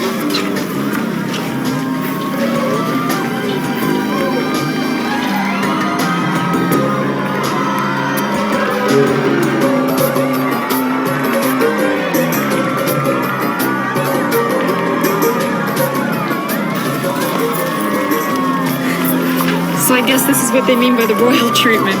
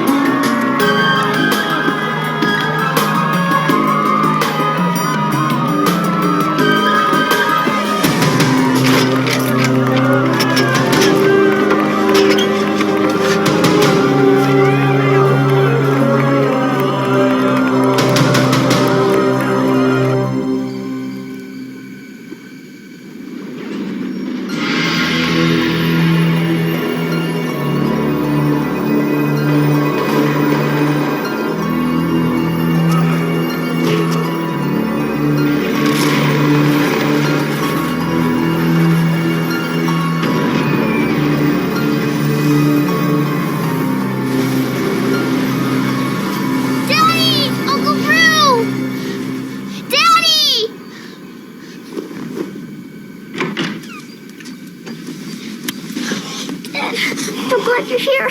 I'm so scared. Honey, what's wrong? My dream. It was like in Aladdin, except for these were real live people. You were both rescuing a woman, racing over rooftops, jumping on ropes and flagpoles. And Brew, he found a flying carpet with a tiger on it, and you jumped off a tower with it and flew away. Dreams aren't for real, honey. And it doesn't sound like anything to be afraid of. It's scarier. You got the one on Thunder, but Uncle Brew made a big mistake. Well, now we know it's not real because I don't make mistakes. Actually, I did make a mistake once. It was April of 73. I asked Linda Tinto to be my Valentine. She was a second-degree black belt. I was ambitious. There was this big gun firing at you, and the computer wanted you to shoot at a building. But you only had one bullet left, so you changed what the computer wanted. And it made you blow up. Well, the dream's all gone now. It's out in the open. So let's go back to bed. And if you close your eyes, Uncle Brew and I will stay here till you fall asleep and give you one of our super deluxe back scratches. And everything's gonna be okay. Guys, this thing's so delicious. I could start a business selling them. Oh, LegalZoom. I can register an LLC. Plus, I updated my will so I can pass along my recipes when I bite the biscuit. When you need a legal hand, turn to LegalZoom.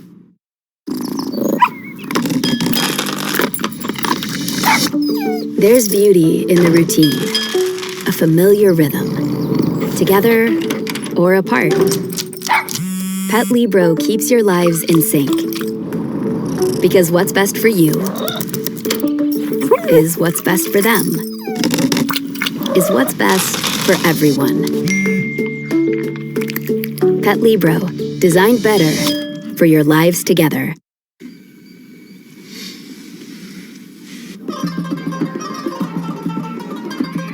Oops, sorry. You really don't have to do that. Thanks. I'm really okay. You don't have to fan me.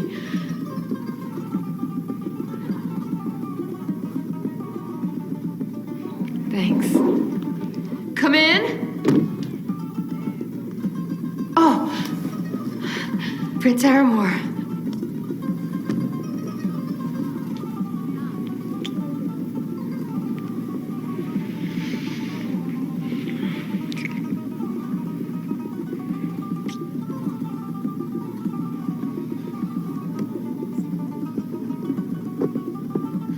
Please, accept this humble gift as a small token of appreciation of your visit.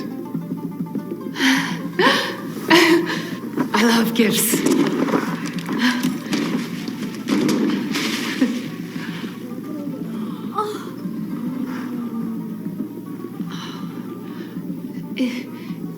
beautiful. I can't accept this. Oh, but you must. It's traditional. All the women in this country wear this kind of dress. On their wedding day.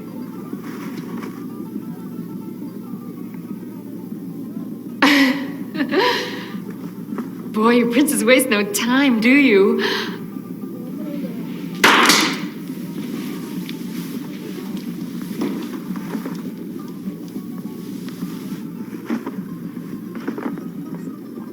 That's because there is no time to waste. The destiny of my kingdom is hanging in the balance. Kelly. You and I, we shared a dream.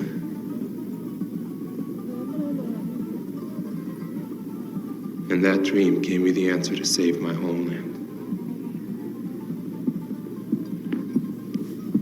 Get out of my way.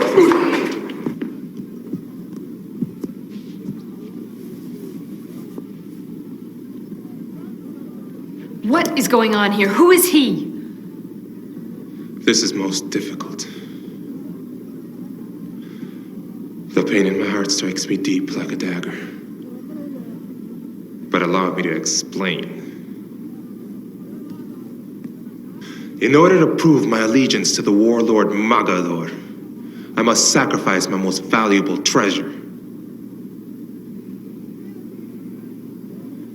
And what greater sacrifice can there be than to give up my dream? My treasure. My kismet. Hold on. I am nobody's treasure. I beg to differ.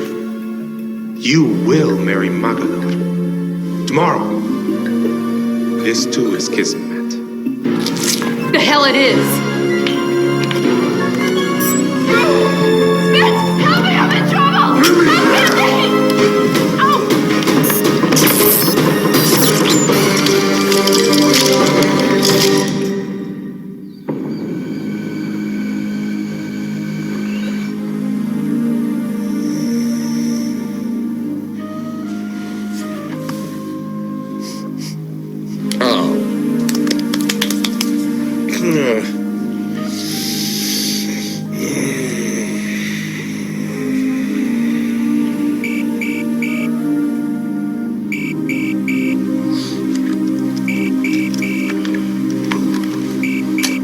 Transmission received.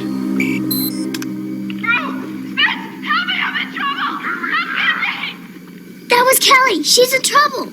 Wake Trelawney up. Tell her she's got to stay with Jess. Wait, if Kelly's in trouble, that means the woman in my dream was her. And if you go, you'll blow up in thunder. I know it. You can't go. I won't let you. It's okay, Jess. Don't worry. We have to help Kelly.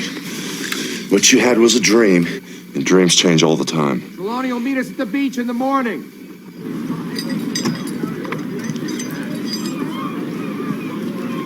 Hey, Boise, here. I made you some nourishment for your trip. It will give you strength and wisdom. Hey, Trelawney, what's that? Pass me hot sauce. It'll save you many a trouble. Oh, yeah, well, I heard the food was pretty bland there. Wait, Dad. I'm coming with you. Jess, you know you can't come with us. But I can help you. But you don't know about the water wheel or the nets. Or you probably forgot all about the flying carpet with the tiger's face on it. Honey, look. Tell us what else you saw in your dream. Brew will remember it, and we'll watch out for it. Okay, besides the flying carpet, you were trapped in a small room with sparks all around. Then you used Trelawney's hot sauce on your food, and there was a water wheel, and you ran across rooftops into a camel.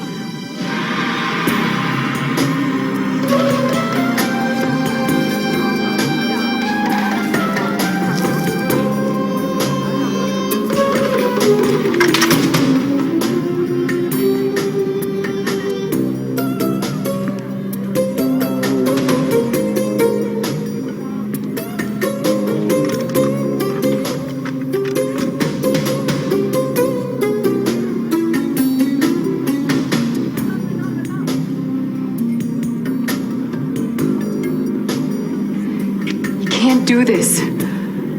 I've got a life back home. You can't just take that away from me. What about our dream? This is the dream. It just ended suddenly. It ended with a barrage of artillery fire from Magador's army.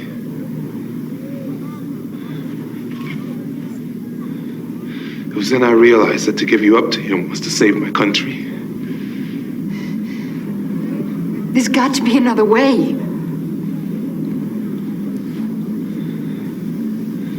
This is the only way.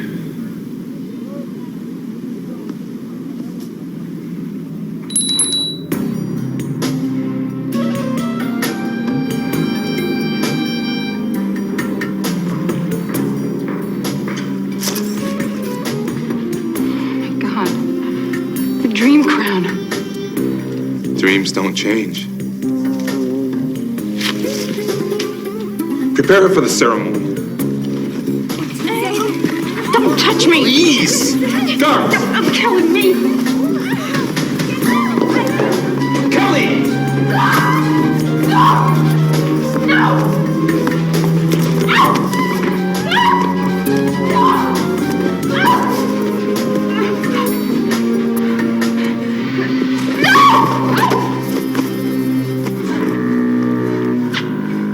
As I said, prepare her for the ceremony.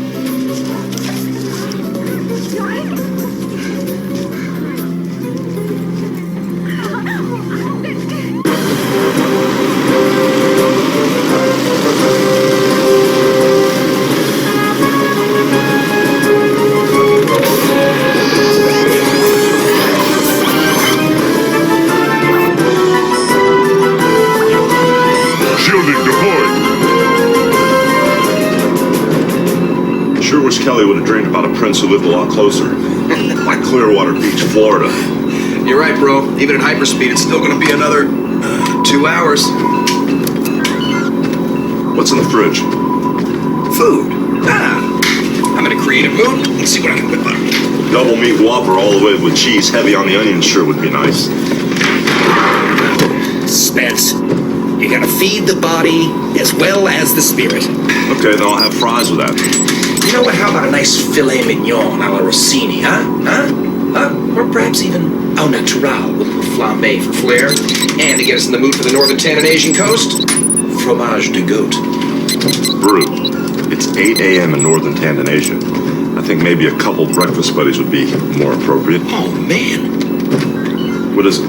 I don't believe it. The inventory. Oh, man. One frozen burrito and a can of cream of mushroom soup. Sounds great. Add a nice cold squirt and I'll be in hog heaven. Hey.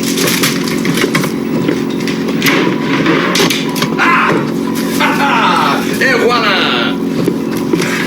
Oh, wow, Trelawney's care package. What's she packing there? Your leg or a breast, man? That all depends on what it's attached to. A lot of hot sauce. Hit me with one of those chicken breasts. You ever tried this stuff before? Hold that stuff. Tried it one time. Took me 2 weeks to get my tongue back. We go pass on it.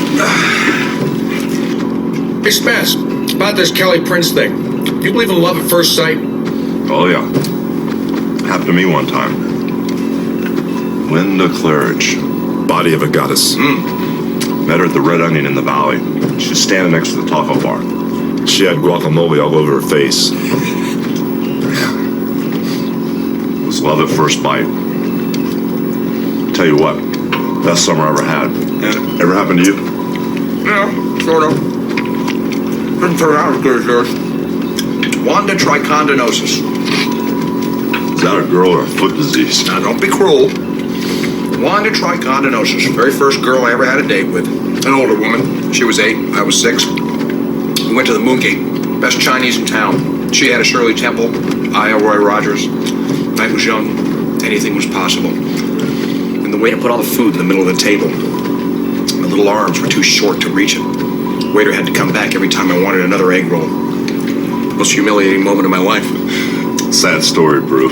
Still haven't gotten over it. Warning, detecting aggressive tactical weaponry on sonar. Stellar Guidance Trapdoor Spider missile with a command destruct signal locked on our thrusters, brother. Impact in 11 seconds. Stop all engines. Rig systems for silent running. Lock on traces with straddle firing. Straddle firing lock engaged. 6 seconds. 5, 4, 3, 2. Fire! Good shoot, man. Thunder, switch to deep sonar and scan for additional trapdoor missiles. Negative on image sighting. AGOG penetration grid shows no data on additional launch mine coordinates. Oh, great. We're in the middle of a minefield. We don't even know where they are. No way northern Tanzania could deploy trapdoor technology. The Soviets could. 5 years ago. Exactly. During the Glinka conflict to protect Tanzanian waters. The missiles are buried 20 feet beneath the ocean floor. They target engine vibration, and unless they receive an abort code, they open their trapdoors and they launch, brother. Can we break the codes? Maybe in a day or two, but by then Kelly could be doing the dance of the 7 veils. We just can't sit here in silent running forever. Well, the only other way I can think of is for us to clear a safety corridor for ourselves. You don't mean us, you mean me. Hey, you got the easy job. All you gotta do is open the doors. I'm the one who's gotta shoot them down. Hey, there's no blast until it's out of the water. They launch on compressed nitrogen. Ah, Spence. No dive gear. Vibrations.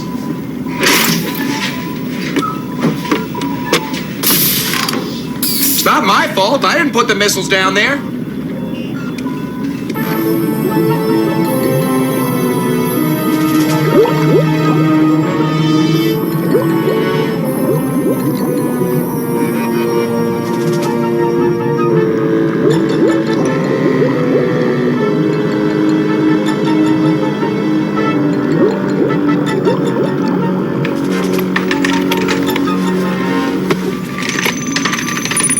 Thunder, switch computer console to port controls.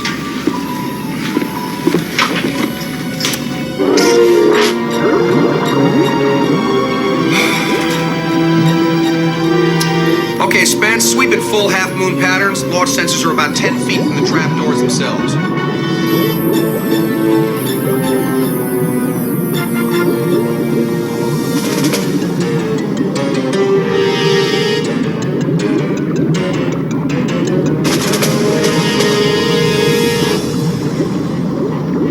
Spence, pull back. You triggered one. And...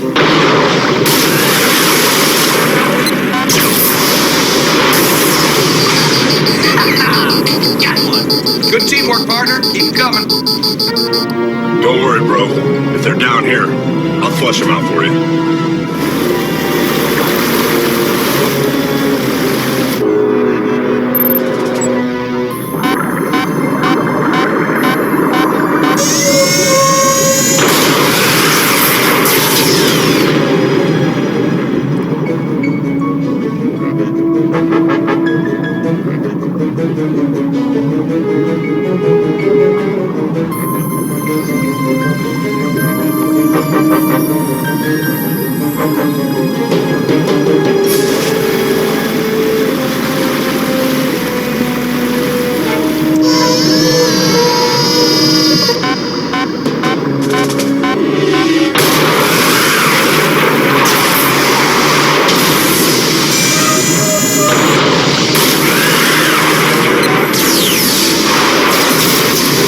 Hey, bro, I think we just come up with a new action sport.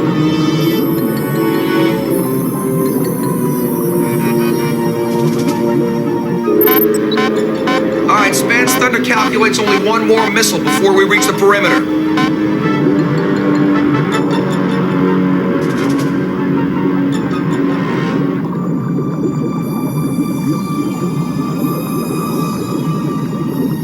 Sorry to hear that. I'm getting real good at this. Spence! Spence, abort! The trapdoor isn't opening. The missile's gonna explode on impact.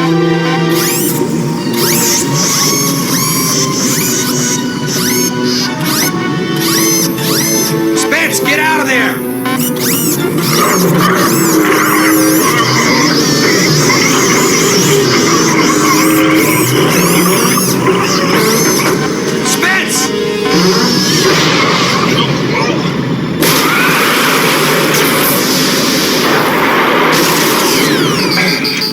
Spence! Spence, can you hear me? Spence! Diver in. You okay, man? Not really. Can't believe you didn't bring any of those leftover French fries with us. I tell you what, I'll mold up some soy meal and season it. You'll never know the difference. I will now.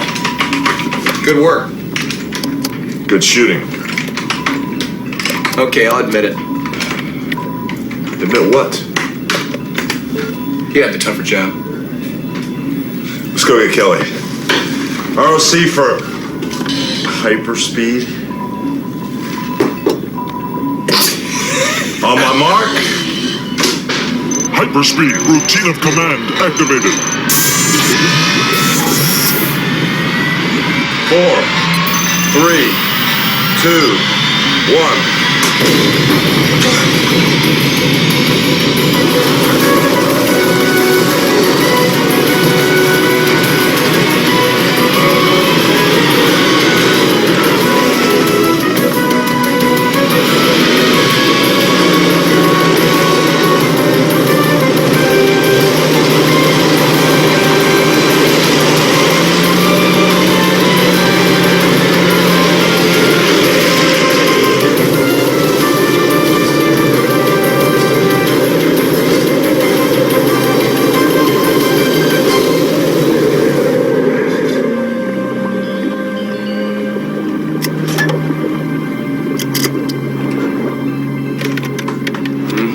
So that's what northern Tannin Asia looks like. What do you think, bro? The water wheel's the best bet. Water wheel. Wasn't there something about a water wheel in Justice Dream? Coincidence. I'm gonna get the equipment together before we go ashore.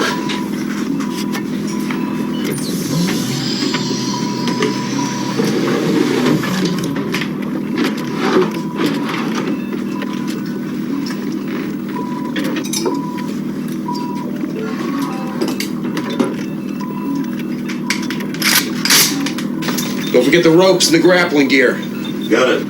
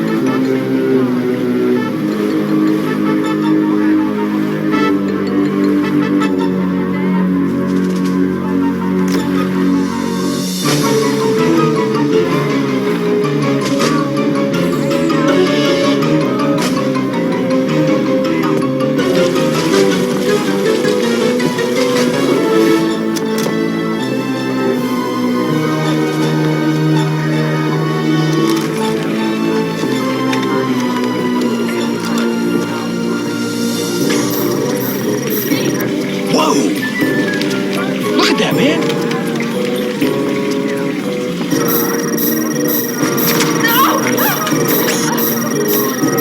I wonder what that son of a Bialy is doing to her. Doesn't look much like kismet to me. More like a machine gun wedding. Let's boogie. You got it, Rock.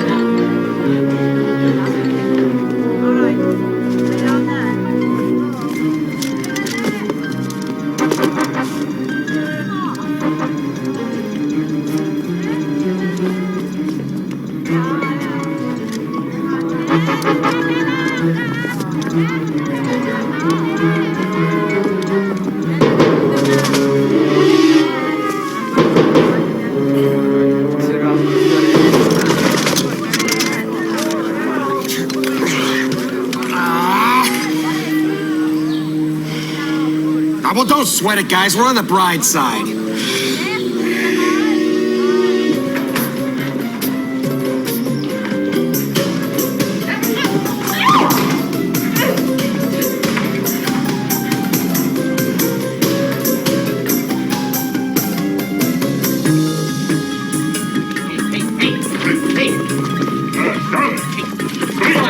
Inside, go quickly! Quickly now! Be polite.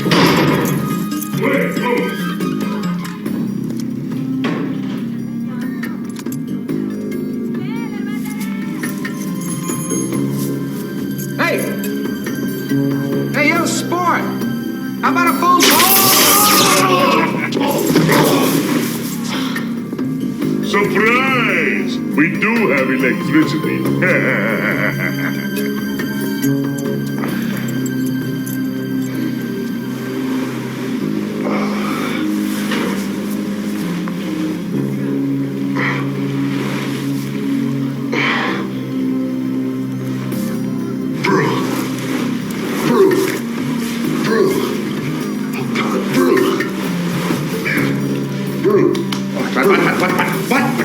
Oh, okay. Okay, that's not exactly the word I would use. How about 20,000 volts? Oh, man. Major headache. You got any aspirin? Tylenol.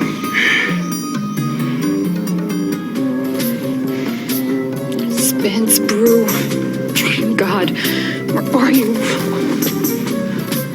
I'm now going to read silently from the ceremonial book of Northern Tenenacia.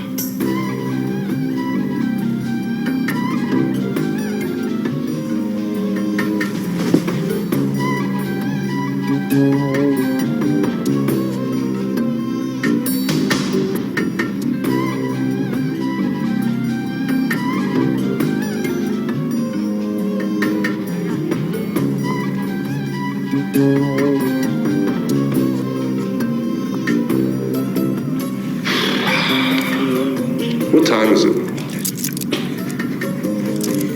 Spence, that's the third time you've done that to me, okay? The bit's getting a little bit old. Well, the good news is these weddings, they can take hours. Everybody's got to sit around, listen to the officiant while he reads from the ceremonial book, yada, yada. Kind of like a superstition or something, huh? Well, they figure the longer the ceremony lasts, the longer the wedding will last, huh?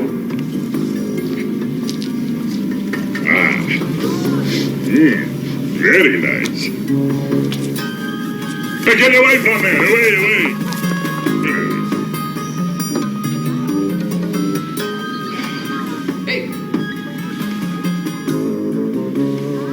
Yo, sports fan! You sure you want to do that? I don't like noise when I eat. He doesn't like noise when he eats. Okay, hey, it's none of our business. I imagine they've all been inoculated for trichondinosis anyways, wouldn't you think? Makes sense in these neck of the woods. Yeah. Enjoy. What is this? What you said? Trichondinosis? You've never heard... You know what? I'll bet you they have a different name for it here. Yeah, it's pretty rare back home. Yeah, trichondinosis is small, parasite?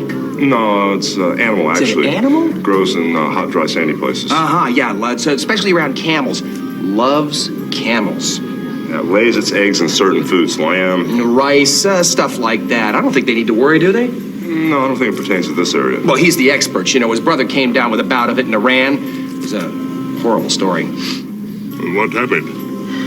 Oh, I don't want to talk about it. Tell me! He said he doesn't want to talk about it. Tell me! Oh, all right. Okay, the animal lays its eggs in the food. You eat the food goes into your stomach, the eggs hatch in your stomach, and, Ever seen the movie Alien? Oh, now it's an awful shame to waste good food like that, especially when there's a simple test to see if there's anything in there. What test? Well, that's not my job description now, is it? I'm a prisoner of war, not a health inspector. Tell me now, or you'll be missing in action. Okay. Stand back from the door.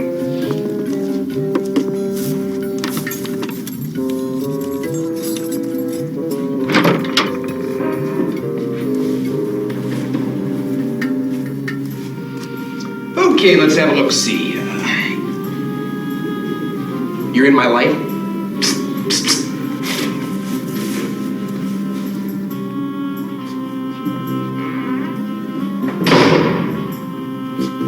Voila!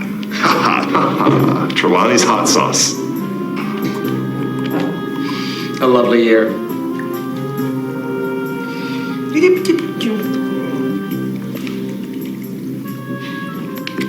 Voila. Shall we?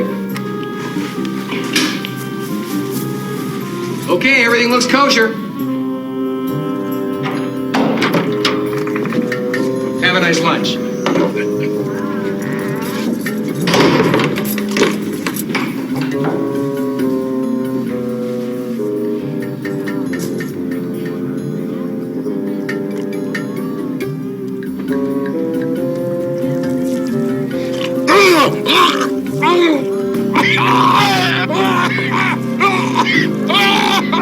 After you. Thank you.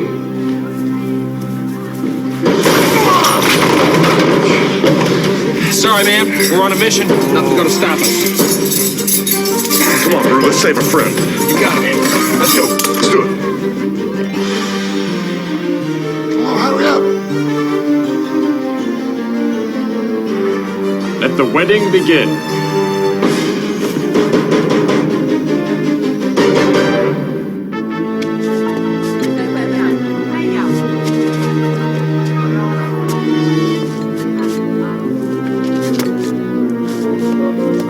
We are brought here together under the glorious eyes of the sun to witness.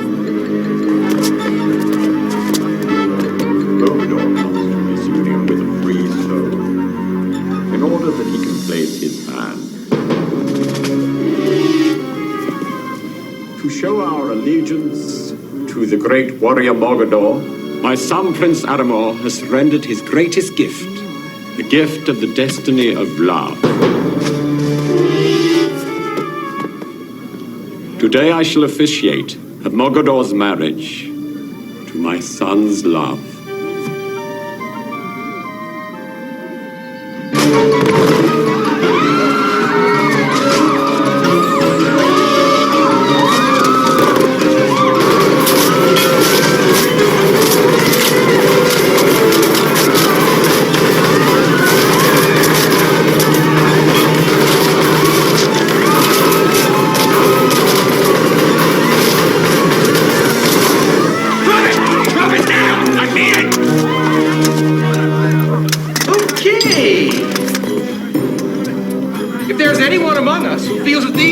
Should not be joined in holy matrimony.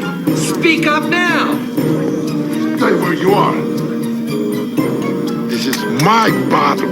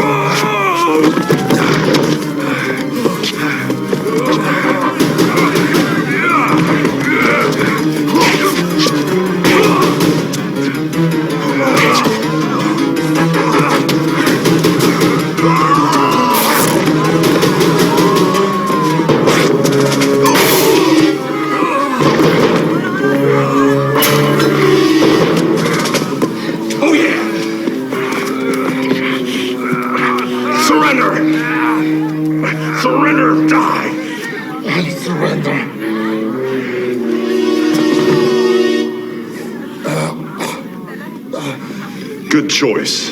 Hey, Legs. How'd you like to go home? Boy, would I like that. Let's go. No one has ever defeated Mogador. He described your conflict as a battle, and as tradition dictates, if he surrenders in battle, he concedes power. The wedding is off. Meet our new warlord. Wait a minute! And I can marry my dream. Now, wait a minute.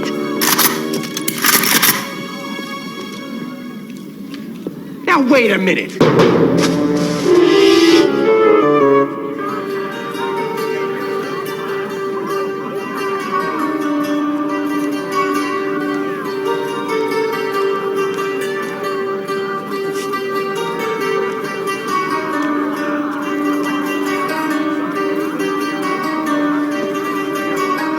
At a place called Scarlet.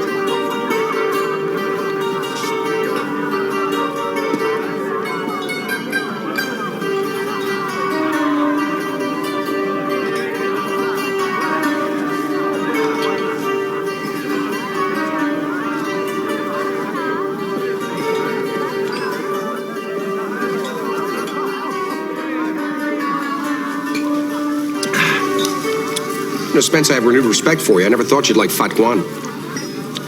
I'm hungry. And it's good. What is it? Baked bat lips. Not bad. Too much fennel.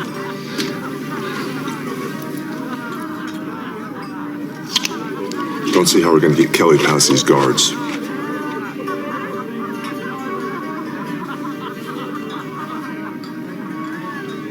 We'll work on it.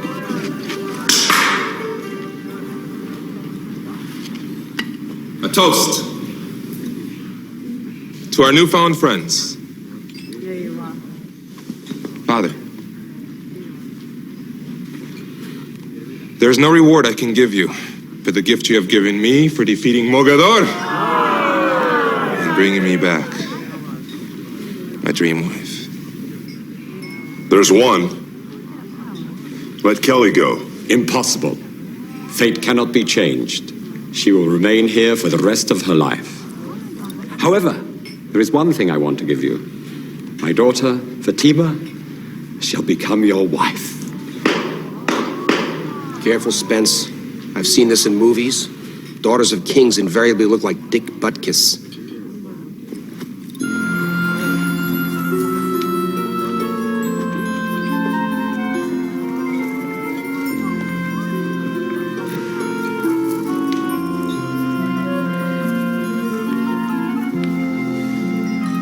Maybe we can make this work. Spence, wake up and smell the tabbouleh. This is not an option. And for you, the thin one, hey, I have decided to make you our grand Nafoni. You will be in charge of all the ladies in waiting.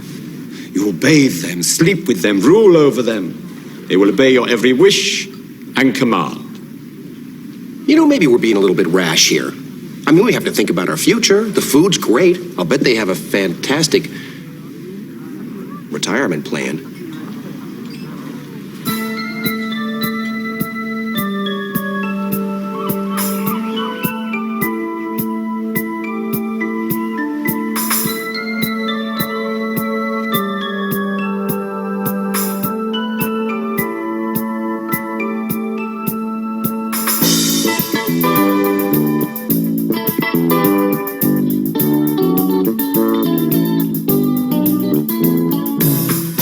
Look in my mind and I see 100 years coming at me up, baby.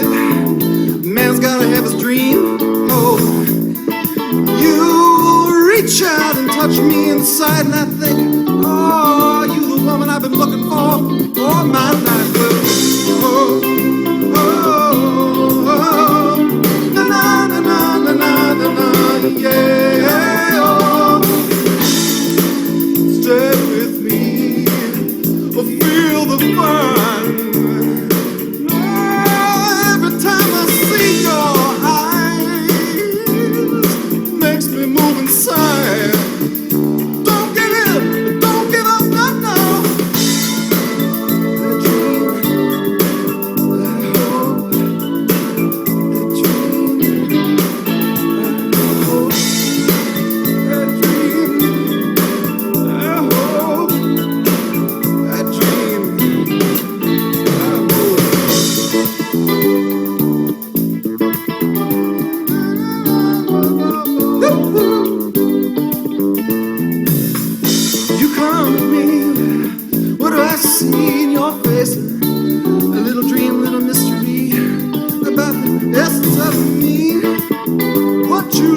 in my eyes, boy. Like I'm the magic prince supposed to open up your fantasy door. Well,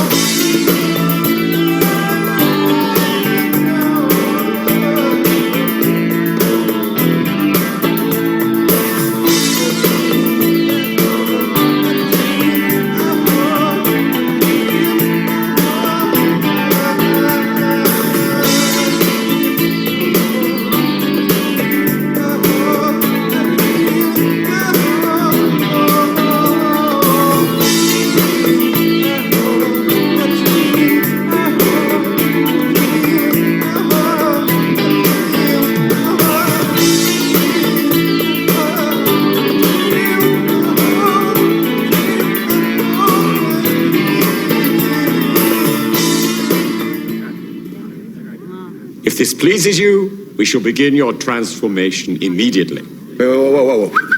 What transformation? We must make sure you are absent of temptation, that our women remain pure. How are you gonna do that?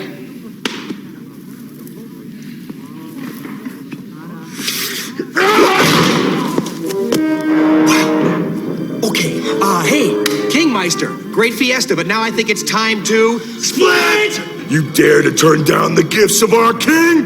You will die. Oh no, not you again.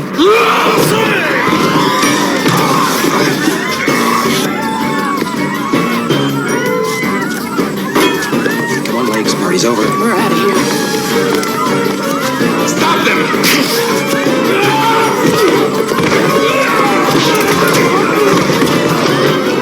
See ya!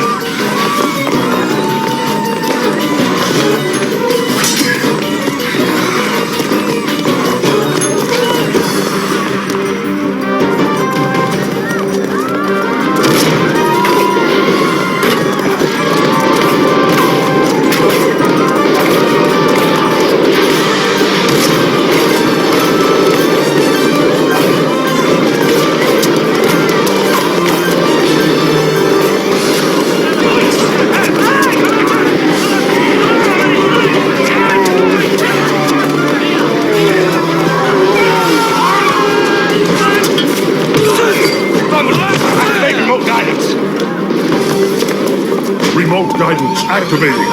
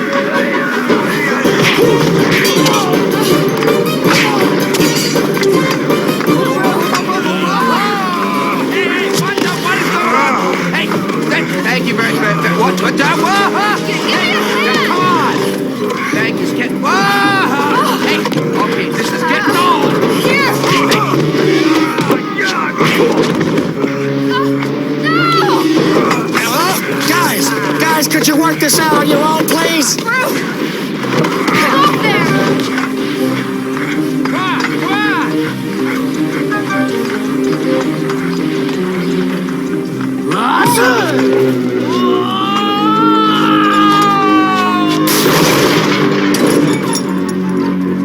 Who's talking anger now? Yeah, well, you weren't almost made a grand enough for any. Hey. Listen, if we can find something to make a handhold out of, I think we got a way out of here. And this is a trumpet vine. It's as strong as your soul and twice as virtuous. Use this! For what, a corsage? Trust me, it'll work. It's strong stuff that'll work. Let's go. Go for it. Grab this. Wait a minute, I didn't know this was for me! And don't look down. Have a fun trip, Legs.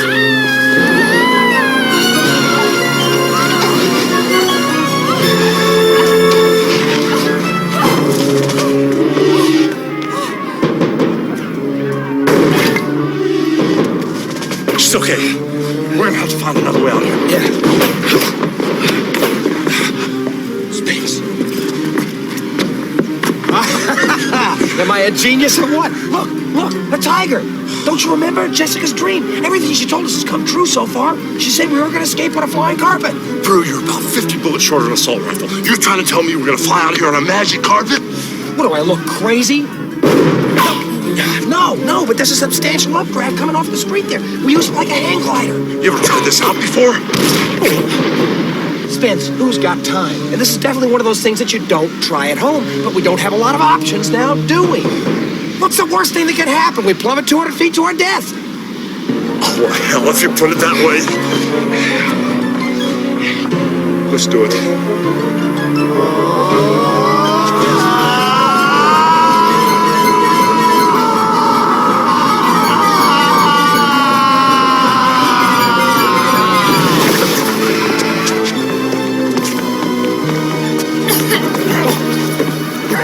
You guys okay? It's the last time I listened to you. Well, the idea seems structurally sound. Come on, guys. Please, Kelly, don't run. You're free now. Come with me. We can finally taste the moonlight. Taste this, you royal wimp. Motor's activated. She's waiting. Let's go. Okay, let's go. My hand, Spence, my hand.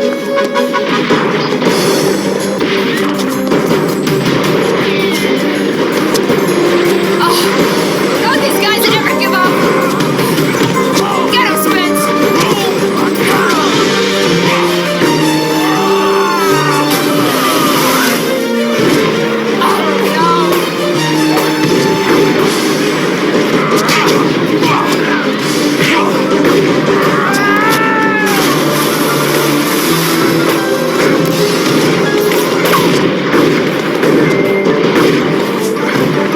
Let's go.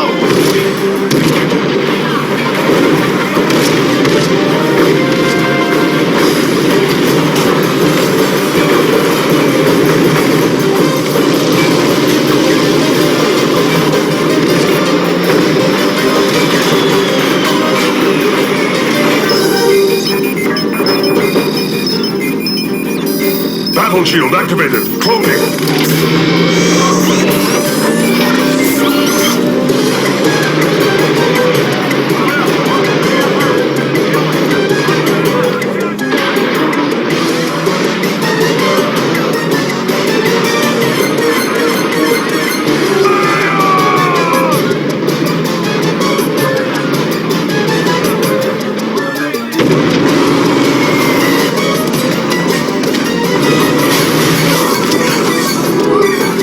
Strap yourself in, Kelly. I got it.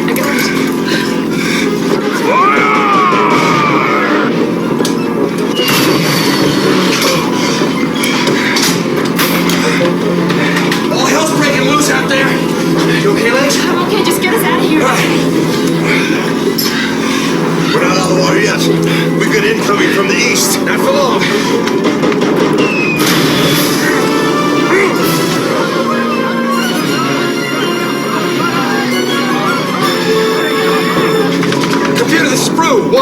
327 interface aggressive tactical weaponry on forward view screen.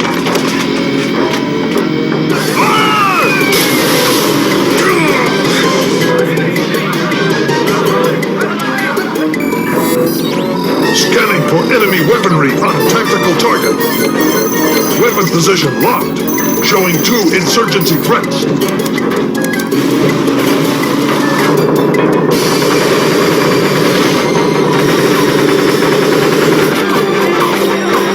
Whoa, man, this is just like Jess's dream. Show me lock and ready target for port 1 Maverick missile.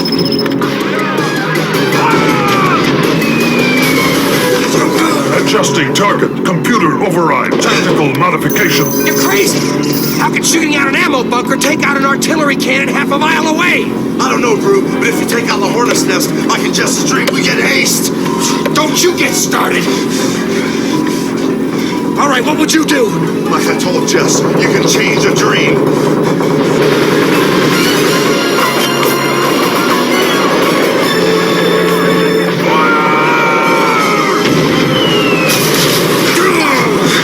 Give me computer override. I'm doing a manual launch. What? Give me computer override. I'm gonna launch manually.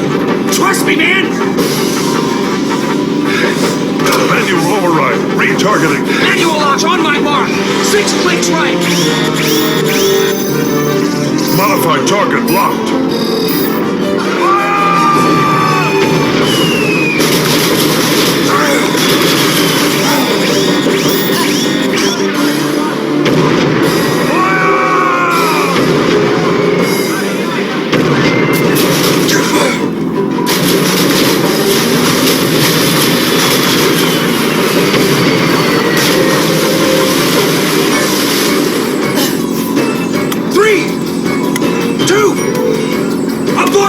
Abort that! Give me computer launch!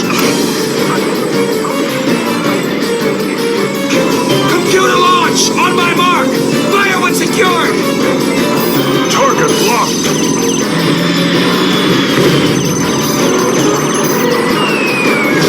Ignition of underground fuel line. Full destruction of multiple weaponry.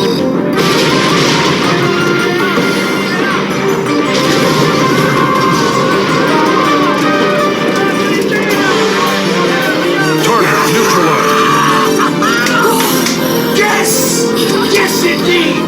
Yes, man! Indeed! Oh, yeah! Oh, yeah!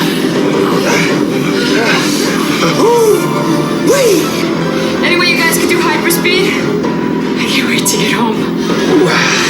Sounds good to me, mon frere. Starting ROC for hyperspeed.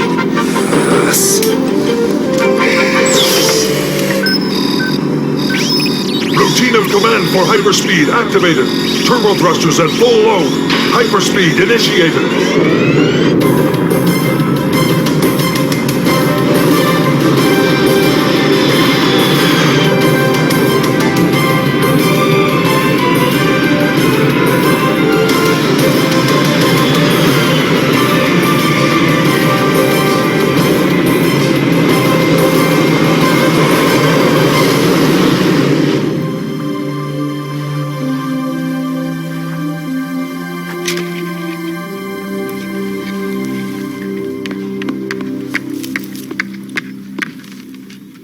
Little one, look, you're lost in the swamp. Now, if you'd been paying attention, you could have entered the rodeo at Cheyenne.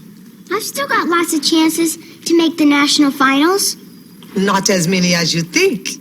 Remember, we're playing championship rodeo, not Monopoly. Jesse, pay attention. I am. What time is it? Much too late to be up. Daddy! Daddy, I was so worried. Well, dreams change, Jess, sometimes for the better. Especially thanks to your information. You mean all that stuff I told you came true? You flew on a magic carpet? Well, we took a little trip on one. You look as if you've been on a bit of a trip yourself, sister. Well, it would have been a bigger crash if it wasn't for your dream crown. Ah, the dream crown. I told you, strong medicine. Well, you look beautiful. Did you get married? No. What I got, though, was an education. Look, I know I caused you guys a lot of trouble. So tomorrow, scuttlebutt. Drinks on me. For my heroes. Sounds great, Legs, but I'm gonna have to get a little sleep tonight. I've got boat lag. Now, come on, Jess. Let's get down and see who's going to win this here rodeo. Mom! Yeah! Hey, wait a minute. I need a hug. Sweetie, here we go, here we go. All right. Ooh, this should be just about enough money to put a new paint job on Thunder.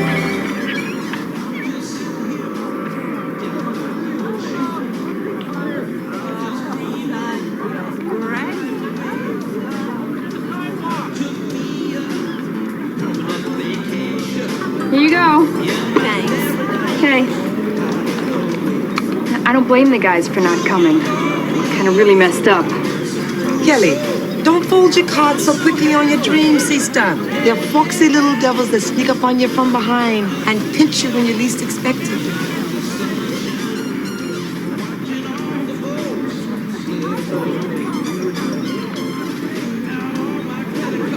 Hey, legs!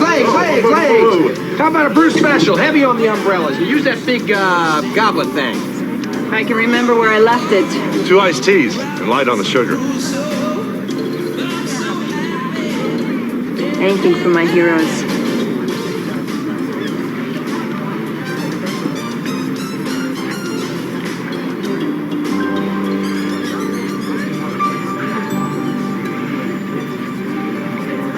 You guys. I guess it's kismet that you're here with us. I don't think it's kismet. I think it's paradise. I'll drink to that. Yo! A toast to the greatest set of gams on the beach. Good to have you back, honey. Hey!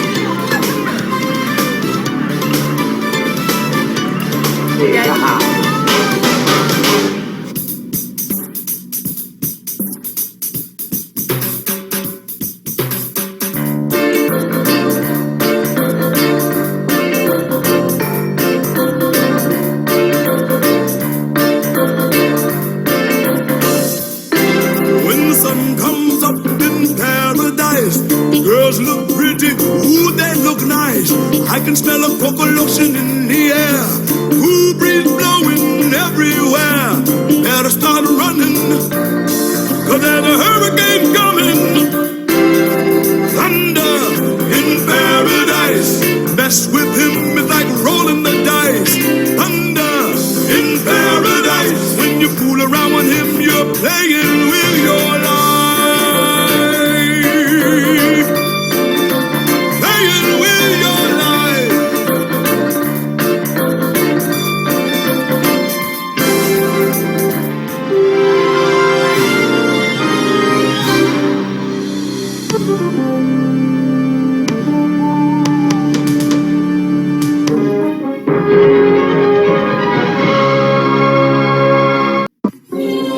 In a hidden fortress concealed by impenetrable jungle dwells Dr. Abbott Reeves, a brilliant but devious scientist with the power to create.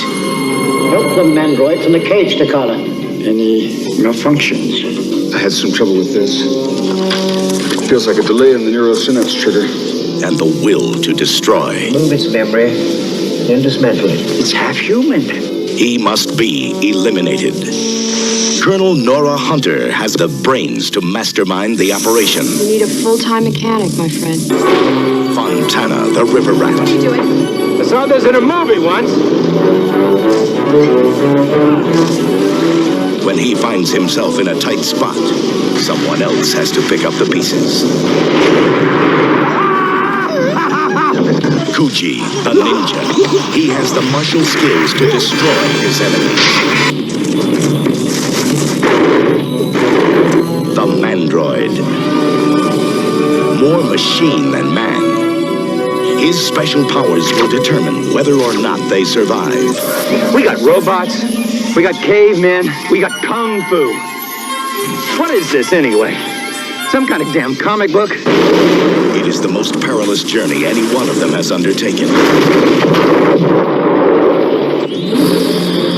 And once they reach their destination, they face the most awesome power on Earth. You don't understand. Soon I shall rule the world.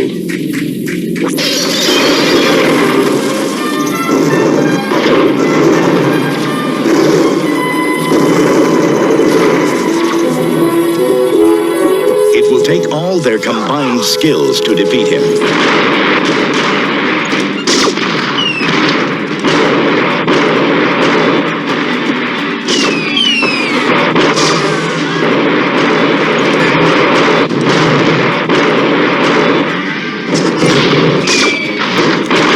Each one is the ultimate specialist in his field. Together, they are the Eliminators.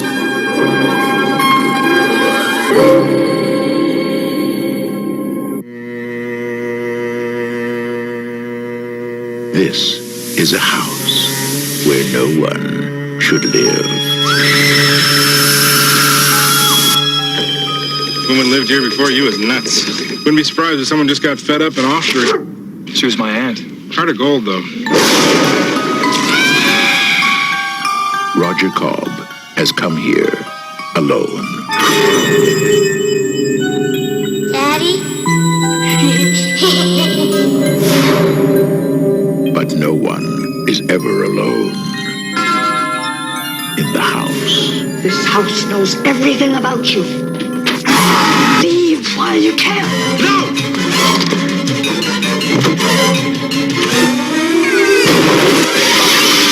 It has been waiting for him. Hi. Sandy. Now,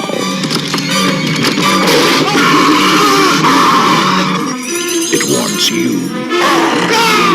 Horror has found a new home.